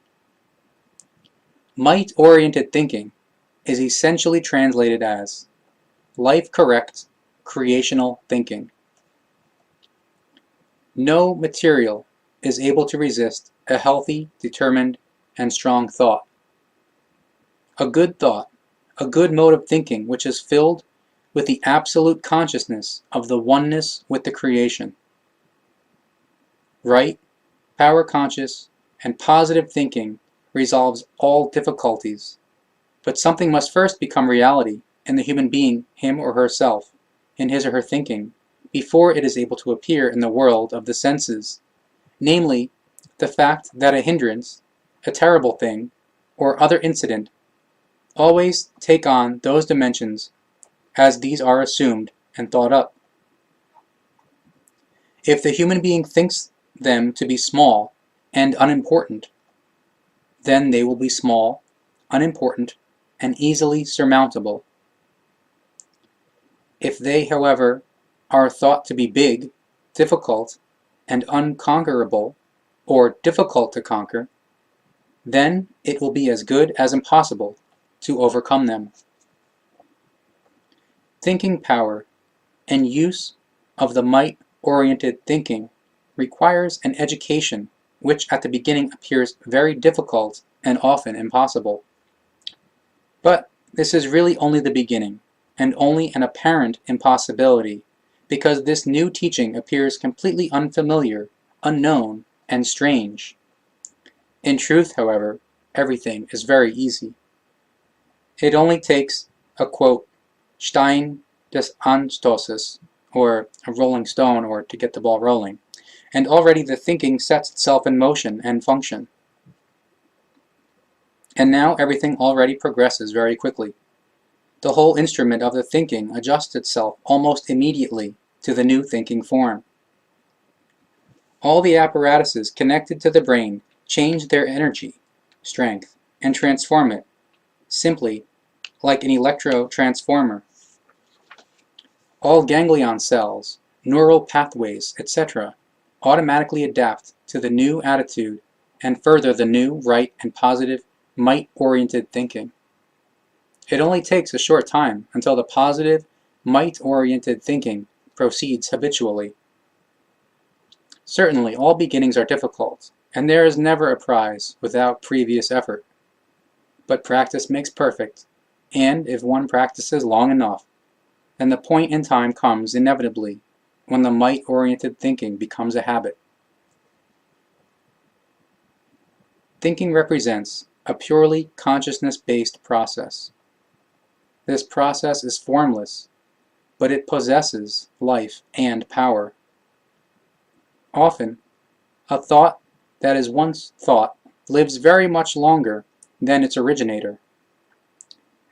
Every mode of thinking, every kind of thinking, and every thought has a very distinct effect, either for the evil or for the good. This, in the body as well as in the character, in the destiny and in the environment. Every thought is anchored in the subconsciousness, and from there embodies itself in the form of the resulting deed and the outcoming effects, etc., and influences the psyche, the physical body, and the environment. Consequently, those who continuously concentrate their thoughts on hatred and revenge eventually end up, inevitably, as murderers or manslaughterers, etc. Concentrated thoughts of the self-pity, the helplessness, the feeling of, quote, being rejected, forgotten, disdained, useless, and superfluous, etc., ultimately end in the suicide. If the thoughts concentrate, on the other hand, on progress, success, happiness, love, etc., then a corresponding success will ensue with the accuracy of a precision clockwork. So everything that is thought is determined for being or non-being, because the thought, the thinking, carries the human being upwards, up to unexpected heights, or it hurls him or her downward, down into the deepest depths of the annihilation.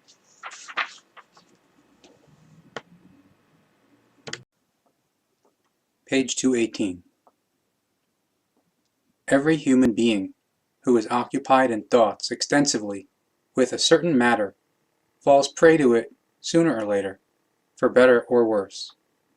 If certain imaginations or wishes are continuously nurtured over extended periods of time. After a certain point in time, the corresponding deed, or the fulfillment of the wish, inevitably occurs entirely by itself and without special decisions of the will. It behaves in exactly the same manner with the effects and the beliefs in any religion, except that here some holy figure, an empty phrase, or any other frippery, or, as usual in most cases, an imaginary Godhead is decisive. The belief that God, an earth human being, in his representation, an object, or any formula is able to achieve a very distinct effect, allows this wished-for effect to become reality. An effect which in religious or other unenlightened circles is described as a miracle and the like. Miracle is a term for something which the little knowing and unenlightened human being always then uses for an occurrence or incident when he or she is not able to explain the natural process. But there are no miracles in reality, because everything is explainable according to the law of the absolutely effective spirit and according to the power of the consciousness. That spirit and that consciousness power which occupy their distinct place in every human being, him or herself, and that spirit which enlivens all things of the entire nature and of the universe. A fact which is unfortunately unknown to the majority of the human beings, which, on the other hand, however, is suppressed by the most diverse religions, knowingly or unknowingly, whereby the former is probably more likely to be the case. This is because all those human beings need no religious direction and none of their beliefs anymore, who, through their own consciousness-based cognition, that alone the human, natural and creational spirit in the human being is able to completely master and to direct everything, allows them to recognize good and evil and makes them self-thinking and self-acting human beings. The actual decisions and deeds of every human being are only partly based on entirely conscious considerations, because the greatest part originates from that area which is withdrawn from the immediate influence of the will, the subconsciousness, as well as the small brain and the unconscious, whatever one wants to call all of this. In the subconsciousness, in the most hidden and inextricable depths of the brain, all doings and omissions are prepared, which to a large extent determine the life course and the life destiny of the individual human being. Despite this, however, nothing would be more misguided than the opinion that the human being, him or herself, would have no influence on the whole course and the sequence of his or her life. It would be false to think that the human being is merely an inactive spectator of his or her own destiny, driven only by all the dark or luminous powers and currents to which the individual is at the mercy of, on the basis of their heredity, upbringing, and environment. Because exactly here, the personal thought power and the personal life attitude of every individual human being step into action. Exactly here, this circumstance is useful to every human being, that precisely through this hidden source of his or her decisions, deeds, actions, and wishes, the subconscious can be formed tremendously much by him or herself through the absolute conscious thinking. What the human being carries around with him or herself in imaginings, thoughts, wishes, ideas, and fantasies, etc., what he or she continuously cultivates in thoughts, sinks down very deeply into their subconsciousness and forms their life, their mode of thinking, their personality, and their destiny. Here lies the handle for the shaping and fulfilling of the life and of the inner nature of the human being. The human being, in his or her character, his or her deeds, actions, and wishes, represents exactly the product of what and how he or she thinks. He or she therefore embodies, in every respect, his or her consciousness attitude, its powers, cognitions, and its will. The cross-section of the world of thought That is absolutely certain, embodies exactly the cross-section of the course of life. What a human being thinks, namely, that will occur sooner or later, because every thought is an unborn action, a nascent deed or effect. The more often a thought is cherished and the more intensively it is nourished, the more strongly it swells up and pushes uninhibitedly into the realization. Just as how a seed, through the constant moistening, swells, germinates, takes root, grows, and then develops into an ear of corn. No human being is able to act completely freely in the given moment, insofar as his or her guidelines of his or her world of thought and world of imagination decide, from the outset, on the kind and the character of his or her doings and deeds. What the human being has carried around with him or herself long enough in thoughts, entirely unconsciously triggers in them their real direction of consciousness and spirit, which, like a perfect automatic mechanism, unfolds and brings into effect the corresponding decisions and actions according to their inner nature. Consequently, therefore, it is not of great significance for the course and success of the life what efforts are made in the given case in order to solve presented tasks or to achieve objectives which have been once set. Rather, it is of very great importance with which mental basic attitude the life and a task or an objective to be achieved are approached.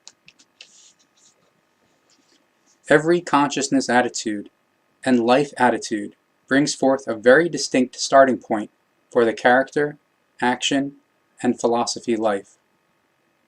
This alone decides whether the human being as an individual finds the right start, respectively, whether he or she begins a work with certainty or uncertainty.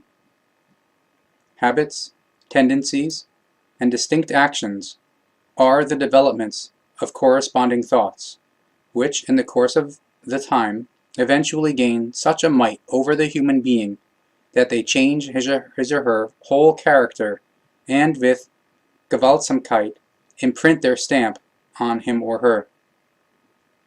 The inconspicuous thoughts, wishes, and fantasies, nourished continuously and daily, become all dominating demons, or tremendously useful powers when they are nourished and cherished in the lines of the very badly out of control of the good human nature negative, or the valueful positive. One can, however, destroy all powers of the negative and positive again if one withdraws the power of the life from them, namely the thoughts and imaginings from which they have been created and nourished. Thoughts form every individual life.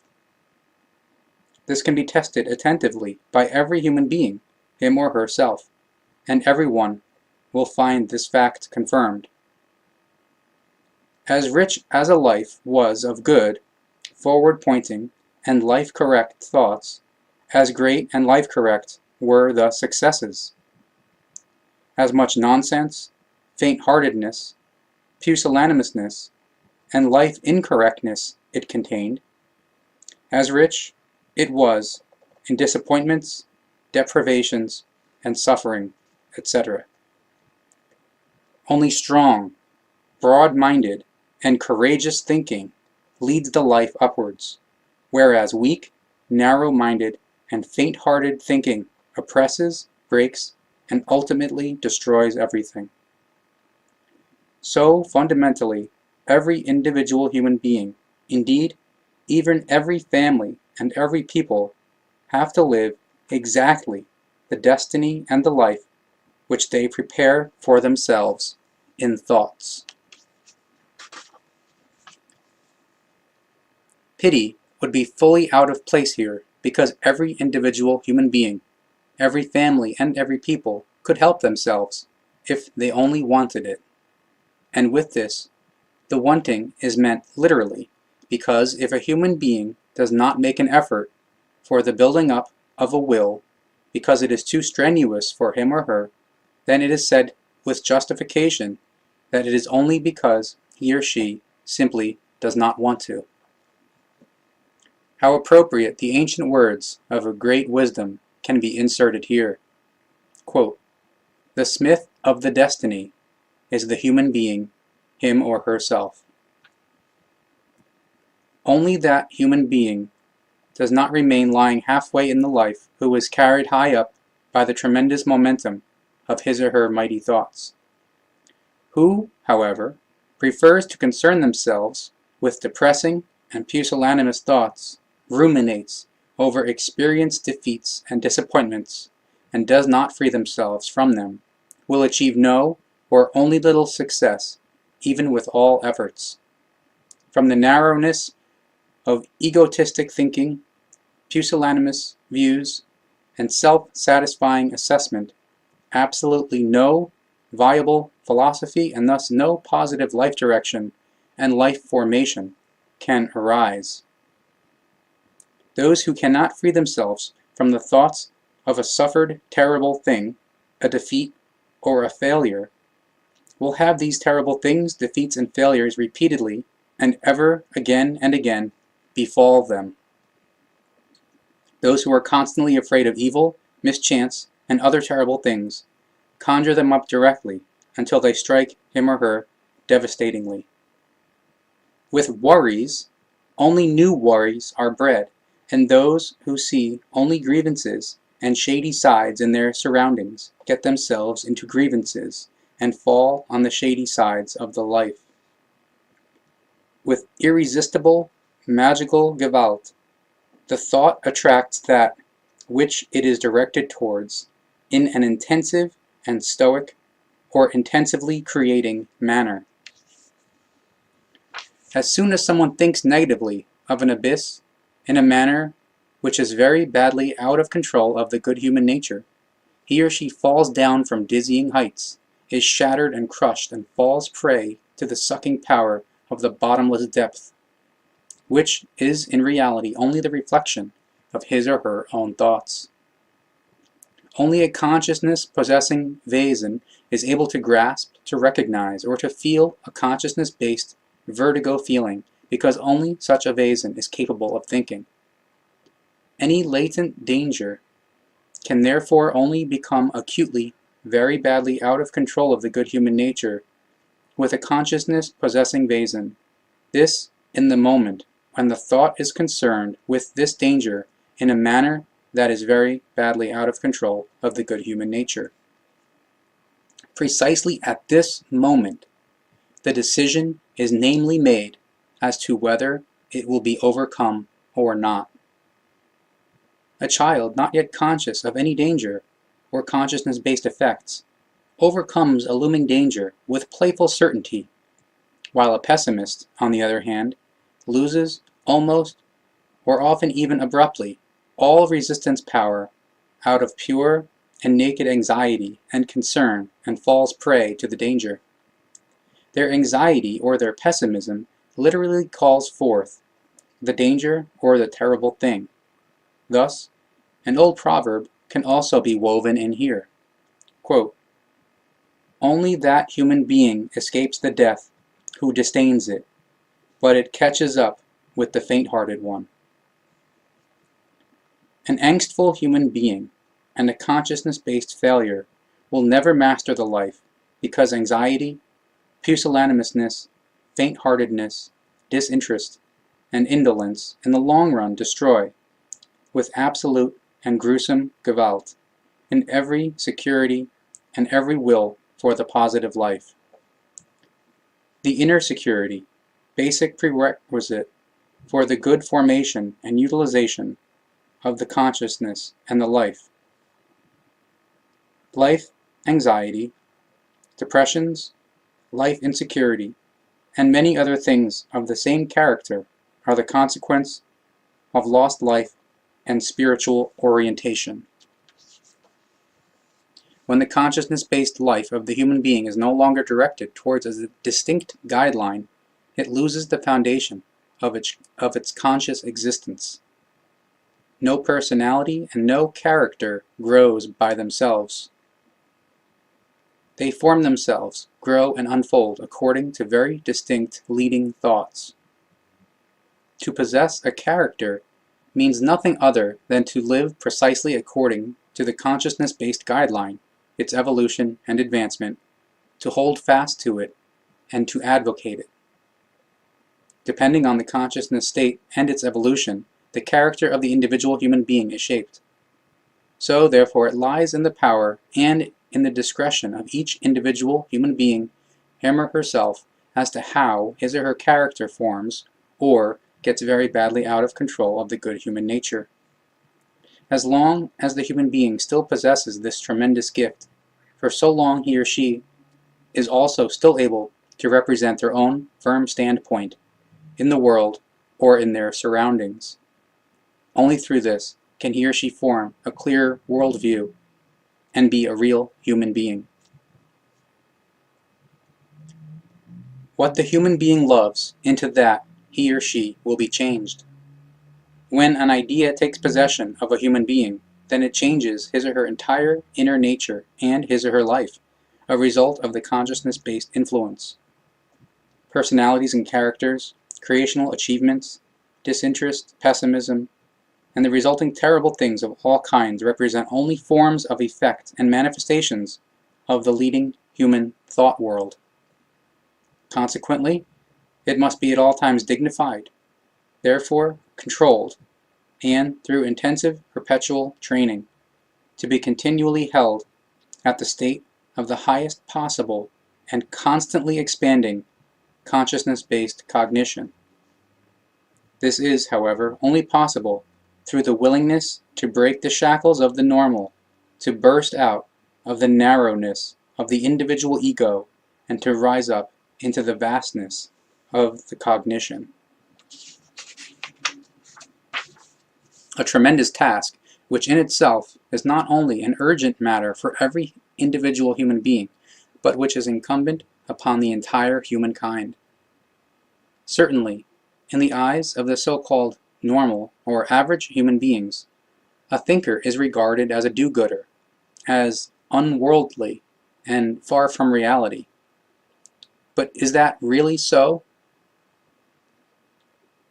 Is it but not more likely so that precisely these thinkers are real human beings, or try to be such, because they give thought to the life and the consciousness state of the human beings, from which then results that their cognitions appear so tremendously far-reaching and so uncomprehensible that they can neither be comprehended nor understood by the average human beings. Consequently, the speech of a thinker is incomprehensible to many, especially when he or she speaks about consciousness powers and spiritual teaching, which are able to form every individual human being without exception, and also, truthfully, do so. It is also the fact of the unintellect of the human being that then also lets the uncomprehending one doubt and labels the one rich in cognitions as fantasists, false prophets, know-it-alls, and nutcases, etc. Only for this reason is it also possible that innumerable human beings have lost their life direction, their will to fight for the existence, and their whole purpose in life. These uncomprehending ones rather believe in any religions, formulas, cults, magic spells, and other delusion or irrational beliefs through which they inevitably fall victim to a catastrophic irrational teaching which throws them into the deepest abyss of the self-destruction. With brutal and irrational Gewalt, their own psyche is demolished in this manner, trampled underfoot, and driven to the self-annihilation. Every life direction dwindles away, and every purpose in life is destroyed. Likewise, the consciousness-based activity disappears and gives place to a destructive consciousness emptiness, disinterest, and deterioration. All interests simply dissolve into nothing, and the entire life becomes hollow and empty. Then it is already so far that the physician and the psychiatrist must come into function, however unsuccessfully, as it soon turns out. So everything becomes even much worse.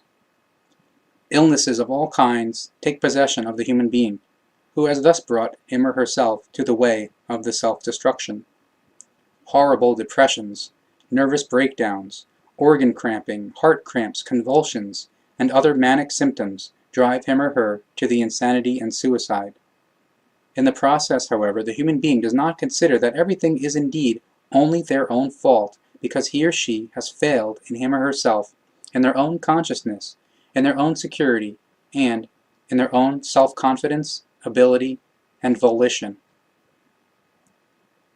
From the psychosomatic illnesses evoked by the consciousness-based disinterest, which expands frighteningly quickly and strongly to the entire nervous system, many other psychical illnesses soon result, which are often associated with great pains. So it is absolutely possible that a human being thereby digs his or her own early grave, if he or she does not early on put an end to their life themselves, inglorious and miserable.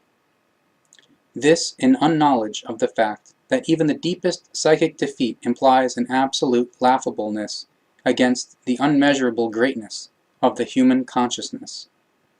No thinking human being can fall psychically so deeply that he or she cannot be helped anymore, that he or she could not lead a normal life, healthy and joyous life again, if he or she is really willing to lead this life. In this regard, however, psychically ill ones of this kind in many cases claim that they indeed want to become healthy, but that they are not able to achieve it. This is, however, in reality not so, because in themselves they are only too lazy in a thought-based manner to take on the enormous work and to build up a will, which a recovery simply requires.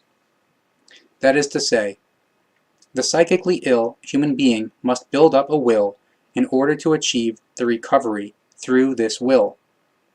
If he or she resolves his or her laziness and reduces his or her seeking pity on themselves from others, the recovery will only be a question of time. However, in order to create and allow the will within him or herself to ripen, he or she only needs the necessary cognition, the certainty, and the knowledge that this is really so.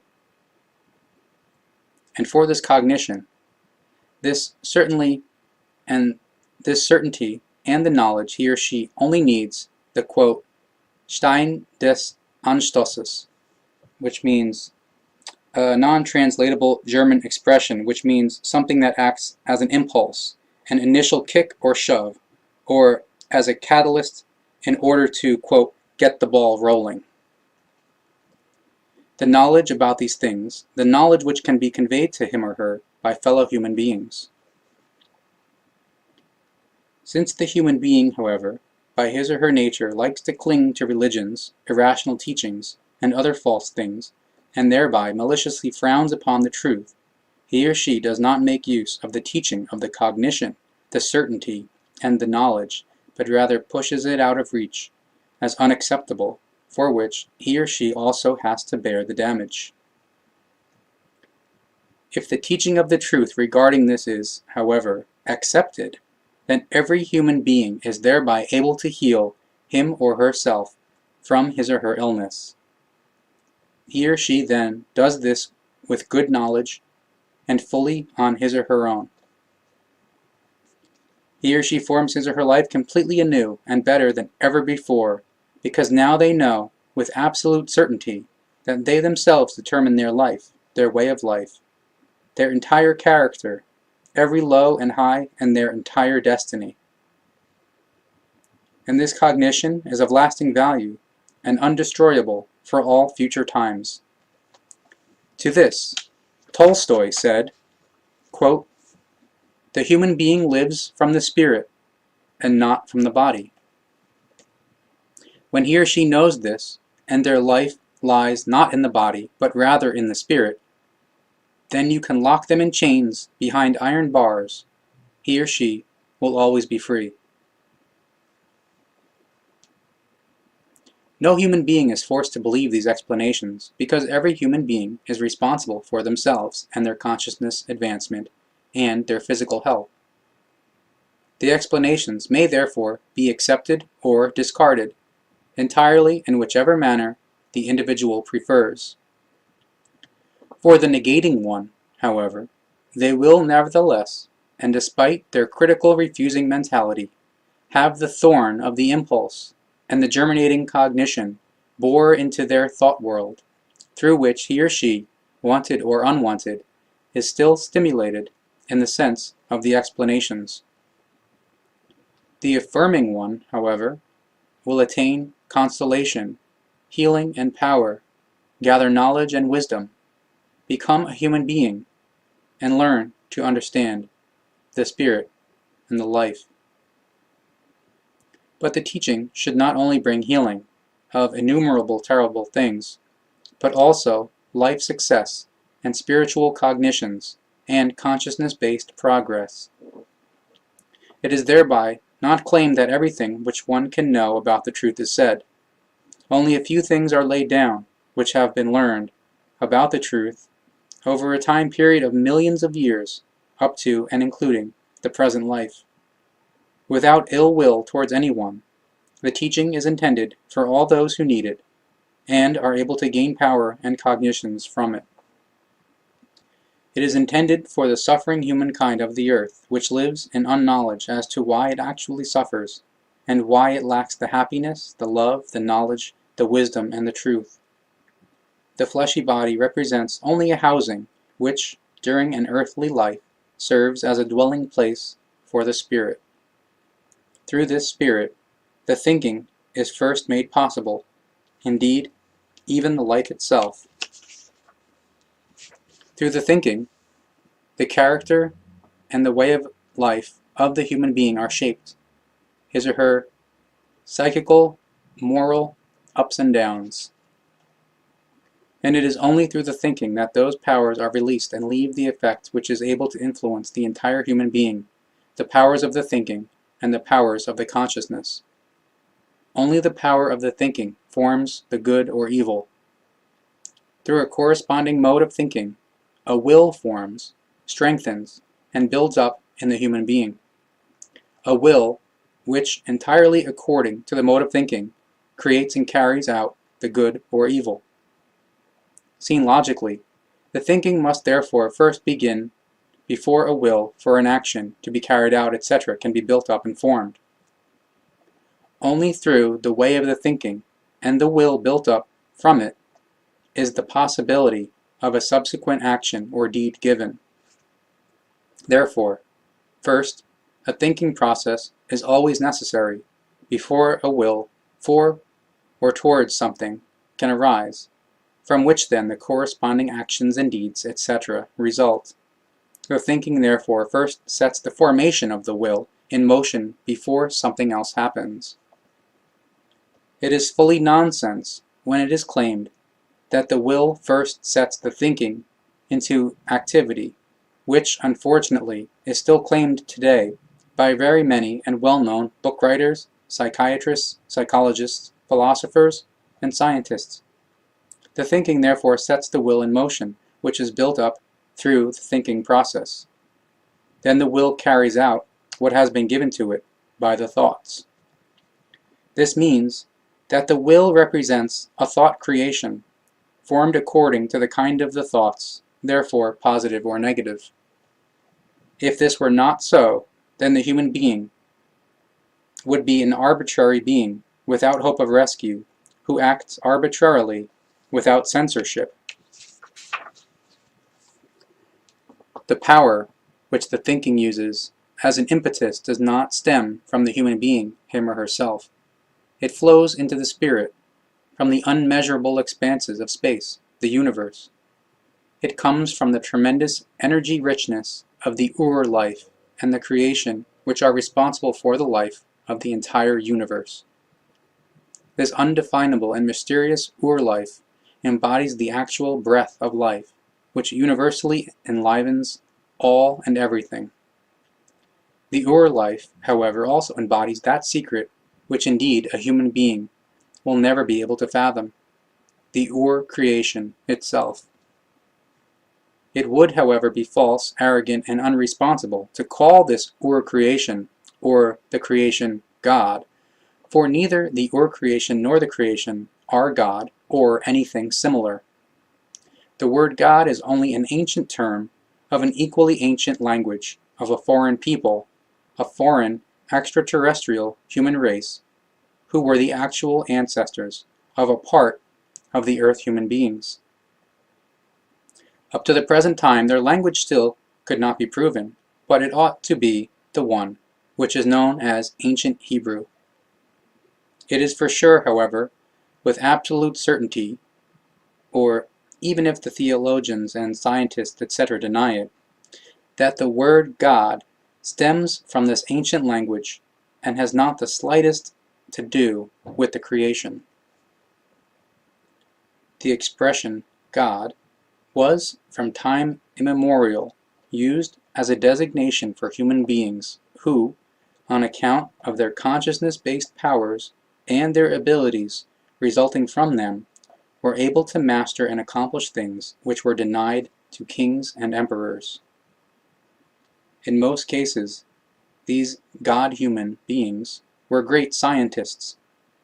Because of their abilities, these human beings were consequently called gods or goddesses, which meant nothing other than, quote, standing above the kings and emperors, or in a consciousness-based sense.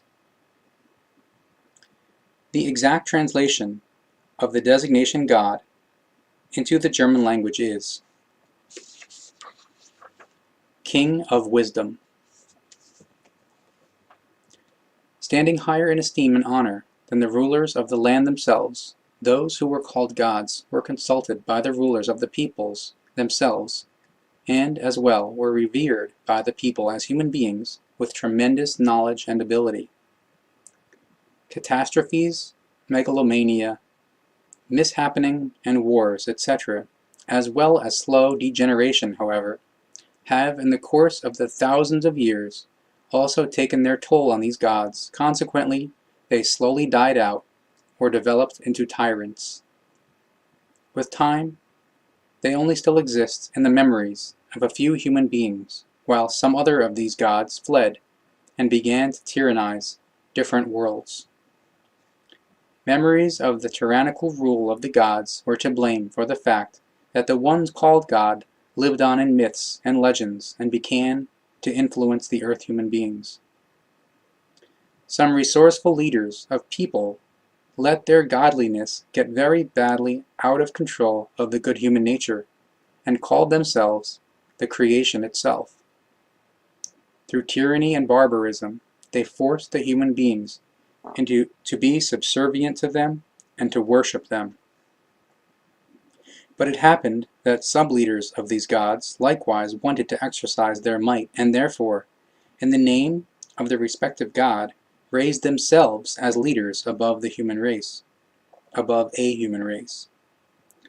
If the respective gods themselves were not already tyrannical and domineering, then the leaders of the human race most certainly were. As domineering leaders over great masses of peoples, they took up the old legends and myths in which the gods lived on, and developed them into an irrational teaching of a single and all-dominating God. As rather clever and resourceful leaders, they formed formulas, laws, recommendations, and prohibitions from this, and attributed them to the gods, and already their religion was born. This in turn gave rise to a single God who is made responsible for all creation and all happenings, and who should embody the love and salvation. The only thing still missing was therefore the embodying and naming of the evil. For this, a few resourceful heads seized on the history of the old Celts, or Celts, who in ancient times worshipped a superhuman, one of those called God, as the god of the hunt, because he used his tremendous consciousness powers for the benefit of the people for hunting. Ancient traditions, etc., demonstrate that this god, who had 2 horn-like outgrowths on his skull, had been called Teubal. After his death, his position was further personified by a Celt who, in a change of name, was named Tybal, and who, as a symbolization of the one called God, carried an animal skull on his head, thus imitating the superhuman with his horn outgrowths. In the course of the hundreds and thousands of years, the name Teubal changed innumerable times until the name Teufel arose from it. Note, Teufel is the German word for devil, a name that was taken up by the still young religions, and in memory of the honored one, who was called God, was introduced as an evil counterpart to the unhorned God of the alleged goodness, and love as a second God. Good and evil were thus created, heaven and hell. It was then easy for some charlatans, instigators of the people, and might-greedy ones, with a talent for fantasy, to invent fables and stories which found approval amongst the subjugated people as holy words and fundamental religious guidelines. So the wheel of the religious annihilation started rolled over countries and continents, pressing everything under its runners of the religion, but dragging death and ruin along close behind itself. Vast amounts of fanatical, despairing, innocent, vengeful, and unknowing blood have soaked the earth ever since, through religious wars and religious hatred, up into the present time. And to this day, there is no end to this incalculable, terrible thing. Page 310.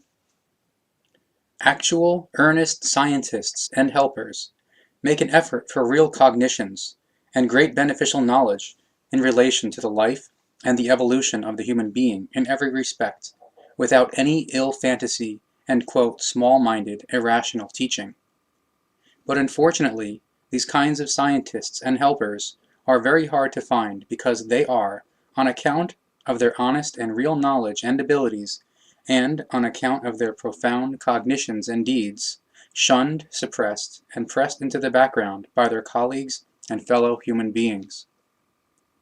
But this was indeed already the case since time immemorial, because the incomprehensible and new, or which in truth, however, is already millions of years old, do not want to be accepted, because certain sciences are not able to free themselves from their, quote, small-minded, irrational teachings. This should now, however, not mean that every scientist or healer has fallen prey to an irrational teaching, because fortunately, there are the exceptions to the rule, and therefore real knowers of the material can be found. Therefore also those who are knowing in the factor of the psyche are knowers who have recognized the fact that a stricken psyche cannot be healed by medication or poisons, etc., and that a recovery of a psychically stricken human being can only be achieved by the patient him or herself alone. So therefore also no psychiatrist is able to bring any recovery to a psychically stricken human being, because such a recovery can only be gotten under way and accomplished by the respective patient him or herself. At this, a helper or psychiatrist represents only a guide for the ill human being if the necessary cognizance for this is really present. These wisdoms, however, are by and large based on much deeper wisdoms and on deeper knowledge than they are learned and applied in general. Autogenic training or autosuggestion, Cooey method or opposite thinking in equally suggestive form, etc., do not help a really psychically stricken human being in any wise. Quite the contrary, they represent high-grade poisons, high-grade fuel for extending the damage, dangerous fuel which is poured into an already inflaming fire, and which, even more so, ignites into an flaming inferno. But in order to be able to understand this, the knowledge about the high-value logic of the subconscious is necessary. Only an erroneous assumption of how the subconscious could function is unfortunately not enough. Quite the contrary, it is destructive and deadly. The logic of the subconscious works with razor sharpness and very precisely, so consequently, An autogenic training, or the Kui method, etc., inevitably brings forth exactly the opposite of the hoped-for objective. Therefore, such methods may only be used with other and non-psychic illness manifestations. With psychically ill human beings, these aforementioned methods are able to bring the complete ruin and the destruction in every respect. If warmth and tiredness, etc., are created through autosuggestion, then this is naturally reflected on the body, while the subconscious then releases its overload of that which manifests as an intensive burden and has brought forth the psychic affliction. The Kui method, away, away, away, or I feel better and better in every respect, and so on and so forth, creates exactly the same symptom in the subconscious as an autogenic training. Since the subconscious thinks absolutely logically, it immediately signals exactly the opposite of, quote, away, away, away, or of, quote, I feel better and better in every respect, etc. Because for the subconscious it is absolutely logical that the opposite of healthy is simply ill, or better, simply bad, and of away, come, or it is here, etc.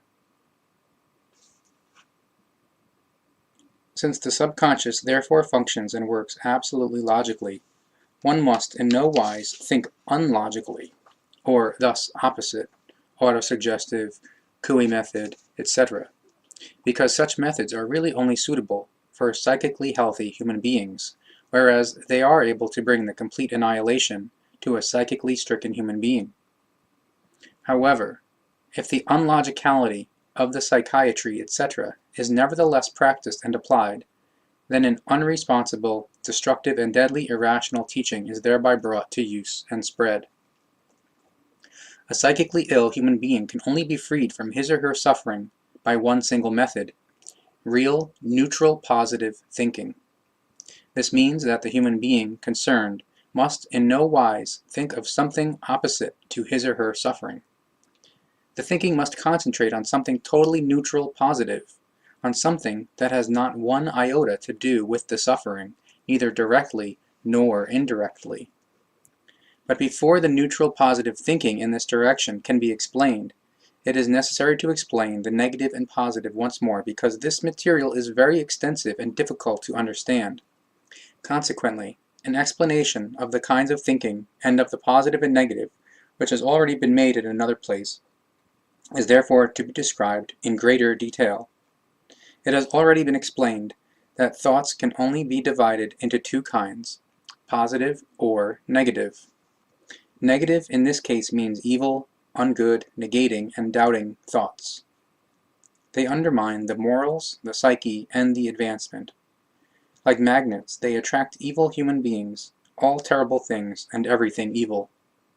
Through them all kinds of failures and disharmonies find entrance into the life. Strength and health are weakened, disinterest arises, and then, eventually, everything is driven to the self-annihilation. Positive thoughts, however, are upbuilding, life-affirming, good, and healthy. They form and strengthen the good character and the virtues, attract desired human beings and things, as well as helpers and real friends. Success and happiness become constant companions. All of this is now to be understood like this. The human being needs the negative as much as the positive, but with the difference that this necessary negative is just as good as the positive. This means that the negative and positive must be equalized to a larger extent and thus form a single factor. If, on the contrary, one or the other gains the upper hand, then the negative on the one side or the positive on the other side becomes too great. Therefore, it gets very badly out of control of the good human nature and becomes overloaded. So, therefore, it is to be understood that negative Ausartung attracts all evil and terrible things, whereas positive, normal, or therefore equalizedness of negative positive, attracts and calls forth all that is good and affirmative. Therefore, if now a human being thinks only negatively in any direction, then this means a negative Ausartung. which only attracts the negative.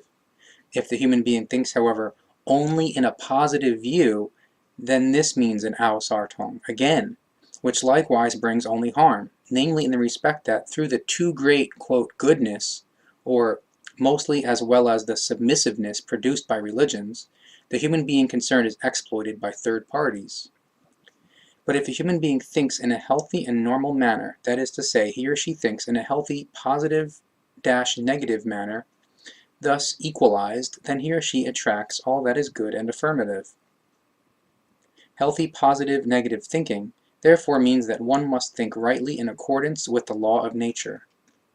Thinking in accordance with the law of nature in turn means, however, that there must be just as much positive as negative, but without any assorted. This law of nature can be explained very well with the following example. If an animal in the wild is negatively or positively very badly out of control of its good nature, then it is eliminated, extinguished, and killed in accordance with the law of nature. Either the animal is eliminated by elementary powers, by illness or disease, by other animals, or by the human beings, etc. An animal that is very badly out of control of its good nature in the wild is therefore, logically and in accordance with the law of nature, eliminated and killed. And precisely this law of nature is positive-negative in equal value, therefore equalized and unified. This law contains just as much positive as well as negative, through which, and only in this manner, is the life and survival guaranteed. In other words, this therefore means that killing and eliminating in the wild is in and of itself a negative deed, and that this deed is nevertheless necessary and required in order to eliminate something unfit for life, through which all other life-capable life are protected and kept alive. The deed of the killing in this form in the wild is therefore negative-positive, therefore equalized. The killing of an animal that is very badly out of control of its good nature is necessary, through which other and good life can be protected. A negative deed that is very badly out of control of the good human nature is only present if the killing takes place without logical justification and without compelling reason. And likewise, a positive deed that is very badly out of control of the good human nature is present if the animal that is very badly out of control of its good nature is not killed but is allowed to live. Thereby it is then namely guaranteed that the animal that is very badly out of control of its good nature develops into a beast, and with time boundlessly destroys everything which just comes near it. However, this must not be, otherwise all life on earth would be destroyed in the shortest time. To prevent this, everything is logically subject to a very distinct law of nature, which, without any assorted, is just as much negative as positive, thus equalized. In accordance with nature, therefore, every assorted in the wild must be eliminated, which is fully logical, because only so can the life be preserved. So it is also only logical that the human nature defends itself against everything which the human being, with their erroneous development and with their megalomania, undertakes against it in a manner that is very badly out of control of the good human nature. Meddling in the handiwork of the nature therefore means that the nature logically rebels against it and strikes back with death, ruin, and annihilation. Observed and considered from this real view, various natural catastrophes are also only a defense and a natural reaction to the erroneous mode of action and the applied lunacy and insanity of the human beings against the nature and the infringement and disdain and contempt of its laws. Since a fully logical law is incumbent upon the nature, and it therefore is only able to act logically, every assorted in it must be eliminated and eradicated. But the nature is only then able to follow this logical law if it is logical in itself, and precisely it is so because as nature it is built up logically in itself. A logical mode of thinking of the human being is just as in accordance with the law of nature as the logical mode of action of the nature itself. With the human beings, however, there is the circumstance that they must first recognize and learn to follow the laws of nature, and only from this be able to act according to their own choosing. From this it results that he or she must therefore first equalize the negative and positive thinking so that he or she can then thereby follow the laws of nature in a human wise and in responsibility.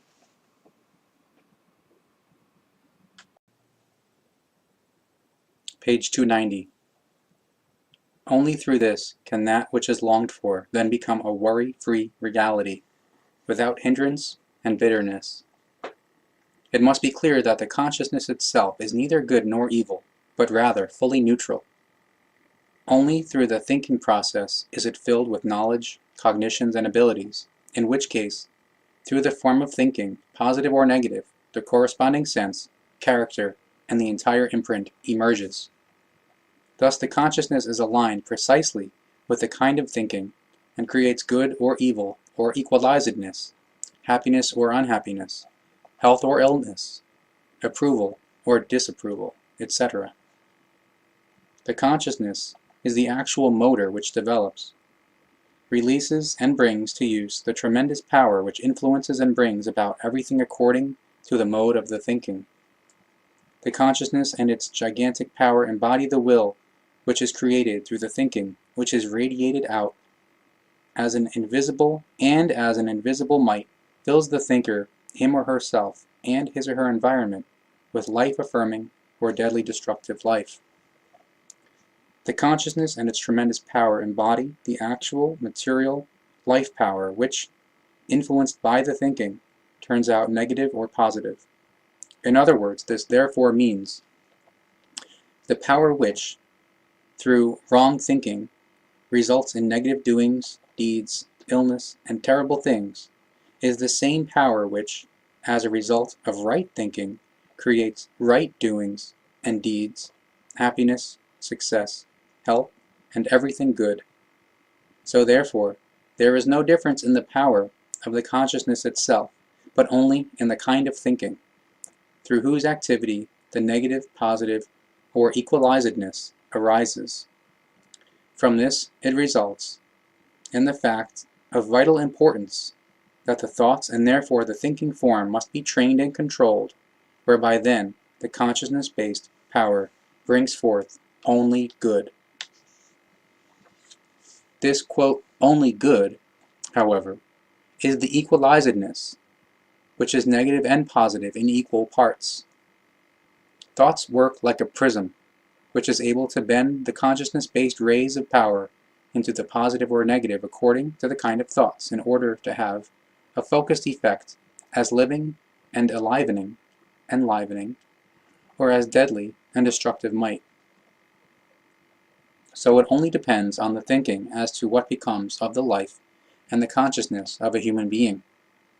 Every success or failure is brought about by the corresponding mode of thinking. Every success breaks down sooner or later and is unstable if it is built upon the invisible foundation of the false thinking.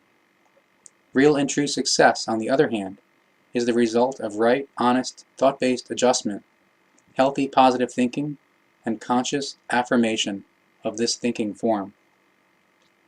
The whole secret of a successful, good, and healthy life conduct consists of looking into oneself and adjusting oneself to the right thinking form, to bring the thinking into harmony and consonance with the power of the Spirit, in order to thus achieve the best possible, absolutely full development of the present life.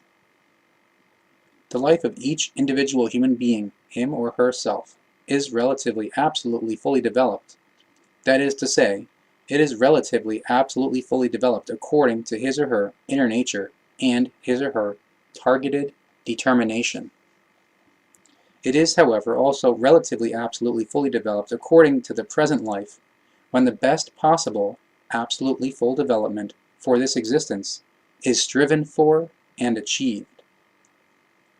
But alone, with the achievement of this life determination, it is not enough, because, in addition to this task, it is still incumbent upon the individual human being that he or she brings his or her inner achieved relative absolutely full development also externally to manifestation through which, consequently, also the environment is influenced and gains benefit.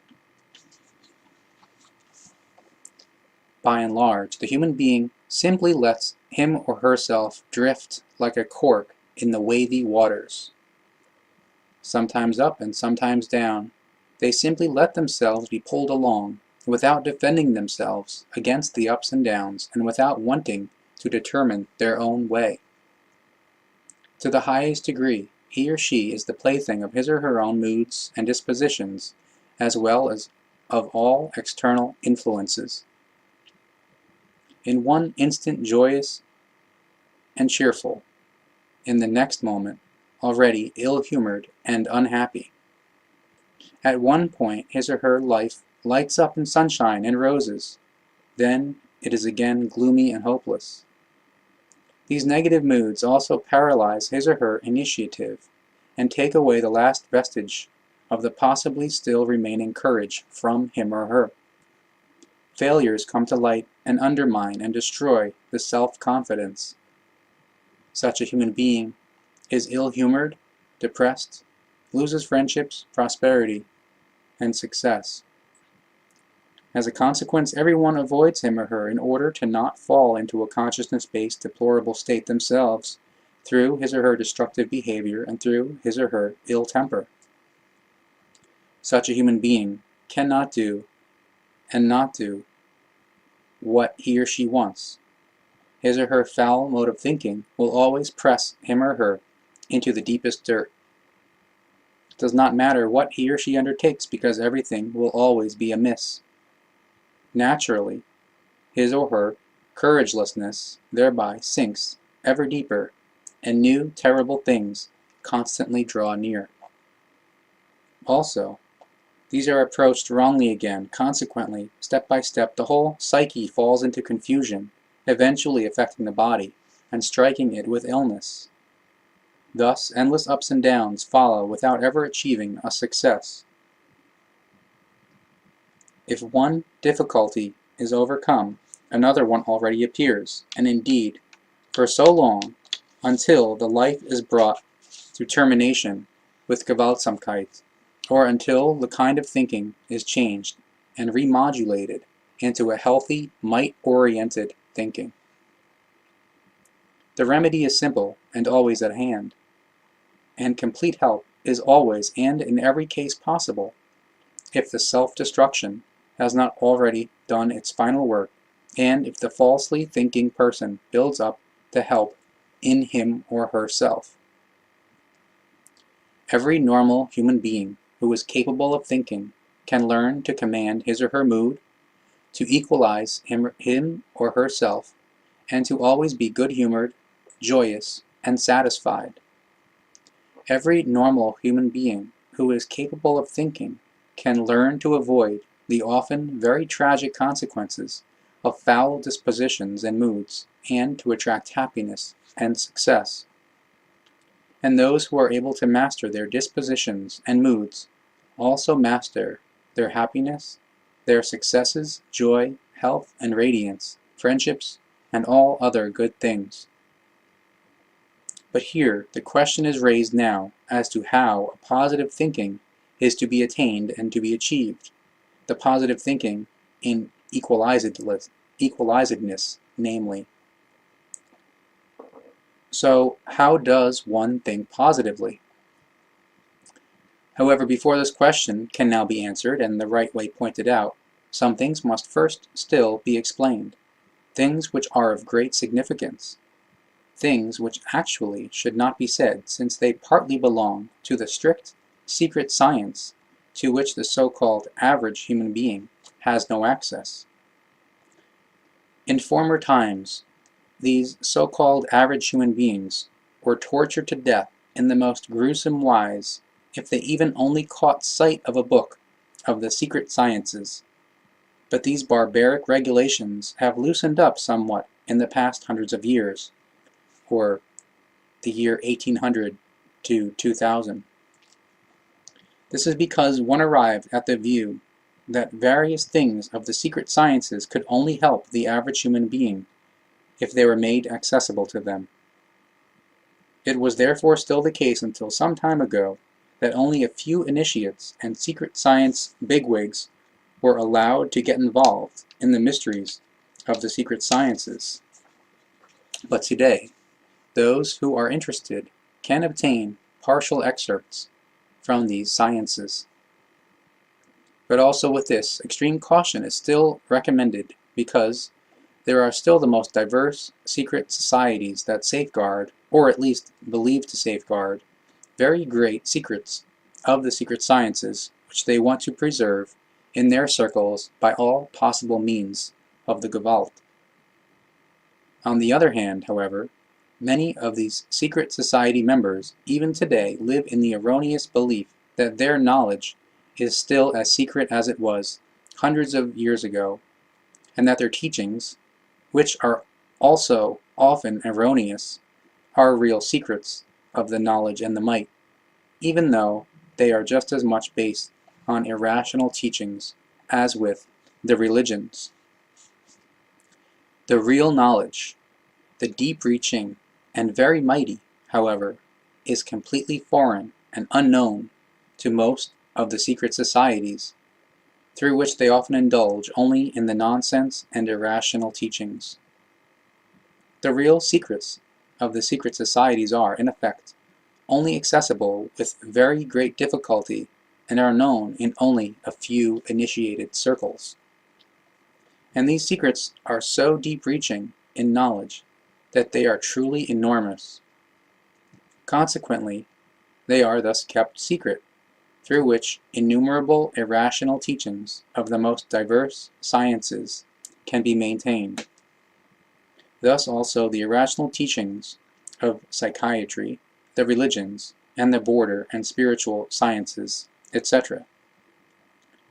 From this it results that very many facts are twisted and misunderstood, although they, through a right and healthy thinking process, should actually bring the right and natural solution. An irrational teaching, once established, however, is steadfastly defended and advocated, through which the effective truth suffers and is suppressed. Through the building up of an irrational teaching and the suppression of the truth as a consequence of it, enormous might arises in every respect, as well as on a financial basis, and with respect to the control of the human beings as objects of exploitation, and so on and so forth. A science based on an irrational teaching is able to beat unexpected masses of entire peoples into its bondage. Thus also, the sciences of the, quote, spiritual healing, which are able to degenerate absolutely healthy human beings into complete idiots. The same science that designates psychically severely stricken human beings as malingerers when they are already so far gone that they see suicide as the only solution. A supposed, quote, spiritual science, which is based on an unexcusable, irrational teaching and which lacks a normal, natural logic. A supposed, quote, spiritual science, which is supposed to be based on a likewise supposed secret knowledge in relation to research of spirit and psyche, respectively, psychic healing. Supposed secret knowledge, which does not have the slightest to do with the real secret knowledge, because the proclaimed supposed secret knowledge only represents an irrational teaching which is very easy to see through. An irrational teaching which is devoid of any real foundation, and therefore cannot lead to any result or success. And that this is really the case is proven by this irrational teaching itself, and indeed by the fact that a really psychically ill human being can never be healed by it, and that such human beings are written off as unhealable, etc., by this supposed secret science. And it should be clearly and precisely stated here that effectively the talk is of psychically ill human beings, and not the talk of, quote, mentally ill, or ones who are ill in their consciousness, or of human beings who are burdened only with major problems, because there is a very big difference between them. And this very big difference remains undeniably present, even if this supposed, quote, spiritual science tries to claim by all means that this is not so. A psychically ill human being suffers only from his or her mode of thinking, which has gotten very badly out of control of the good human nature, whereas a person who is ill in their consciousness is effectively more or less confused in his or her consciousness. But how should this supposed, quote, spiritual science be able to understand and realize the difference if it is not even able to recognize the logic of the most minimal wisdom? Certain sciences, charlatans and deceivers, and many other elements spread throughout the vast labyrinth of the secret sciences, which they, however, are not in the position to unravel. Members of these certain sciences, but also the charlatans and deceivers, would-be greats and fools, indulge in healing practices, etc., which are devoid of any logic and are based on irrational teachings, which become even more widespread through them. For example, there was a psychiatrist who dismissed and abandoned a 27-year-old woman as a hopeless case in the, quote, desert, while the same woman, only 4 months later, with full health, began a new life, healed by the help of a knowing, quote, layman, who, in a short time, had taught her a correct and new mode of thinking. There was, however, also the healer, or i.e. quack, who sold his, quote, infallible gold salts against leukemia and cancer, and who thereby attained a net profit of 600,000 old francs every morning. There was and still is, however, also this and that hypocrite who, quote, as a result of a vow, treats every illness, quote, free of charge, i.e. at a horrendous price, which is paid by the, quote, healed ones as, quote, voluntary honorariums. There was, however, also the fraudulent, quote, biologist, with his pseudo-super serum against leukemia, and there was also the great, quote, great Italian professor who claimed to have captured the fluid of the stars. But there were and are even today the great, quote, miracle and spiritual healers who perform true, quote, miracles and, through near and remote treatment, heal their gullible fellow human beings from all possible and impossible illnesses, even from very many illnesses which are not present at all, or do not even exist in the entire universe. This is all the easier for these charlatans and deceivers to accomplish because the dear human beings have fallen into the deluded belief through religions, and thereby want to be deceived, good and proper, because these poor creatures believe in the nonsense told to them. In all kinds of newspapers, magazines, and trashy publications, etc., advertisements of the following kind are to be found, in which charlatans, with very well-known or even unknown names, refer to the mysterious unknown, to their, quote, spiritual powers, or to, quote, helpers from beyond, to their, quote, enormous knowledge, and to the secret sciences. However, also, quote, scientists and, quote, great ones of the psychiatry of lesser rank spread widely in this manner, thereby bringing their nonsense and their irrational teachings with destructiveness and deadliness to the people. Their advertisements, as follows, are not uncommon. Psychiatry, the miracle science for a healthy, happy life. The psychiatrist, the savior and preserver of your life. The fascinating stare of the hypnotist, effortless, simple, easy. Pains and addictions of all kinds disappear in no time, forever. Give up smoking through hypnosis, guaranteed success. The prana frees you from smoking forever. The wave bracelet, the miracle cure against rheumatism. Awaken love, an effective formula based on ancient Indian magic. Success in love through the miracle talisman. Psychiatrist, rescuer of humankind. The spiritual healer, rescuer of your life. The clairvoyant, your bringer of fortune. Spiritual healer, rescuer in hardship and misery.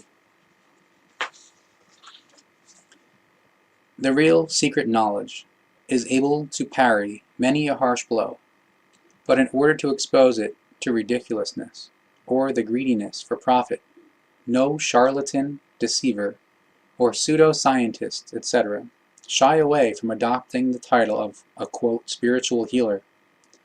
Psychiatrist, hypnotist, professor, guru, prophet, or magician, and holy one. And yet the entire, quote, wisdom of these artists often consists only therein that they have completed a few semesters of irrational teaching, or have regaled themselves with unobjective, trashy literature. Trashy literature, which is brought to the people under pompous titles as, for example, quote, Spiritual Healing, Ways to Spirit Healing, How to Become a Psychiatrist, You, the Great Psychiatrist and Psychologist, Magical Arts, Your Way to Happiness, Religion, Your Rescuer, and so on and so forth. It should indeed be self-evident and clear that the aforementioned quacks, quote, scientists, charlatans and deceivers, have in no wise anything to do with those who conduct their science, their, quote, spirit healing, hypnosis, etc., in a real and honest manner, and with the necessary knowledge and ability. Unfortunately, however, it is the case that, of all people, great deceivers, charlatans, and would-be greats with very well-known names have usurped various areas of the healing, deceiving fellow human beings, and writing large, thick books. In no wise is it denied that various human beings are absolutely capable of acting as, quote, spiritual healers. Hypnotists, telepaths, and telekinetists, etc., because the consciousness power is undisputably the most immense. It is a power which is even able to destroy matter, and through it this can be accomplished, which are regarded as unexplainable or miracles to the unknowing human beings, but which, when seen naturally and knowingly, are absolutely normal and explainable.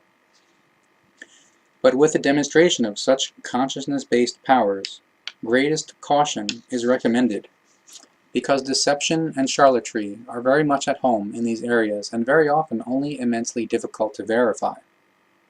This is quite especially the case where a human being is a delusional believer or otherwise very easily influenced.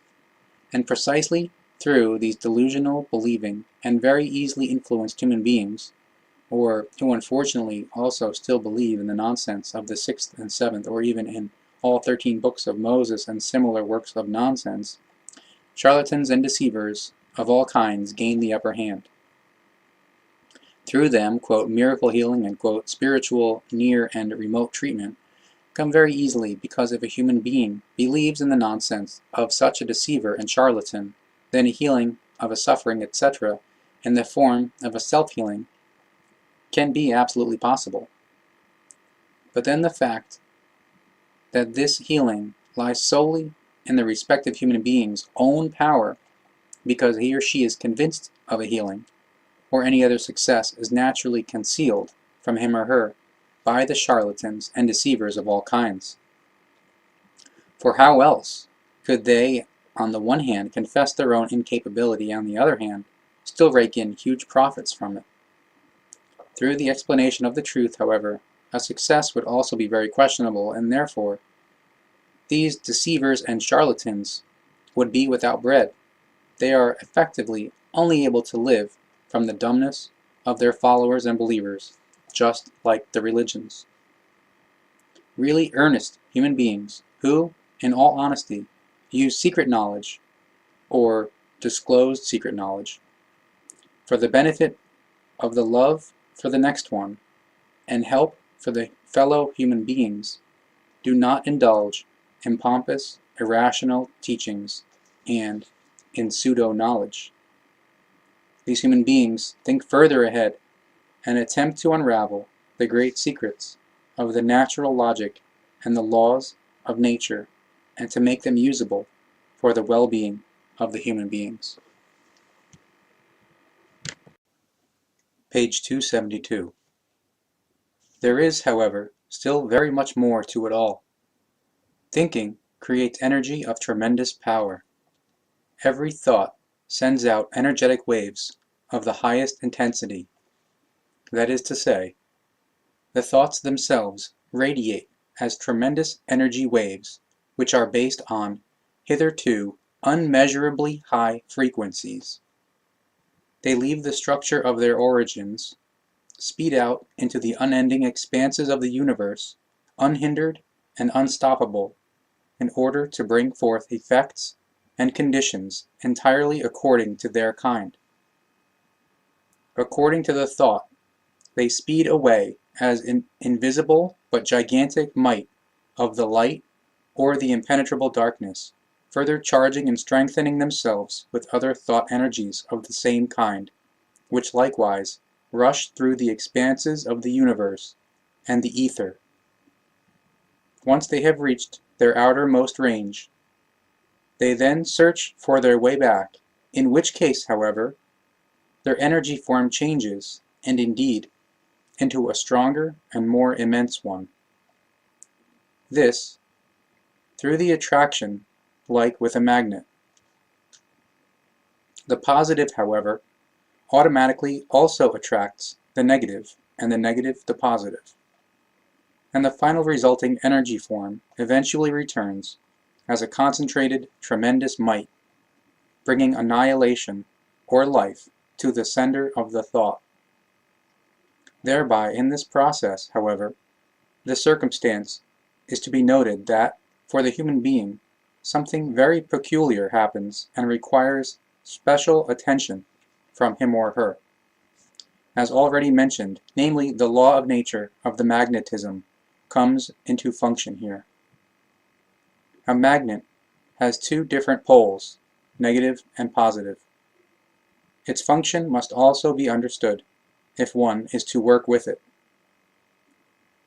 The plus pole, or plus positive, can only attract negatives, whereas the minus pole, or minus negative, repels everything, if this, quote, everything, is not positive or plus. Therefore, when it has been said at an earlier place that radiated evil or negative thoughts, worries, and unsatisfaction, etc., are hurled back with a boomerang-like effect, in which case they inevitably strike the sender of the thoughts again with devastating force, which occurs in the same manner with good and positive thoughts, but only with good effects, then this is therefore to be understood rightly, and indeed as follows. According to nature, a radiated thought, whether evil, negative, good or positive, is again hurled back exactly in the manner as it has been sent out, only very tremendously strengthened and therefore changed in its energy form into a stronger form, which is then referred to as negative or positive according to its original form.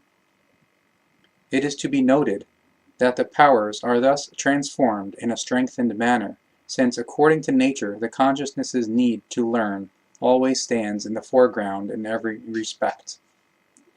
Therefore, when a boomerang-like effect is spoken of, then this is to be understood in the manner that the boomerang is hurled away and caught again after its return flight. The boomerang represents in this case as an example the thoughts, and the power of the hurling very simply the power of the thoughts, respectively, their form in the negative or positive, thus the form of the sending of the thoughts. When the boomerang returns to the thrower, he or she therefore catches the same boomerang or thoughts again, which he or she has hurled away or sent out, but only very much strengthened. The power, namely, which hits the boomerang thrower, or sender of the thoughts, by the catching of the returning boomerang, or thoughts, has changed, or transformed, through the return flight, namely into a striking power, or reception of the thoughts. So, the substance of the boomerang, or thought, therefore remains the same, while the hurling power, or thought-sending power, is transformed into a recoil power, or thought return power. Therefore, while the hurling away of the boomerang only takes physical power, good aim and no pain, the catching of the boomerang again during the return flight thus requires great skill, courage, and the acceptance of the not to be overlooked pain during the impact of the catch, if the catch is not carried out correctly. So the hurling power therefore transforms into a striking power, whereas the boomerang itself remains unchanged in its substance. Following this nature, conditioned example, the human consciousness powers also work along the same line and according to the same principle. Therefore, if a positive thought is thus radiated, then it transforms itself in its power form and strikes the sender of the thought again in strengthened form, which is referred to as negative. So it, however, also happens with the sending of a negative thought, which then strikes the sender of the thought in strengthened form, which is referred to as positive. Although it appears to be a paradox, it is in itself not such, for the whole process is fully logical, correct, nature-conditioned, and formed according to creational regulation and creational laws. The consciousness needs the positive as well as the negative.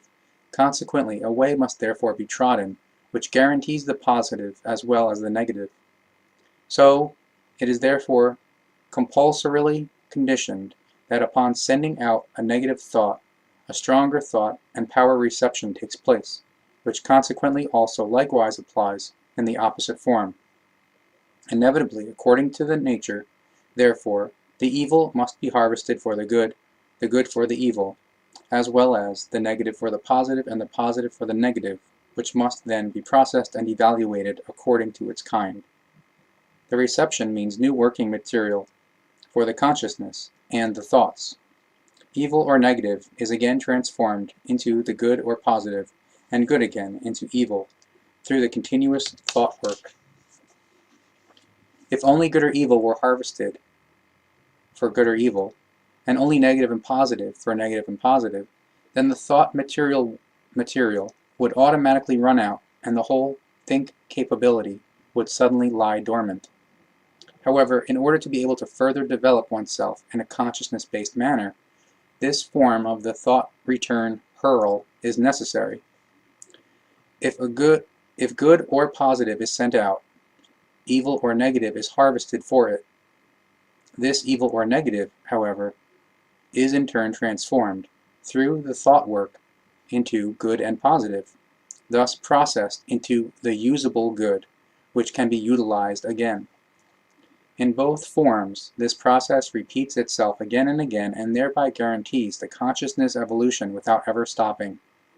The process with the negative body of thoughts is therefore exactly the same. Negative or evil is sent out, and good or positive is harvested for it, which is processed through the thought work again into negative or positive and finds application again in new usage. But with this process alone, it is not enough, because the human being must indeed ultimately become equalized in a consciousness-based manner one day. And precisely the aforementioned way of the negative and positive leads to this equalizedness. The way to this is trodden in the manner that through the processing of positive and negative, cognitions are obtained, and these settle themselves as effective knowledge in an impulse-based manner in the storage banks and in the subconsciousness, and can never be lost anymore. The knowledge attained in this manner forms the actual wisdom potential, which consists of positive and negative and slowly develops into an equal strength, therefore into the equalizedness. Two different powers, therefore, positive and negative, which in themselves each form a complete oneness, and in the union create the hyper-oneness, the equalizedness, and harmony. Only through this, and in this way alone, the human being builds, in the course of their uncountable lives, or in the developmental process of their many incarnations, upwards into the consciousness-based equalizedness, and therefore towards the relative absolute fulfillment. Towards the relative absolute fulfillment, which is just as much negative as positive, namely, equalized and harmonious. In order to guarantee a complete consciousness-based equalizedness and harmony, it is necessary that the positive and negative in the human being are formed precisely of equal strength. Positive and negative are therefore necessary to life, only in that they must be brought to a normal state and be freed of Ausartungen. Even the Ur-creation lives in the consonance with positive and negative, so therefore its creation the creation, is of the same form, from which in turn results that also the creation of the creation, the human being, is formed identically to it and must live according to its laws. And the spirit in the human being is only able to go through its evolution steps if it also follows these creational laws. If there were only one pole, positive or negative, or good or evil, according to the average understanding of human beings, then the spirit and the consciousness would not be able to evolve. Vain idiocy and absolute disinterest would therefore prevail in the human being. For how could a human being be able to think if there were no material for the thinking, because no oppositeness existed? And how could a creation create creatures if there were no knowledge and no interest for it, which must first be brought forth through opposites of positive and negative form? Thinking about this consequentially and logically, it also results that a malicious, irrational teaching must be at hand when it is claimed that the human being should only be good and submissive, in the sense that he or she should endure everything which simply befalls him or her, wanted or unwanted. Good and respectful should the human being be, as such, in and of itself, and in the consciousness when he or she considers the tremendous and unmeasurable greatness of the creation. This is most certain, but he or she must not be good and submissive in the form as the religions teach and demand it, for this way brings only the consciousness-based and physical downfall. Through the spirit in the human being, the creation itself demands of the consciousness, through its decreed laws and recommendations, that both must be positive and negative. Therefore, the irrational teachings of the religions can already be recognized through this. And both means both spirit and consciousness of the human being. Through this they show, with their dogmas themselves, that they are only the consciousness-destroying machination of primitive thinking human beings, the work of primitive leadership of people, greed for might, delusional guidance, and charlatanry of the furthest extent. It is absolutely right that according to creationally determined laws, certain thoughts return fully identically to the sender of the thought in equal strength, thus just as they have been sent out, identical in the sense that good comes back as good and evil as evil in the original mass. This process, however, is based on other things when they were explained by the form of the boomerang, namely in purely spiritual, fine, sensitive, feeling-based, or feeling-based forms. Since the human being is unfamiliar with the truth regarding these facts, he or she consequently allows him or herself to be fooled and led into delusion. The previously explained thinking form, or boomerang explanation, is based on the factor, quote, life-based thinking, whereas the second thinking form, which is now to be described here, forms the factors of the, quote, feeling-based thinking, its feelings, and of the fine spiritual perceiving. That is to say, when the thoughts are conditioned in a feeling-based manner, then their power does not change if these thoughts are really of pure form. As an example, love and hatred apply here. When feeling-based or spiritual, fine, sensitive feeling-based love, or pure feeling-based or emotional hatred is developed, then these thereby concern spiritual, fine, sensitive feelings, emotions, or feelings which are transferred to the thinking of the human being and are thus radiated as thought powers, emotions, or spiritual, fine, sensitive feelings. Through the connection with the feelings, the feeling thoughts are formed, which, according to their kind, are able to create and to send back the corresponding form. Feeling-based sent-out thoughts of the love are therefore able to return again as love of identical form into the sender of the thoughts, while in the same manner with hatred, hatred can also be harvested again in the same manner. But here, it is to be considered clearly that this thinking no longer concerns the pure life-based thinking, but rather the form of the feeling thinking. Feelings, therefore, which are built up in a purely thought-based manner.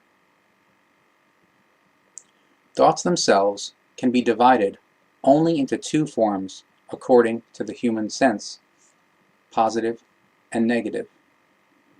According to human thinking forms, the negative means evil, ungood, denying, negating, doubting, etc., whereas the positive is interpreted as good, upbuilding, affirming, and undoubting, etc.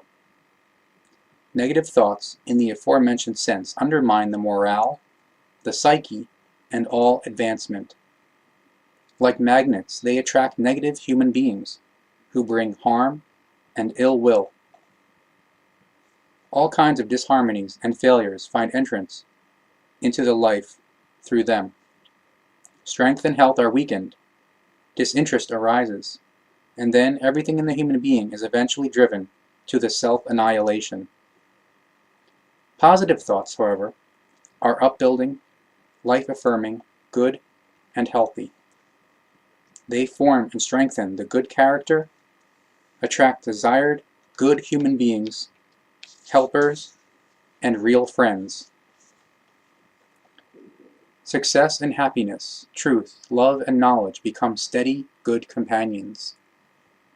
Through his or her thinking, the human being fills his or her life with light or impenetrable darkness, with misery and hardship, or with happiness and success. This is always in accordance with the nature of the thoughts, according to their kind and direction. Thus, a very distinct thinking direction and thinking form means to develop in a very distinct direction, negative or positive. Every thought attracts exactly what it sends out as power, evil or good, just like a metal magnet which attracts only magnetic metal, thus things of the same kind. When the human being turns inward to his or her thinking and its power, the most painful and self-grieving experiences become unnecessary for the life. If the human being connects him or herself to their own thoughts in a good form, then his or her power increases unmeasurably, and he or she raises far above all influences and mights of the physical and material world. External influences are able to wield might over him or her only for so long as this might is connected to them in the human thinking. Might of thoughts means tremendous richness, richness of the life. Life richness, however, does not consist, to say it straight away beforehand, in the stockpiling of material riches. There are only material values which are passing. Such riches are only sought for the sake of the possession and prosperity. Whoever indulges in them becomes a slave of his or her possessions and is possessed by them. Naked, self-serving greed for possession of riches or their acquisition inevitably attracts undesired, terrible things, sooner or later. Illnesses appear, domestic misery, unfortune, painful loss, so that a real happiness never finds entrance.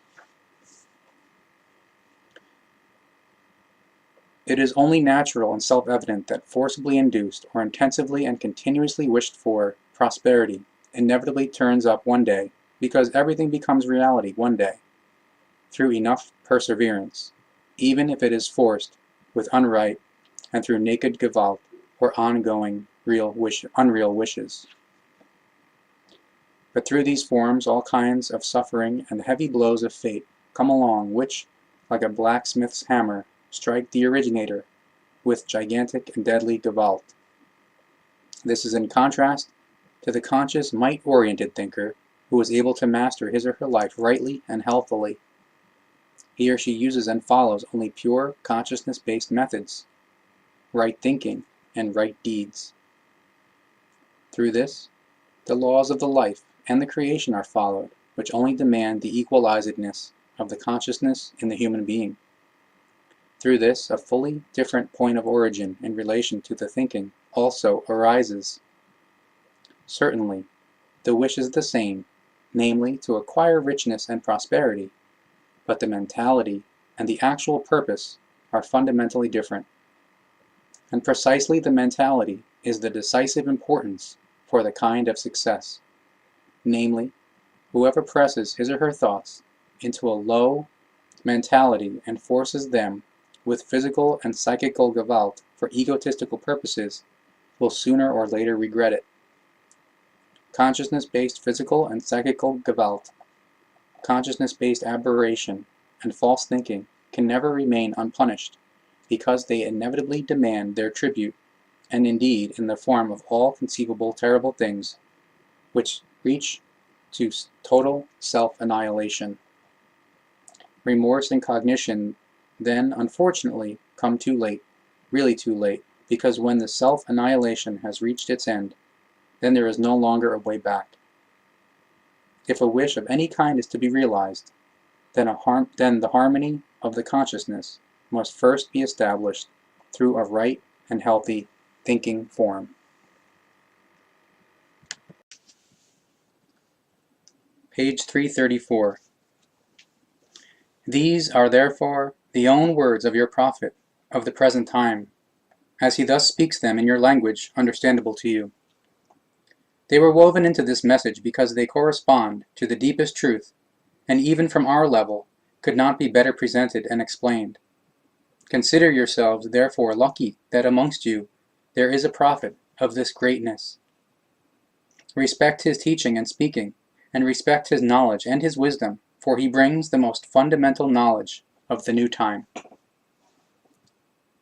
After these explanations, with the own words of your prophet, you can, after a mere cursory valuation of everything presented, also be inclined to attach hardly any greater significance to the material and worldly, which, however, would be very false, because even the material and worldly have great significance. This would mean an undervaluation of the material, through which a one-sided valuation would arise and lead to the half measure. The striving of the earth human being must go towards achieving a best possible, absolutely full development in all areas of his or her life, and for this reason you cannot fail to do without the material and worldly factors as long as you live as material forms. The material and worldly are a constituent part of your life through which you are able to live. For the emerging life is only there where the spirit enters into a connection with the material. This means that material and worldly things guarantee the preservation of the body and the material life. But these factors must not be attached with too great and overweighing significance, because the highest values lie in the evolution of the spirit and the consciousness. Material and worldly factors represent, therefore, only a means of help in order to let the true evolution go its way. In itself, however, material and worldly factors form an autonomous oneness, without which the body is not able to live. This explains that the body is therefore not able to live without the material and worldly, just as the body is, however, not able to live without the spirit. The material and worldly, in turn, is also only able to exist through the presence of the body, through which, again, a closed circle is formed. This now indeed explains the life with one understanding, not, however, the matter or composition of the material things, because everything in the universe must certainly have its origin, and finds this origin in the creation. Stated with simple words, this gives the result that also material things embody a form of spirit, namely compacted spirit energy. This spirit energy, of which everything material is composed, in turn represents in certain form nourishment for the spirit, and therefore for the spirit form of the human being, because from this energy the spirit takes up fine fluidal constituent parts through its power, which are necessary for its upbuilding and its preservation. This therefore implies that the spirit also needs a special life-sustaining nourishment, just like the material body as well, only that the very nourishment of the spirit is composed of spiritual energetical form, and indeed in the finest form. This fact shows that all occurrences and all processes, etc., flow into each other, and that the one thing is processed into the other.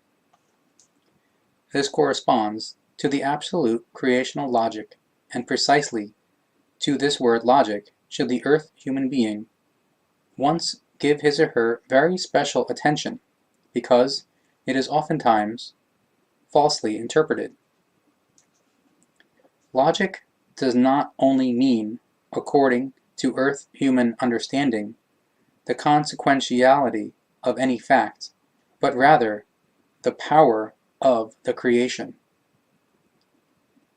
Derived from your ancient Greek language is the word logos, the valuation of which means creation power.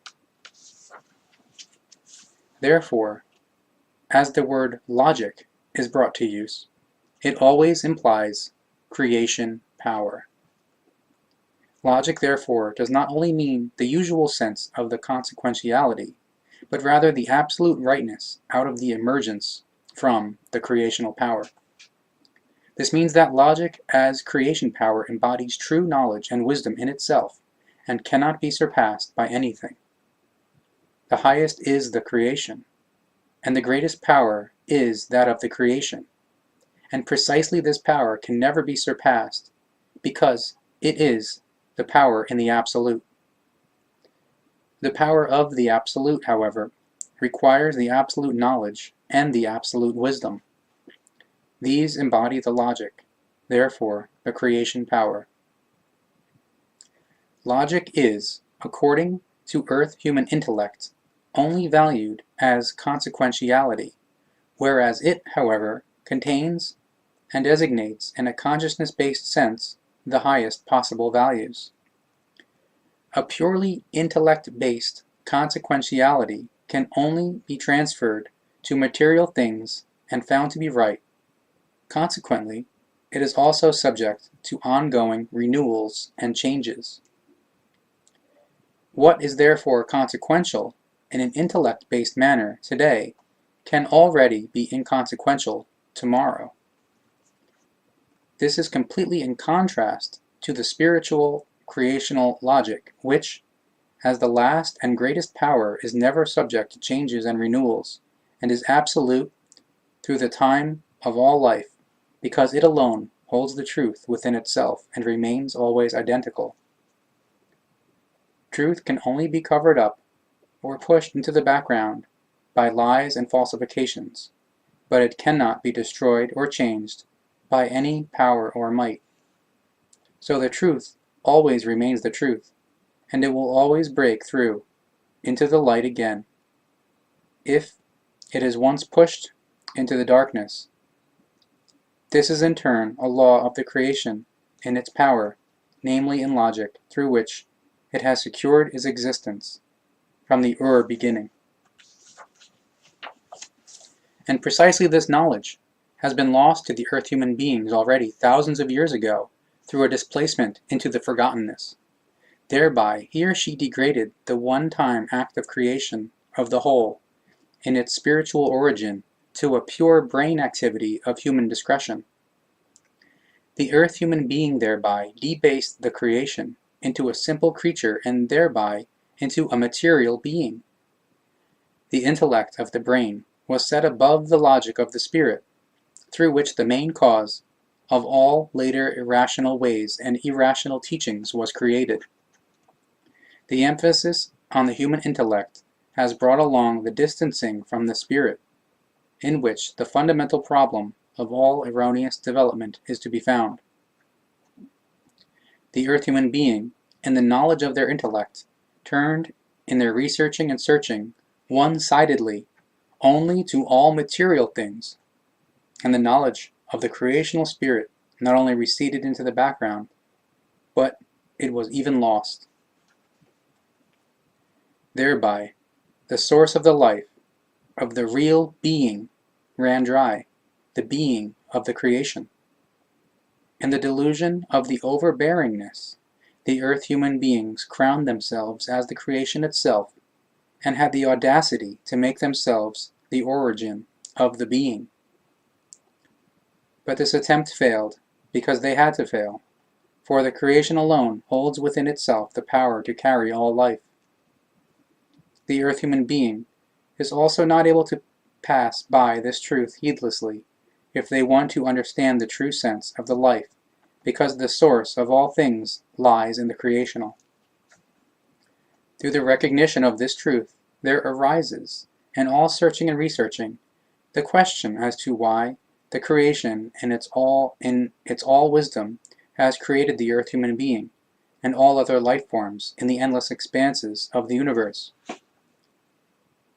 But the purpose-emphasized intellect of the earth human being simply pushes this question aside, because through their thinking, which is contrary to the law of the creation, he or she is only able to look at and consider everything from the perspective of the form of appearance, and hence values them according to their material and worldly usefulness. Only a material form of appearance thus imparts a certain value to them, whereas spiritual forms of appearance seem senseless and unvaluable to them. The earth human's intellect-based research and the intellect-based searching thus have not only actually forgotten and lost the creation, but have also denied it, or simply falsified it, up to the point of unrecognizability through religions. In the delusion of the overbearingness, the sciences have proceeded to degrade the workings, activities, and creations of the creation as pure workings, activities, and creations of the natural powers, and to take away from them the origin of the creational. These delusional fantasies are called natural sciences and natural philosophies by the earth human being, which are fundamentally based only on opinions and are spread as malicious, irrational teachings. The natural scientific and natural philosophical explanations of the world's contexts force the earth human being more and more into the pattern of the general insanity of irrational teachings which are foreign to creation, and into purely worldly materialistic thinking, through which the last knowledge of the truth must definitively be lost. As the second malicious factor of the same order of magnitude are the religions to be mentioned. Even if they stand as opposing powers to the natural sciences and natural philosophies, their irrational teachings, however, are no less dangerous and no less estranging from the creation. In the place of the creation, they have put a god, or more, who must be worshipped in submissiveness and, quote, spiritlessness. The thinking in spiritual form is forbidden to the believers, and they are threatened with purgatory and damnation, if one should nevertheless have the audacity to ask about the how, where, and why.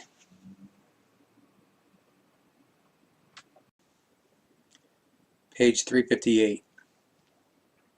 This is the brotherly and sisterly connectedness of the life forms. In addition to this form of nourishment, however, the spirit still needs another nourishment because, as with the material life form, nourishment and liquid are necessary for the preservation of the body. So the spirit also needs both factors only that these are manifested in spiritual energetical form. So now, the first energy form is obtained from other life forms. The second nourishment form is obtained from the cosmic electromagnetic level, in likewise spiritual energy form. And the third form is created by the consciousness-based thinking processes through which knowledge and wisdom, love, and other powers are formed in the consciousness and in the spirit. These are therefore the second and third nourishment form of the spirit. This is the bread and the wine of which Emmanuel had spoken, the nourishment of the spirit. 2,000 years have, however, passed over your world since his time, and his teaching has been falsified up to the point of unrecognizability, which is why in the present time it must be transmitted again in a new form by us to one of your prophets. Therefore, respect his talk when he speaks to you, because although his power for the accomplishment of visible, consciousness-based applications of power does not reach the measure of Emmanuel's, he, however, thus exceeds his spiritual knowledge by many times. In his time, Emmanuel was greater in the accomplishment of visible consciousness power acts, which the earth human beings call miracles in their unknowledge. By contrast, however, your new prophet of the new time is very much richer in knowledge and wisdom. The developmental change of the time and of the earth human being require this change in this form. At the time of Emmanuel, the earth human being still placed very little value on intellect-based thoughts. Rather, their senses were directed towards visible acts. In order to instruct the earth human beings of that time and to make the rightness of the presented teaching comprehensible to them, it was necessary to demonstrate visible acts of the consciousness power to them. The earth human being of the present time, however, has developmentally changed their senses and directed them according to the rationality.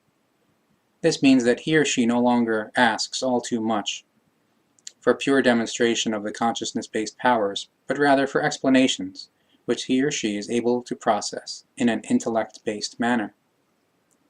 Through this processing of the presented explanations of the spiritual teaching, the earth human being of the present time is able to work out the real values and the logic. Acts and the use of consciousness-based powers thereby become a secondary matter, because only intellect-based cognitions are of value. This means, however, that the knowledge and the wisdom of the new time prophet must be many times higher developed than this was the case with Emmanuel. The prophethood, however, becomes thereby even much more difficult for your new time prophet than it already was for Emmanuel. Consider, therefore, that your new prophet must pave the way for the permeation and the spreading of the spiritual teaching through the field of the rapacious beast of rationality. As weapons, he does not have those consciousness powers for the accomplishment of, quote, miracles at his utilization, as Emmanuel had available. The beast of rationality can be confronted by your new time prophet only with logic, knowledge, wisdom, and love. Take as an allegory of his fight against the beast of the earth human rationality an owl which gets into the blood-sopping clutches of beasts which have become wild. Only their maneuverability, speed, and reaction capability will save them from the certain death. The purely intellectual human beings of the earthly sphere feel shocked and disparaged by the utterance of these truths, which is why they may indeed laugh pitifully at the explanations. In the absence of real logic and a real thinking capability, they must in fact do this because they must thereby reveal their unknowing dumbness. How could they therefore even do otherwise than laugh when the knowledge of the fundamental cognitions of the being and being is fully lacking, and they have to answer simple questions in this regard with a shrug of the shoulders.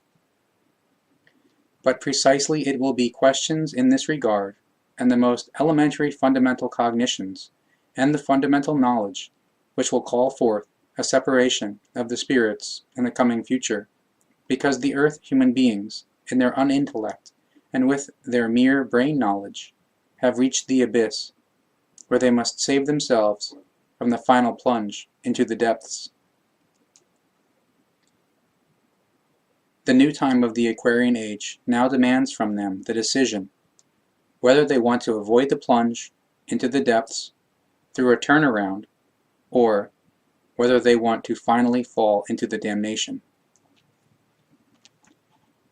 The new time itself, however, demands that the earth human beings look for new, practicable ways and make these ways accessible to themselves. They, however, will be forced by the new age to finally tread the way which no longer binds to paths of the confusion and unreal, namely the way of the real truth, the way of the creational laws and recommendations, the way of the creational brazen regulation. Only very few earth human beings in the present time will find the beginning of the way of the truth, because the majority of the masses will still remain imprisoned for a long time in the irrational teachings of the religions and sciences. The true teaching of the Spirit, as is proclaimed by the new prophet, falls victim in all measures to the same ways as all prophecies of earlier times. The earth human beings, entangled in tracks of belief, try by all means to cling to the time immemorial irrational teachings and to condemn and nullify the newly presented teaching, through which the old wisdom of an equally old language gains validity once again when it is said, quote, "The prophet is not honored in his own land." These words will also find their use towards the new prophet and his successors, and therefore his teaching will be accused of being lies. But the time will not stand still, and will bring along great developmental change.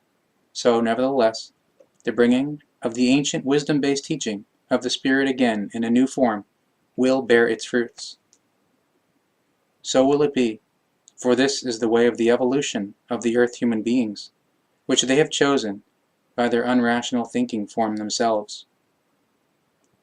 Others from the masses of earth humankind, however, will rebel against the spiritual teaching and against the new prophet with less aggressive utterances than this is done by those religiously influenced. Their kind will only be the representation of their previous false view of life, namely that they would not in the least lay any values on a spiritual teaching, and that the creation, its laws and recommendations, and the real being, the truth and wisdom, the knowledge and the love are, nevertheless, a most uncertain matter. It is very difficult to undertake anything against unknowledgeness, delusional guidance, and irrational teachings, because they can only be overcome and instructed by knowledge, wisdom, and consciousness rationality alone. Skepticism, criticism, know-it-all attitudes, and earth-human mental limitations form very difficult factors to break through.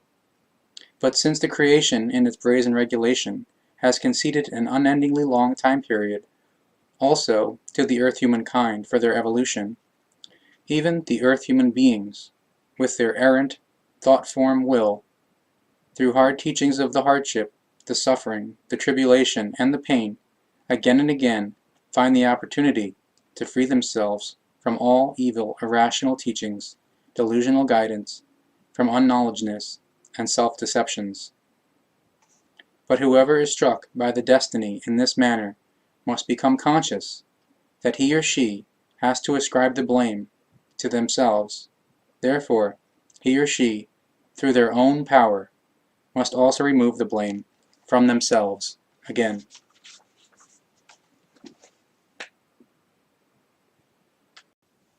Page 322. If this does not happen, however, then an Ausartung into the negative or positive occurs, in which case Ausartung and R, however, against nature in every case and in every direction. Only an equalizedness of the negative-positive is natural and logical, of permanent benefit, and of real value. Real positive thinking, therefore, means thinking neutral positively, therefore not contrarily and not speaking against a matter.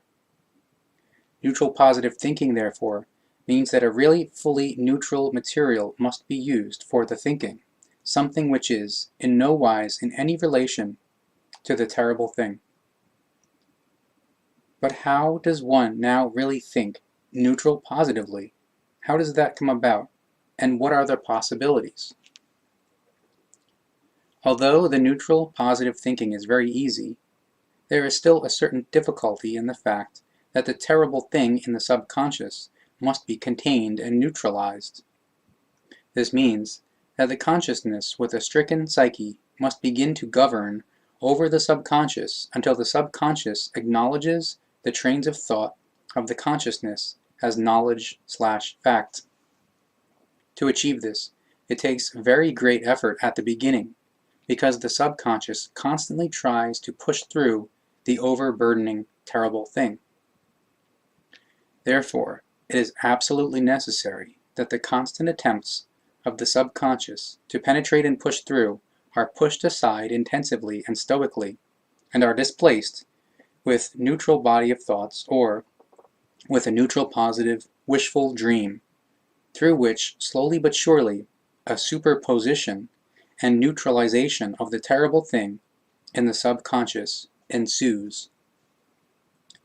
The best neutral positive thinking is a wishful dream, but however, other neutral positive body of thoughts can also be used. But it should be said that a wishful dream is simpler and easier to use for very many human beings than any other neutral positive thinking material. Neutral positive thinking goods also mean that the thinking material must not have an iota touching upon the existing terrible thing or suffering.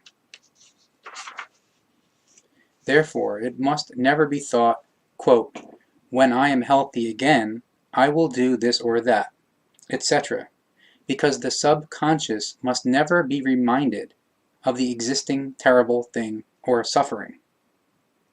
So, for example, a rose forms a neutral positive thinking good, because when thoughts about this rose are nurtured, then these have in no wise anything to do with the existing terrible thing or suffering.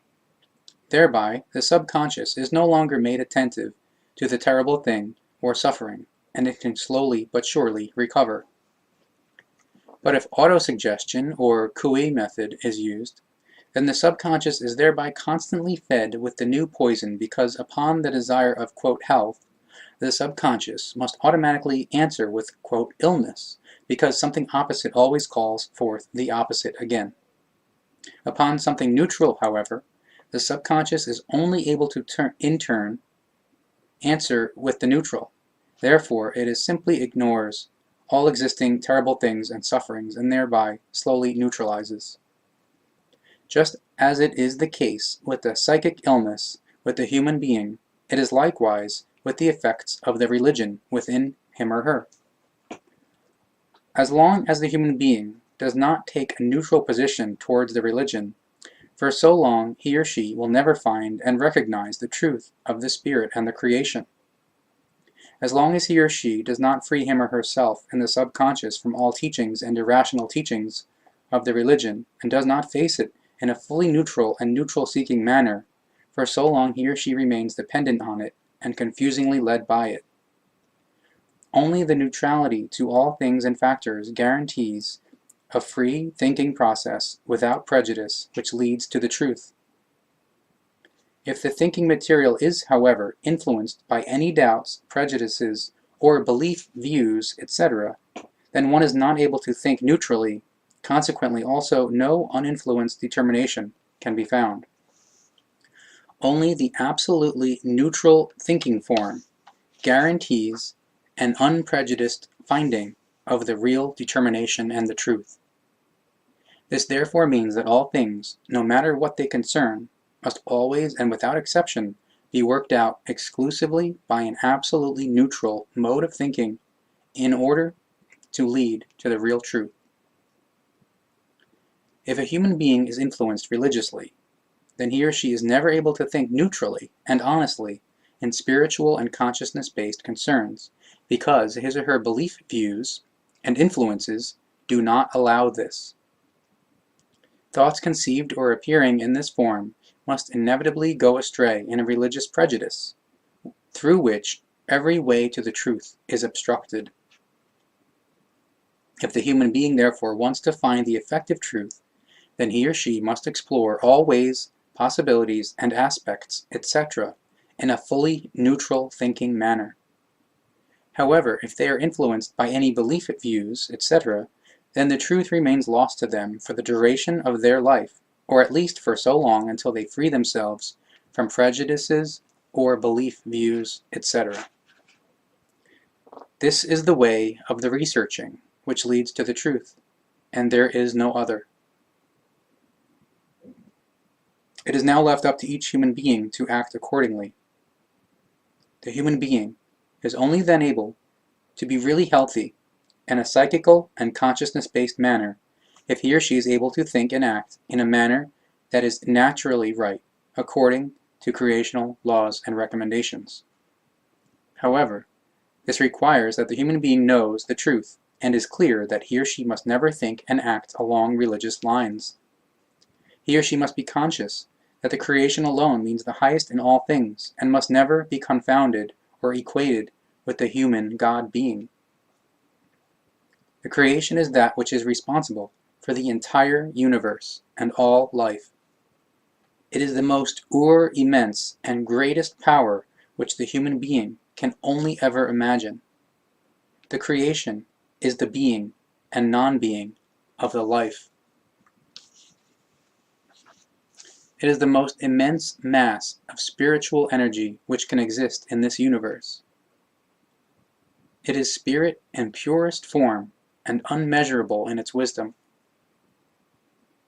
Although the creation is, however, the relatively most absolutely fully developed which the human being knows or believes to know, it must incessantly further develop itself and continuously further relatively absolutely fulfill itself. Thus, the creation incessantly and constantly creates smallest new spirit clusters, which then enliven the human body as spirit forms. This spirit form then has its mission to fulfill therein, that in innumerable rebirths it incessantly further develops and advances, and in the course of unmeasurable periods of time reaches the relative absolute fulfillment. If this then has happened through innumerable lives, then the spirit form returns to the creation and becomes one with it, through which the creation itself further relatively absolutely fulfills itself and becomes ever more immense.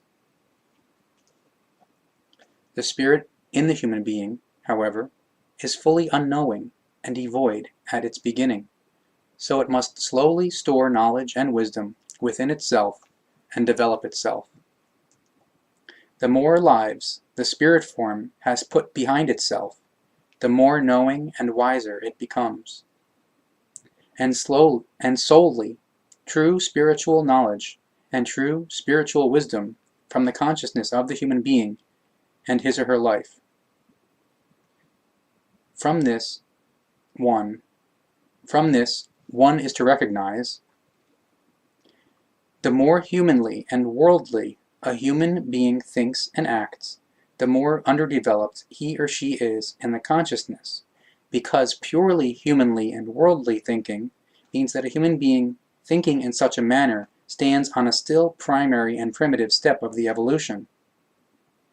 In general, the masses of the humankind are quite consciously held at this step by religions, authorities, and governments, etc. This is partly because they themselves are not taught any better, but partly also because through this, the human being can be enslaved and suppressed to the greatest measure. The most terrible machinations in this regard are thereby practiced by the religions which undermine the self-confidence of the human being, and through cunning and treachery drive him or her to a false submissiveness before an imaginary God. God, however, is first of all not the creation, and secondly, he has no influence on the consciousness life of the human beings. For willing and comprehending and truth-loving human beings, this can be proven if they are responsive to logic. God is a human being, which even Emmanuel, or alias Jesus Christ, has already said. God is a designation for a human being who stands above kings and emperors in a consciousness-based manner. God means, literally translated into the German language, King of Wisdom. And Emmanuel already said at that time, quote, God is a human being like any other human being. Above God, however, stands the creation, immeasurably higher than he or she, for the creation alone is the unmeasurable secret. These words, however, are not to be found in any, quote, holy scripture, for they were quite simply falsified and fraudulently rendered by the book writers, because the truth would inevitably have destroyed every image of the religion. This does not only apply to the Christianity, but to all religions. If the human being wants to rightly think and know, then he or she may solely and exclusively only acknowledge the creation as the highest and greatest power, and to speak in prayers, if this lies in the will or need of the human being, which is, however, never demanded or would ever be decreed by the creation. The creation, which according to human understanding would analogously be God, has not the least to do with the God of a religion.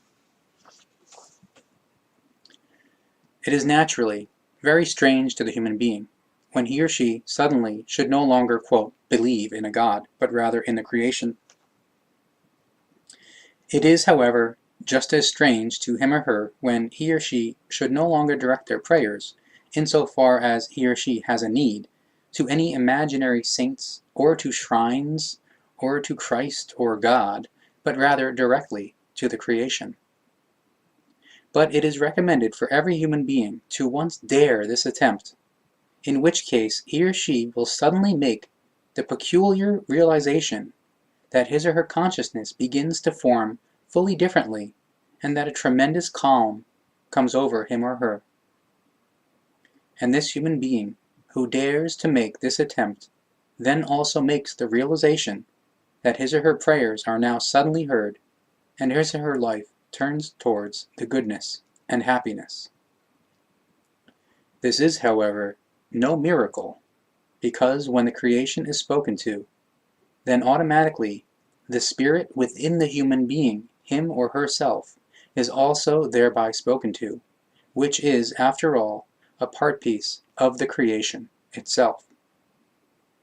The creation is truly the most magnificent which stands above all life, and it alone is absolutely worthy enough to be respected, honored, and recognized by the human being as creation. The worship and veneration of a God, however, as the religions are able to offer, is against nature and false, and foreign to all creational laws and recommendations. But whoever knows this, and nevertheless continues in religious paths, acts consciously against all creational laws and recommendations, and holds back his or her way of the consciousness-based evolution towards the relative absolute fulfillment, the way of the spiritual knowledge and the creational wisdom.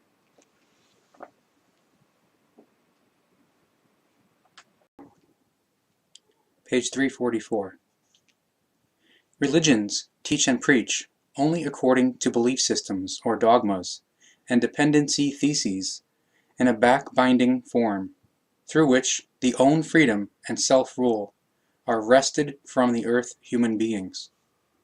And since these evil irrational teachings inevitably, due to their falseness, could never be lived or lived out, they have become rigid in themselves, into senseless and morbid empty phrases, Through this, the deep, pure and simple bond to the creation was also lost within them, and the unknowledge, the falsehood, the deception, murder, and the overbearingness began to grow maliciously rampant. Thereby, however, it raises the question why the quote, clerics of the religions possessed and possess so little cognizance of the spiritual teaching and the truth of the creation, and why they have since time immemorial lacked the unperishable truth of the creational laws and recommendations, and have been strangers to them for thousands of years. Also, this question is very simple to answer. Through the prevalence of the pure intellect life and intellect thinking, the source of the creational thinking in the earth human beings has ran dry, and indeed first and foremost in those human beings who rose up as people leaders and religious leaders. The quote, clerics of the religions created their own gods, dogmas, and legislations, in which case they proclaimed the gods in insane audaciousness as the creation, and presented themselves as their representatives and guardians of the laws and recommendations. Thereby their might grew unmeasurably, and their thinking form changed accordingly to the purely material and worldly. Through this, the source of the creational truth and wisdom and the knowledge of the true being fizzled out little by little. The spirit was disengaged from its function and degraded in newly created irrational teachings to a factor of a godly spark, which is only supposed to have a quote, soul enlivenment in the earth human being.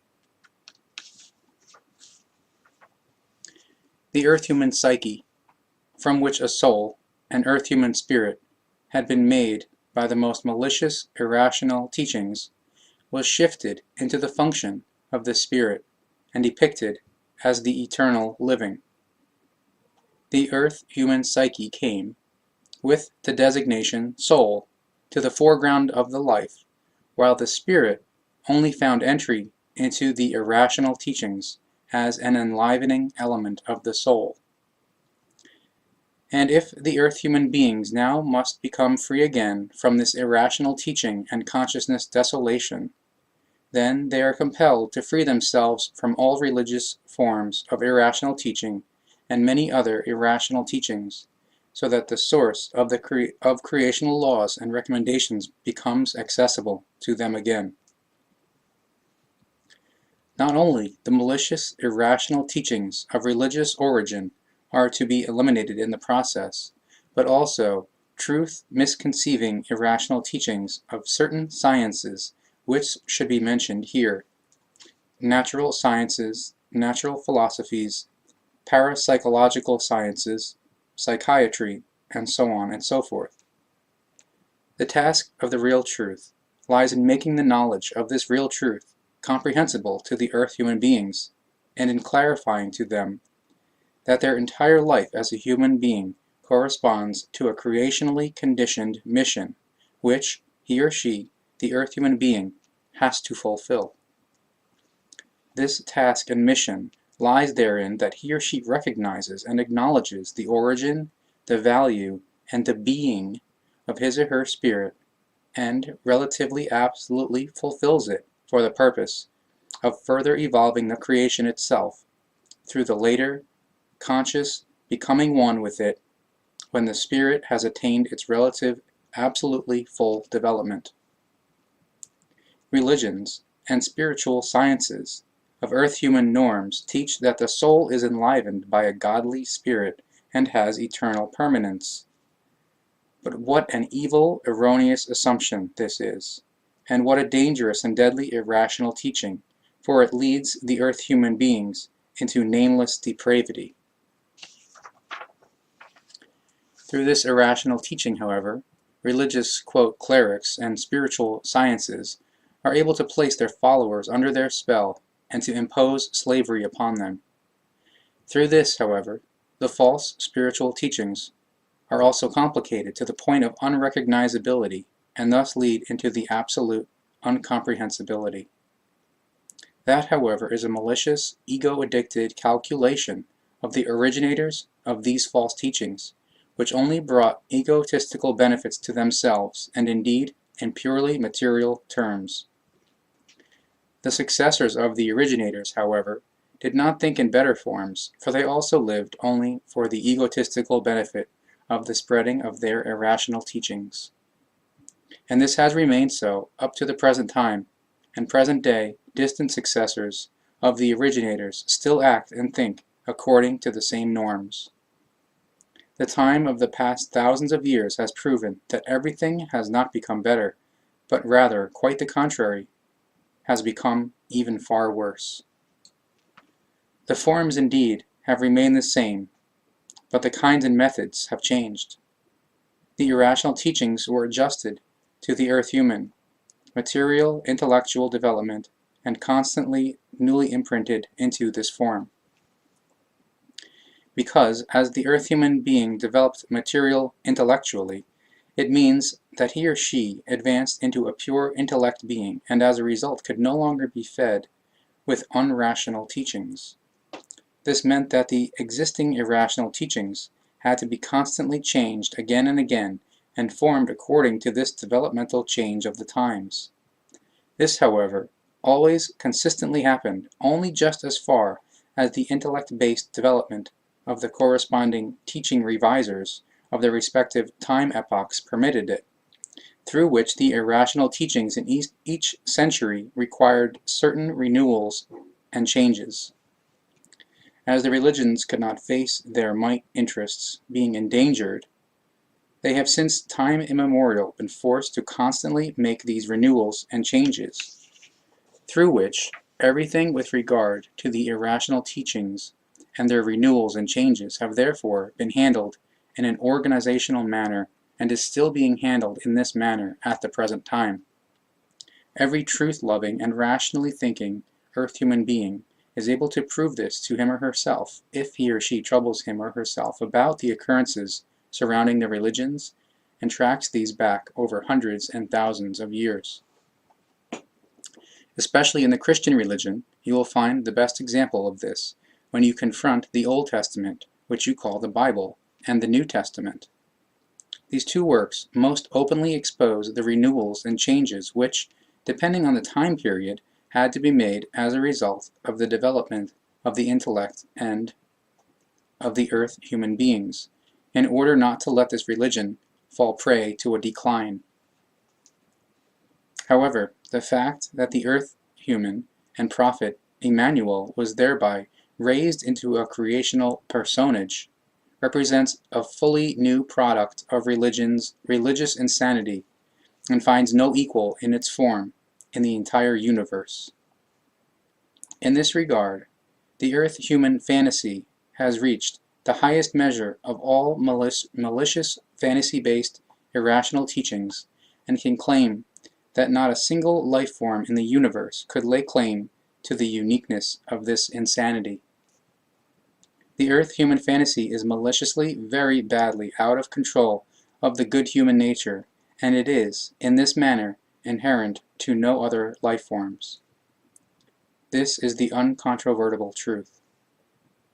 The nourishment of the spirit has already been mentioned once briefly, which now leads to the further question of what is to be done in order to grant the spirit the right care and what kind of nourishment it actually needs. The question must be answered with this. Every life form must be kept alive by an appropriate nourishment, through which the entire evolution of all forms is guaranteed. All and everything, therefore, requires a nourishment, whether it now concerns a human life form, or an animal, or plant life form, a crystal, a stone, or anything else. The nourishment is simply necessary for everything, whether it now concerns a material body, or solids, or the spirit. Only the kind and form of the nourishment are subject to gradual differences, precisely according to creational law-based determination, each kind according to its kind. For the preservation of a material body, which refers to solids such as crystals, stones, planets, celestial bodies, etc., or body, material nourishment is required, whereas for the spirit, a fine fluidal, fine energetical nourishment is necessary. For the preservation of the body and the life of the earth human being, very much has been done up to now, especially by the sciences, which have achieved very extraordinary successes through breeding of new life forms and production of nourishment from all possible things. But these new breeds and products, etc., as is usual with the falsely thinking and falsely acting earth human beings, led thereto that the physical evolution possibilities of the earth human beings became discredited. Through the new breeds and new products, which were developmentally changed into even finer forms, the original natural nourishment was displaced and never evenly matched by the scientifically created substitute. This means that the nourishment for the body available to the earth humankind at the present time is overbred and almost valueless, and that the earth human being has more and more fallen prey to a physical degeneration and weakening, which rob them of any resistance against external and internal influences, and causes them to fall victim to diseases and lingering illnesses. Through their purely intellect-based thinking, the earth human beings have forced themselves into the damnation and paved the way into the impenetrable darkness. And a part of this way into the impenetrable darkness and damnation is also the production of nourishment in an over-farmed form. But also, this way is only an evil consequence of the rationality-based irrationality of the earth human being, because he or she constantly disregarded all laws and recommendations of the creation and the nature, and in the present time disregards them more than ever.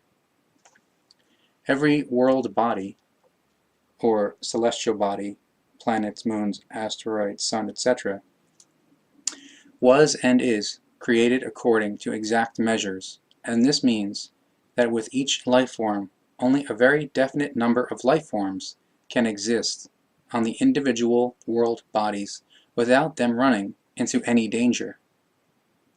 The number of life forms of each world body, insofar as it is designated to carry life, is thus determined. The use of the creational laws and recommendations then enables the nature to bring to use its laws, which are likewise creationally conditioned very precisely and correctly, in order to thereby keep the number of the possible life forms precisely at their levels. But now, if a life form gets very badly out of control of the good human nature, raises itself imperiously above the nature and above the following of its laws, then the brazen regulation of the creational laws and recommendations is broken and a chaos arises. In this chaos lies then the condition that the life form, which has gotten very badly out of control of the good human nature, multiplies quickly and exceeds the determined number for its species. Through this, the nourishment in turn becomes too scarce for this life form, because the nature is no longer able to bring forth this necessary nourishment. The nature of a whole world is able to produce nourishment for a very definite number of life forms, but if this number is exceeded, this inevitably leads to the catastrophe. This is exactly what the earth human being has provoked, even though around 2,000 years ago the very precise number of the human life forms had been mentioned which can be nourished by the earthly nature, namely 529 million human beings. The number of earth human beings at the present time, however, amounts to already eightfold in 1975. The possible norm, which is still continuously being increased unresponsibly, by the irrational human rationality-based thinking, or in 2004, 7.5 billion, or in 2020, 9 billion. But in order to put a stop to this unlogical excess, the way must be taken which has already been mentioned at a previous place. For a very long time, the earth human being has only ever asked the question about the nourishment for their corporeal well-being, but a question about the nourishment for his or her spirit indwelling within him or her had been stifled in the deepest depth by them. But this question is just as important as the question about the nourishment of the body for the body. The precise observation and recognition teaches that for the preservation of the body, all nourishments and liquids are fed through the mouth and reach into the stomach and into the intestines, etc., where they are separated and converted into all vital substances. Therefore, as also with the seed, all influences enter from the outside to the inside and thus produce the life. So it also happens with the earth human being and all other life forms. This is a law of the creation, which states that every life form takes in its nourishment from the outside to the inside and usefully transforms and reworks it in a conversion process, making it capable of sustaining the life. But now that this creational law awakens the cognition that this process is inherent to all life forms, thus also to the spiritual forms, so the question arises: where does the spirit residing in a life form take in its nourishment, and where does it obtain this? The answer to this question is very clear. The spirit takes in its nourishment from the outside into itself, into its spiritual mass, which does not need a mouth. This nourishment consists of pure, fine, fluidal, energetical, cosmic electromagnetic form, and lives in all things. Every life form, however, also sends out energy streams from its inner spirit form, which are again picked up by other inner spirit forms and processed as nourishment.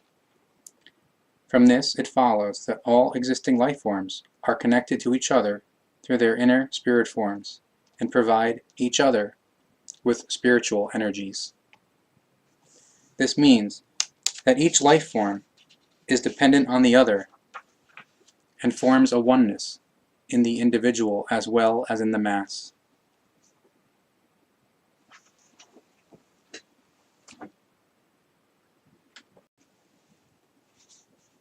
Page 366.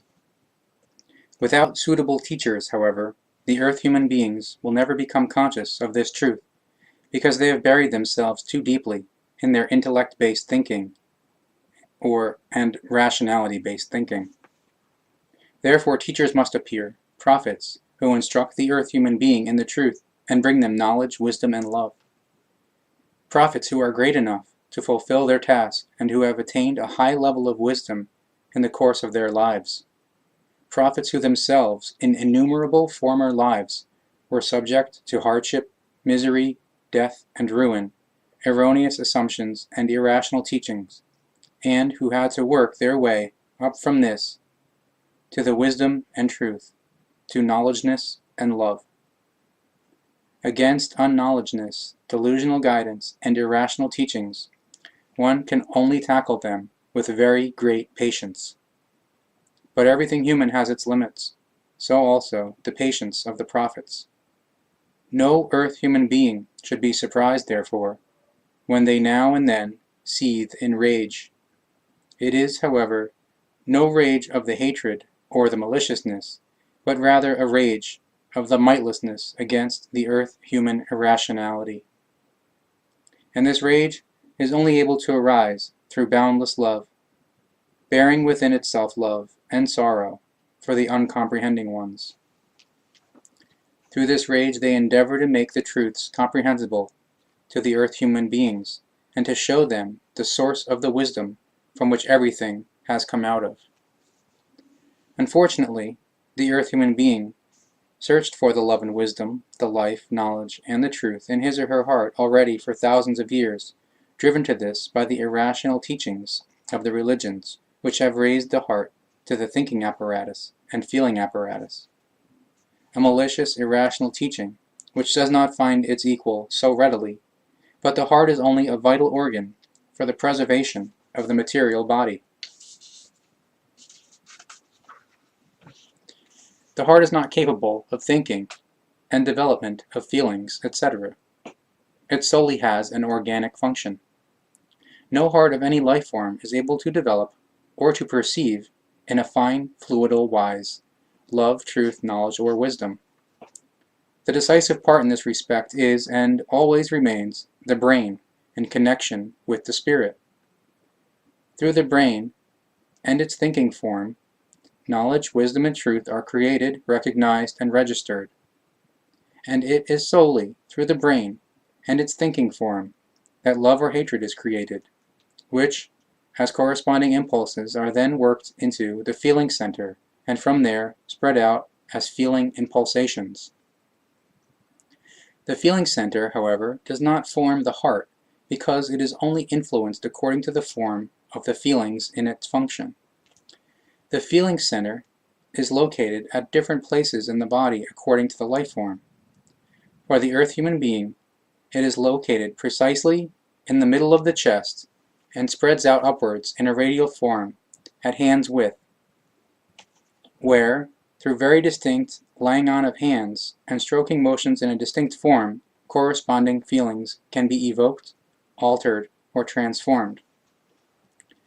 In particular, depressions and anxieties can be neutralized through this. Love power is therefore created through the thinking, and then spreads out via the feeling center of the body and the environment.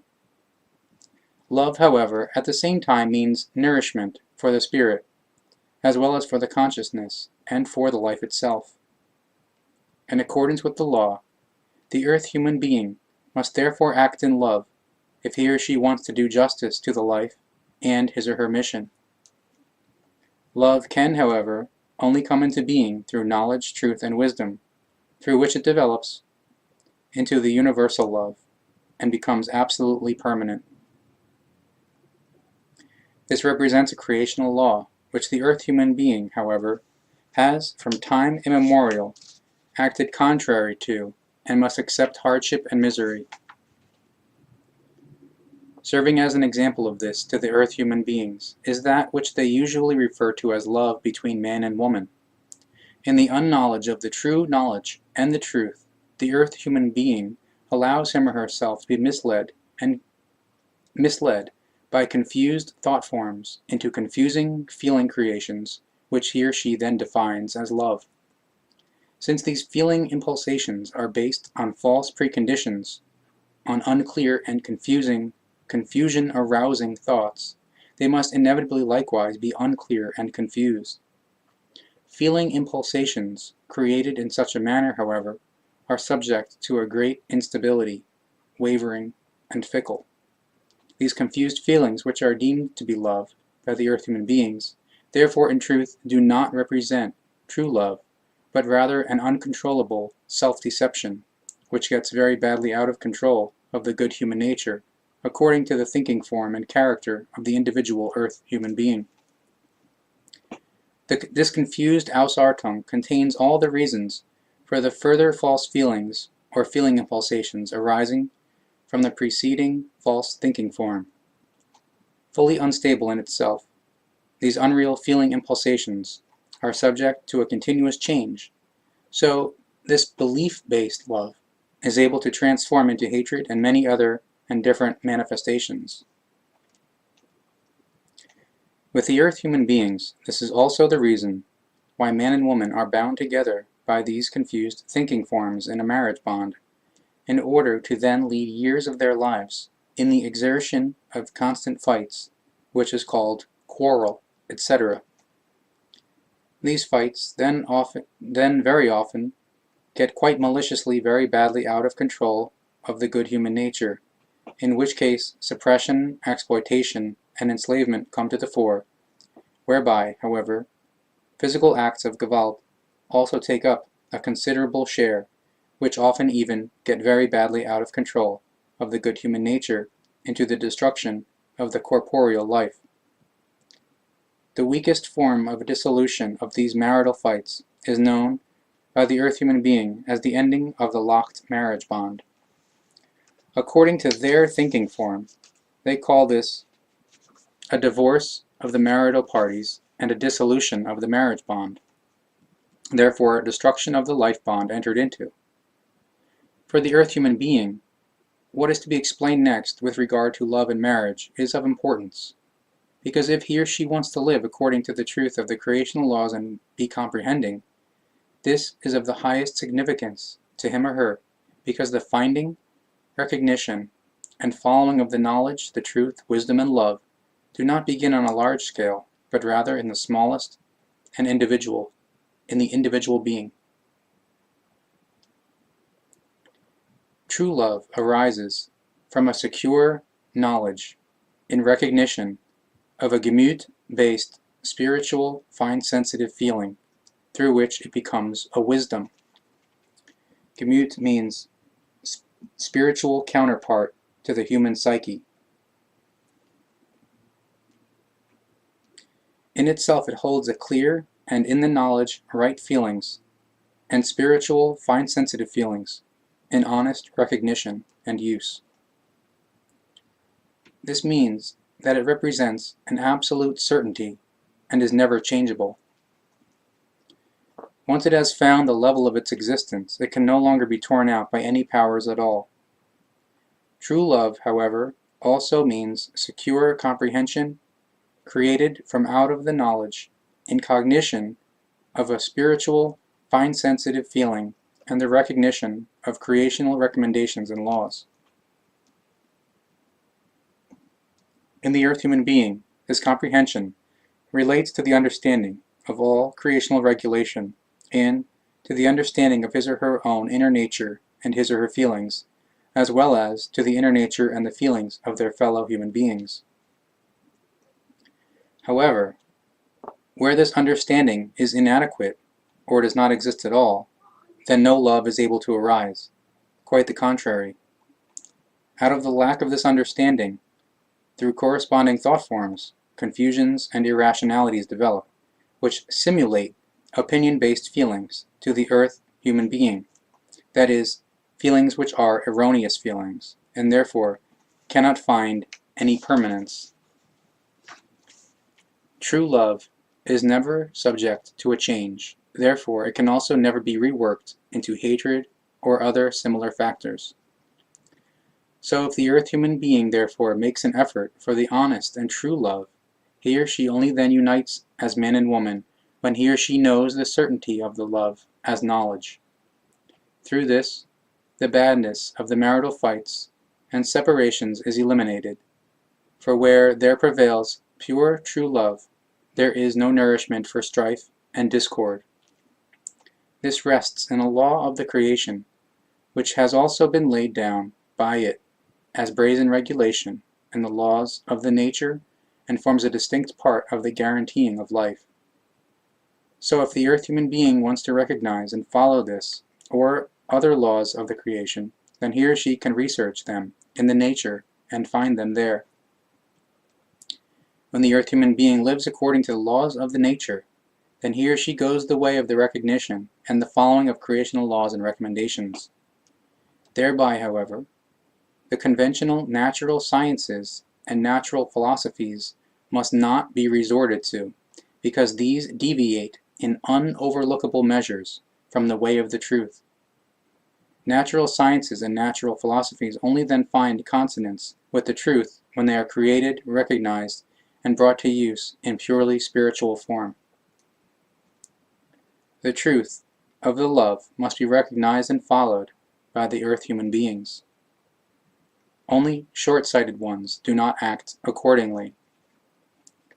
And precisely these are the ones who impose on their fellow human beings limited body of thoughts in every respect, and thereby constantly bring into life new false scientific worldviews, denominations, ill formation of states, and unhealthy political parties. Even though for a long time on the earth, ever new unification endeavors have been undertaken, these must remain wishful constructs for so long until the short-sightedness of the earth human beings is eliminated. A prerequisite for the realization of the wishful constructs is the recognition and acknowledgement of the truth and the love, because only they alone are able to enable the earth peoples amongst each other and the individual earth human beings amongst themselves to become a loving and peaceful community being.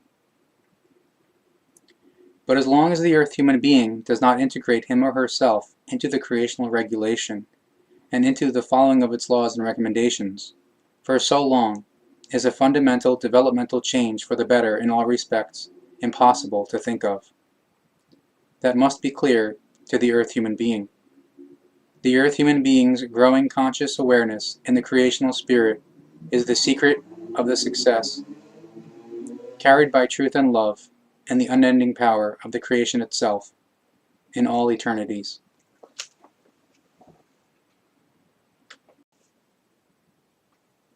Page 378. As long as the earth human being is not prepared to integrate him or herself into the creational regulation and place him or herself under its determinations, for so long is a fundamental developmental change for the better impossible to think of.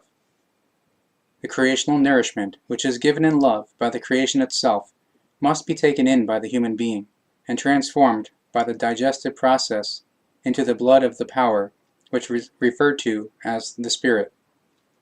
It needs this creational nourishment, for it is the creational part in the human being.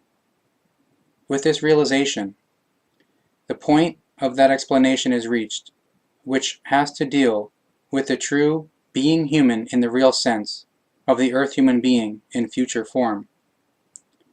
In the true sense of the sole true creational universal religion and religion, the spirit stands for the power of all being and being, the fire of the glistening love, and the fire of the teaching of the spirit, of the truth, and of the creation itself. The creation itself has brought the fire of the love to the earth, clothed in all things which are visible and invisible, to the earth human beings, so that their senses may awaken and unfold in them when they understand the language of the creation and know how to follow its laws and recommendations. This recognition and following of the laws and recommendations of the creation, however, and growing conscious awareness of their necessity and unlimited love, are the whole secret of the power unfolding of the spirit and the consciousness in the human being. It is, however, also the secret between the creation and all its creatures, which exists as a bond of the mutuality and fulfillment of the laws and recommendations. Emmanuel recognized this in his time, and so the truth was made known to him in great form. Through his truth-knowledgeable efforts, the earth humankind reached the decisive step which was done in the sense of the truth. Even if the success was only slight and his teaching was very quickly falsified in religious irrational teachings, the seeds of the truth nevertheless continued to germinate, sprouting upwards and grew into fruit. Even if the unreal religions grew alongside like evil weeds and wildly entwined the good fruit, it nevertheless continued to thus blossom and develop in silence and throw its ripe seeds under the weeds, where it, even if with unspeakable efforts, so nevertheless ripened and again newly bore seeds. So came the time when the army of the weeds thinned out and visible good fruits grew in between. In other words, this means that the religions lost more and more followers of their irrational teachings and had to give room to truth-seeking powers. Now, after almost 2,000 years, parentheses 1975, the preconditions were finally created in various small groups and circles in order to make room for the attainment and acquirement of the spiritual consciousness, even if for the time being still with great concerns, doubts, and falling back into the irrational teachings of the religions. So, nevertheless, already in the first step of the recognition. The majority of the earthly humankind, however, are not able to understand the greatness of the new time, the Aquarian Age, and of the consciousness-based upheaval, which is why the human beings are fully foreign, helpless, and do not know what to do about, and often even despair over, the entire occurrences of the time. Undisputably, however, the number of the searching and researching ones and those who have a presentiment of the truth grows without pause, even if, for the time being, there are only very few of them. Their slow growth, however, will grow into a mass, and then the truth will make its entry with impetuous power, so the mountains will tremble. However, the number of them is still very small, who are already able to have a presentiment of the great determination that is necessary to achieve. Yet, in all, it is only about the breaking through of the truth of the creation, its love, its laws and recommendations, and its recognition and following. However, everything is only then able to break through if the earth human being finally tears him or herself loose from their unreal religions, sects, and philosophies, consciously grasps the truth, and accepts it in all its values. He or she is therefore encouraged to form his or her consciousness in the knowledge, in the love, and in the truth and wisdom, through which he or she, with the ensuing strengthening and growing might of the consciousness, will know how to rightly assess and to handle all effects of any form. Since the spirit in the human being is a part of the creation itself, it thus also swings in its brazen regulation. And as it is therefore living in the human being, it can nevertheless belong to no other regulation than that of the creation itself, even if it is forced into other forms by the human being. Its origin in the creation, and its regulation laid down in it, can never be denied, even if the human being likes to do this in his or her unintellect, and through the irrational teachings of the religions. The spirit of the earth human being gains, from the unending love of the creation, in unceasing continuity, a great fullness of knowledge, love, truth, and wisdom, even if this is not consciously recognized by the human being through his or her unintellect. The spirit itself then transforms the received powers and changes it into a usable form for the material world, for the material consciousness. However, as a life form lives in and out of this creation form, and as this is thus inherent to every life form, it must transform its existence into even higher life cognitions and truth cognitions in order to be able to become a higher life form. So, they are not only encouraged to recognize and to acknowledge all recommendations and laws which, as creational determination, form the natural regulation, but also to master and to follow them, through which they create immense consciousness powers, and by means of which are able to regulate themselves in a creational manner in the life itself. The earth human being, however, grossly doubts this truth, and thereby still lives very far removed from the true life.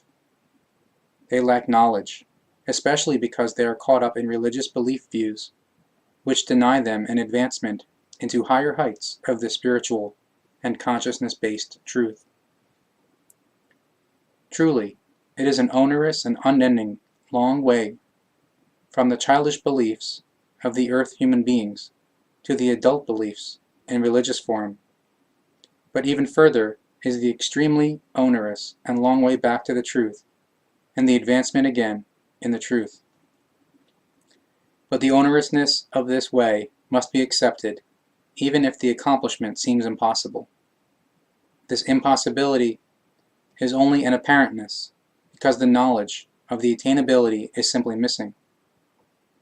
This, however, only occurs out of the circumstance that the belief creates an impossibility of the finding of truth, because it is unprovable in its form and denies an attainability of the truth to all life forms, simply because the religious belief is able to attribute a supposed attainability in every form only to a God form. This is the result of the fact that from a religious point of view, no created creation, respectively, no life form, can possess or even make use of creational powers, because this irrational belief permits a created creation, respectively a life form, to be only a child of God, a servant form, or a slave creature, without any responsibilities and gevalt of authority over their own, because in this belief form only the Godhead itself has all the power, gevalt, dominance, and almightiness, to which every creature must be subordinated in submissiveness. The autonomy and self-rule are thereby denied to every created creation, thus they end only in slavish submissiveness, which according to earth-human understanding is only a little far from doggish devotion. The truth, however, is this: never and never has the creation ever demanded from its creations that they would have to be submissively subordinate to it, and never will it ever demand that. It wants neither submissiveness nor unnatural devotion, but rather solely and exclusively the following of its recommendations and laws, in the comprehension of its necessity, and in cognition of the truth. Cognition of the truth means knowledge in truth, and from knowledge comes the essence of wisdom, and which can, in the utilization of its powers, truly move mountains, which Emmanuel already revealed through his teaching. It is not the belief, as it was fabulated and falsified at later times from his teaching, but truly it is the truth, as you, earth-human being, say to a mountain in the knowledge of the truth, and in the use of the wisdom resulting from it and its powers. Quote, lift yourself from here to there, so the mountain will lift itself up and move to the location determined by you. For you, earth-human being, therefore nothing will be impossible if you only banish your doubts from yourself and become knowing in the truth of the Spirit. But as you live today in your unknowledge and in malicious belief views, your consciousness will become agitated in the hearing of these words, and will allow doubts to enter. This is because you have put yourself in consciousness-based poverty, and indulge only in the intellect-based knowledge, which is at all times paired with doubt.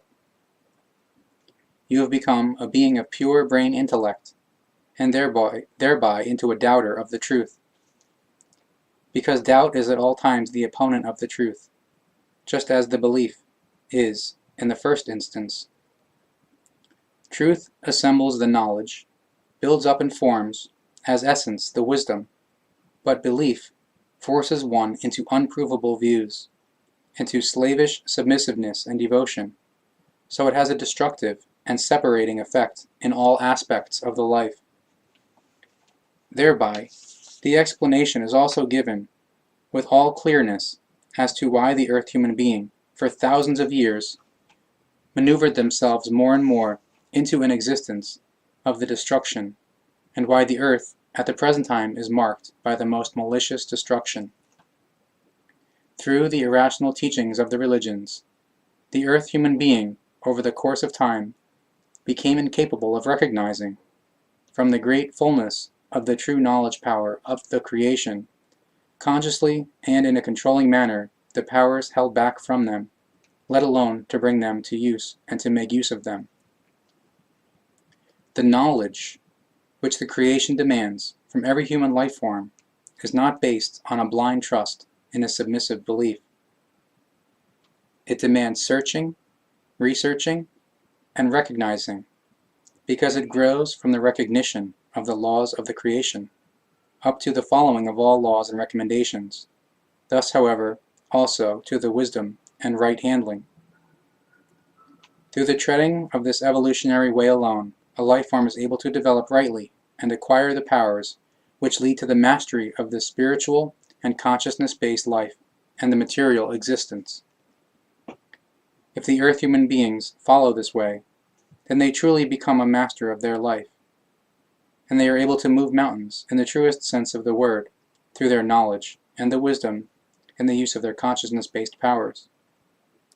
With this, however, they have not yet reached the end of their evolution, because the attainment of this one determination means only the beginning of the actual consciousness-based and spiritual evolution.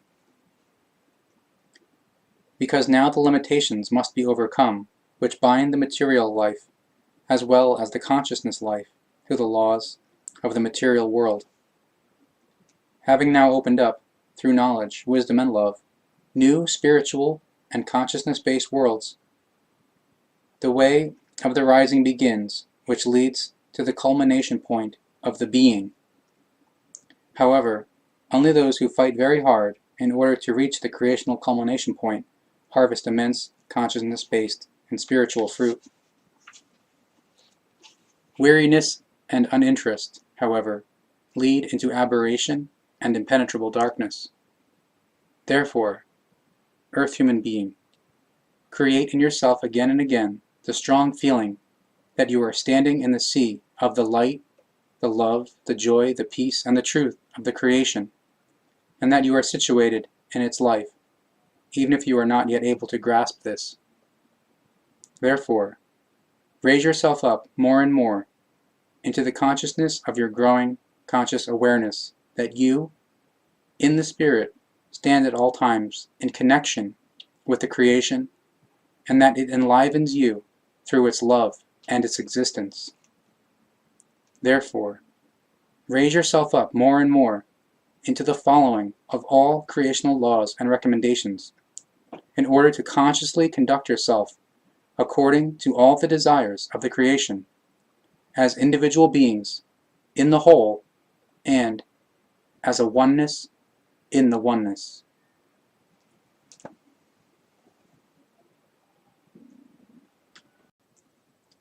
Page 392. Especially since the turn of the age in the year 1844, the belief with the earth human beings has prevailed over the knowledge. Thousands of years ago, the earth human beings were proud of their knowledge, because they were thereby wise, following the laws, and fulfilling in their evolution towards the relative, absolutely full development. The spiritual knowledge and the consciousness knowledge, however, also brought them very many advantages and conveniences in multiple forms. Thereby they were still able to transform everything for the benefit of their material existence. Quote, "Knowledge is might," was to them a good word, of very great value, and a very good form. Slowly, however, this knowledge of the spiritual and consciousness-based matters in the earth human beings was displaced by cultish religions and manifold Ausartungen of delusional leading sciences and politics, through which the word, quote, "knowledge is might," was pressed into another and very malicious meaning, namely, into the sense of the greed for might and the annihilation and destruction. All spiritual knowledge was condemned to absurdity, and even penalized by the Christian religions and punished with death. Politics, science, and religions became evil mights, and called their enslaving delusional guidance knowledge. And in order to help themselves to the might in the strongest form, the earth human beings were implanted with anxiety and horror through the education with the religious books, through which they willingly followed the diplomatically circumscribed lies, and the will for exploitation and enslavement of the might-greedy ones, in the belief, due to the implanted anxiety, that otherwise a punitive godly judgment would force them into the murky pool and damnation. And in order to increase their might even more, those responsible for these atrocities hired deceitful murderers in great numbers, who robbed their fellow human beings of the life when they dared to spread the truth. and in order to thereby increase their might even further, inventions were made in manifold forms, through which the earth human beings fell even deeper into enslavement and consciousness-based misery. And the development of the inventions increased more and more up to the present time, when great technology prevails, which you, earth human being, have already become just as much a slave to as to your cultish religious beliefs, your scientists and politicians, who, through writings, books, newspapers, radio, television, and radio, continue, and much more maliciously than ever before, mislead you in an extremely dangerous manner with their unreal propaganda into even deeper, quote, spiritlessness, so that you sink even deeper into the abyss of the, quote, unspiritualness and the enslavement and exploitation through those who rule over you. They impart the unreal belief to you as knowledge and force you more and more into the form of the absolute dependency, whereby you, at an already recognizable time, will be and act in such a manner like the machines which you call robots. In your selfishness, self-aggrandizement, and in your materialism, and in your complacency, you, earth human being, do not recognize these dangers, which will one day lead you to become extinguished, as if you had never existed, if you do not tread the way of the developmental change and detach yourself within a conducive period of time from all that is unreal and consciousness enslaving. Therefore, consider how pitiable you are in truth, when you, just once, in a brief clear moment of the recognition, pay attention to the knowledge of the truth.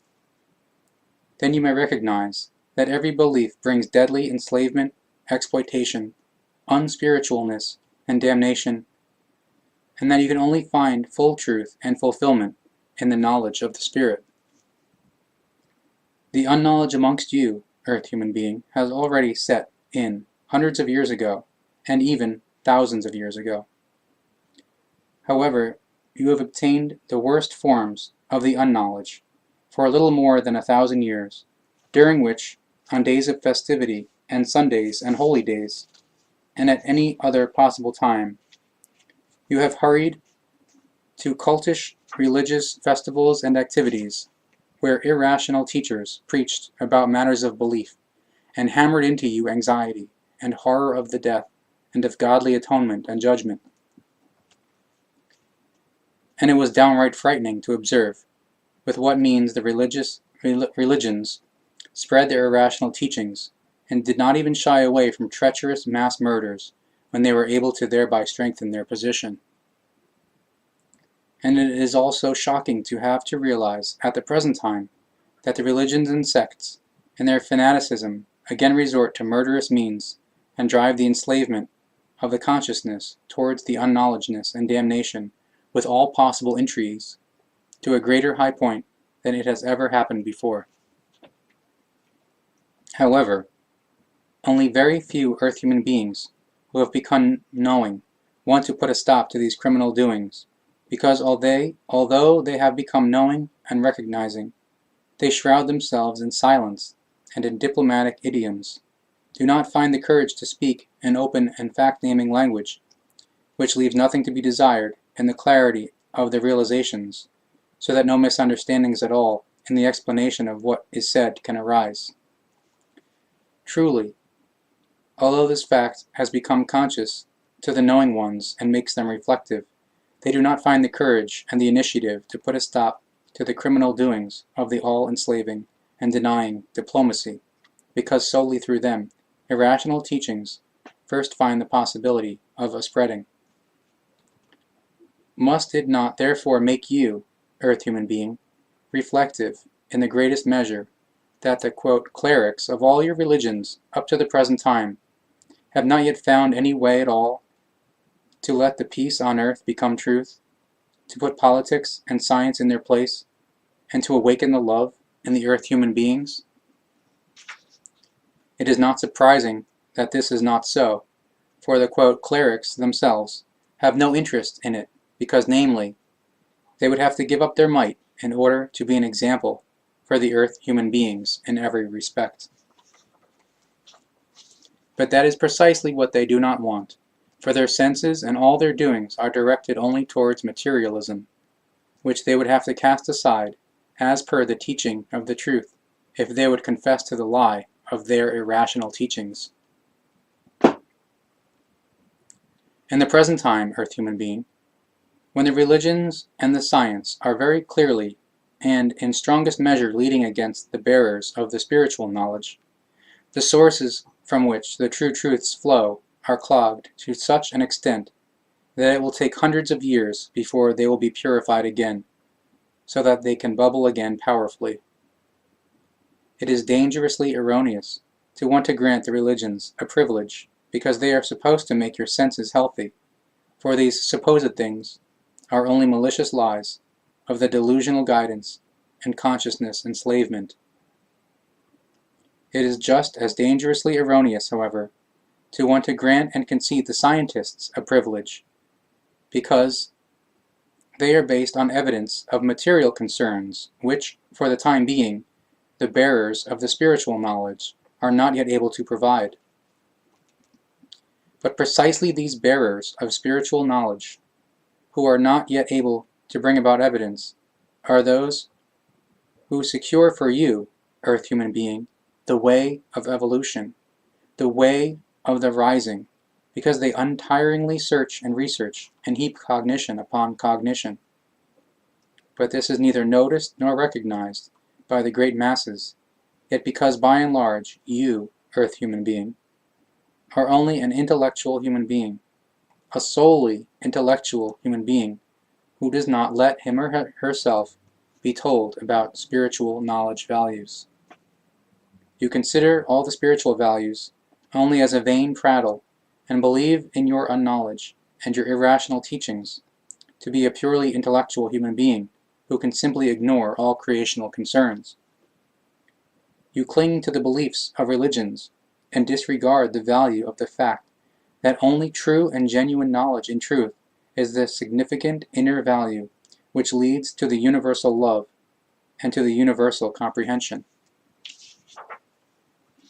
After all, it is not without purpose that the word is given to you that true knowledge is able to move mountains.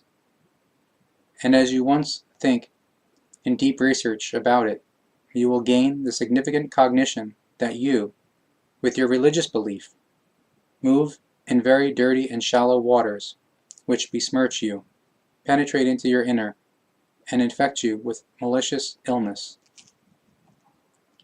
The Earth human being of the recent time and the present time is blunted in their consciousness in a very terrible form, and foreign to any true spiritual knowledge. Foreign in the sense that the knowledge is indeed deeply embedded in their innermost, but is condemned to stupor and is not able to get through into the consciousness, because the religious irrational teachings prevent this. The power of knowledge, however, cannot simply disappear. It can only be overshadowed and displaced, in order at the given time to nevertheless break through and to prevail by gaining the upper hand, if you, Earth human being, consciously strive for the truth and become accepting of the teaching of the Spirit, which reveals to you the truth in great wisdom. Up to now, Earth human being, you have in the broad masses of your people, without thinking and in a belief-based manner, accepted everything which has been touted to you as being religious or scientifically proven. You have become belief-oriented and have thereby unlearnt the knowledge. You live in belief views and curse and slander the truth because the anxiety of the death, keeps you in your claws, stoked and suggestively and forcefully brought about by the irrational teachings of the cultish religions and perpetuated by the insanity of the science which spreads death and horror. But it may be to your credit that you, as a simple Earth human being, due to the irrational teachings brought to you in conscious falsehood, are only able to distinguish with great difficulty which forms correspond to a belief, and which correspond to the truth in knowledge. You have been falsely taught in the teaching of the truth for a long time, so the power of the knowledge is not able to penetrate into you because it was forbidden to you by your cultish beliefs. Therefore, you, earth human being, followed more and more the beliefs of the irrational teachings forcefully imposed upon you by false philosophies, religions, and sciences, so you have fallen prey to the material and to the unknowing irrational beliefs, with all their bitter consequences. Through the anxiety of the death created in you, you became unruly, and believed that you must erroneously assume that you would, as equalization for the expected horrors of the death, have to make up for it in the material life, so you would have to make it into your main values. You came to the belief view that you would, as a counter-value for the anxiety of the death and its expected horrors, have to regale yourself with the material as compensation. Thereby you learned to fear the death even more, and sought distraction from it, so that you would no longer think of the anxiety. So you have been mentally preoccupied with other concerns that did not bring you anxieties and horrors, so you at least believed. But what an irrational belief you have also therein fallen for. The nearest lying thing for your mental preoccupation was logically for you the palpable things, all those things, therefore, which were substantial, material, and palpable for you. You have suddenly directed your attention to all these things, and made them a mental value for yourself. And it did not take long before you were able, through preoccupying yourself with the palpable things, to partially free yourself from the tormenting thoughts of anxiety before the horrors of the death, at least during those times when you have preoccupied yourself mentally with your palpable things. You thus deem this to be good, because the repressed anxiety left you again, with some leeway in your thinking and deeds. But in doing so, you have created a discord within yourself, in a self-deceiving form, because your anxiety of death was only repressed and continued to lurk deep within your innermost, in order to then break through again and again, as soon as you were reminded of it. And that this remained so, the irrational teachers of the religions and the scientists had endeavored for this together with many other responsible persons, so it has even remained up to the present time. Thus, earth human being, you became a life form which clings to the material, and to whom the materialism means life. And at the present time, you are so far along that you believe to recognize a sense of the life only in your materialism alone. Murder life for the materialism, and, in order to fight your anxiety to the death, which always and always again breaks through, you devote yourself in senseless prayers to imaginary saints and gods, fall prey to them in beliefs even more, and thereby once again increase the horrors of the death imagined by you. So it will still be the case for a long time into the future, because you have not yet become willing to listen to the teachings of your prophets, and to grasp their wisdom-based knowledge, and to make it yours. Yet you, earth human being, are also believing in yourself, as you assume that you ought to know and understand everything better than the wise prophets, and that the teaching presented to you only has a determination for the ones next to you, but however, not for yourself. You assume yourself to be knowing, and are unknowing, insult your prophets, and believe to be more knowing than them. You feel debased and reproached, and do not want to accept the word of the truth. At all times you want to stand in first place and give advice and instructions yourself, even though you are not yet capable of this. But know, earth human being, you who are still unknowing, it is not you who has to awaken the knowledge values in your fellow human beings, because this is alone the task of your prophets, as it also was since time immemorial, and will also remain so at all times. There may, however, be teachers standing amongst you who teach you the knowledge and the truth, but they are only the helpers of your prophets, whose teaching they spread and explain. This was already so at the earliest times, and it will never be subject to a change.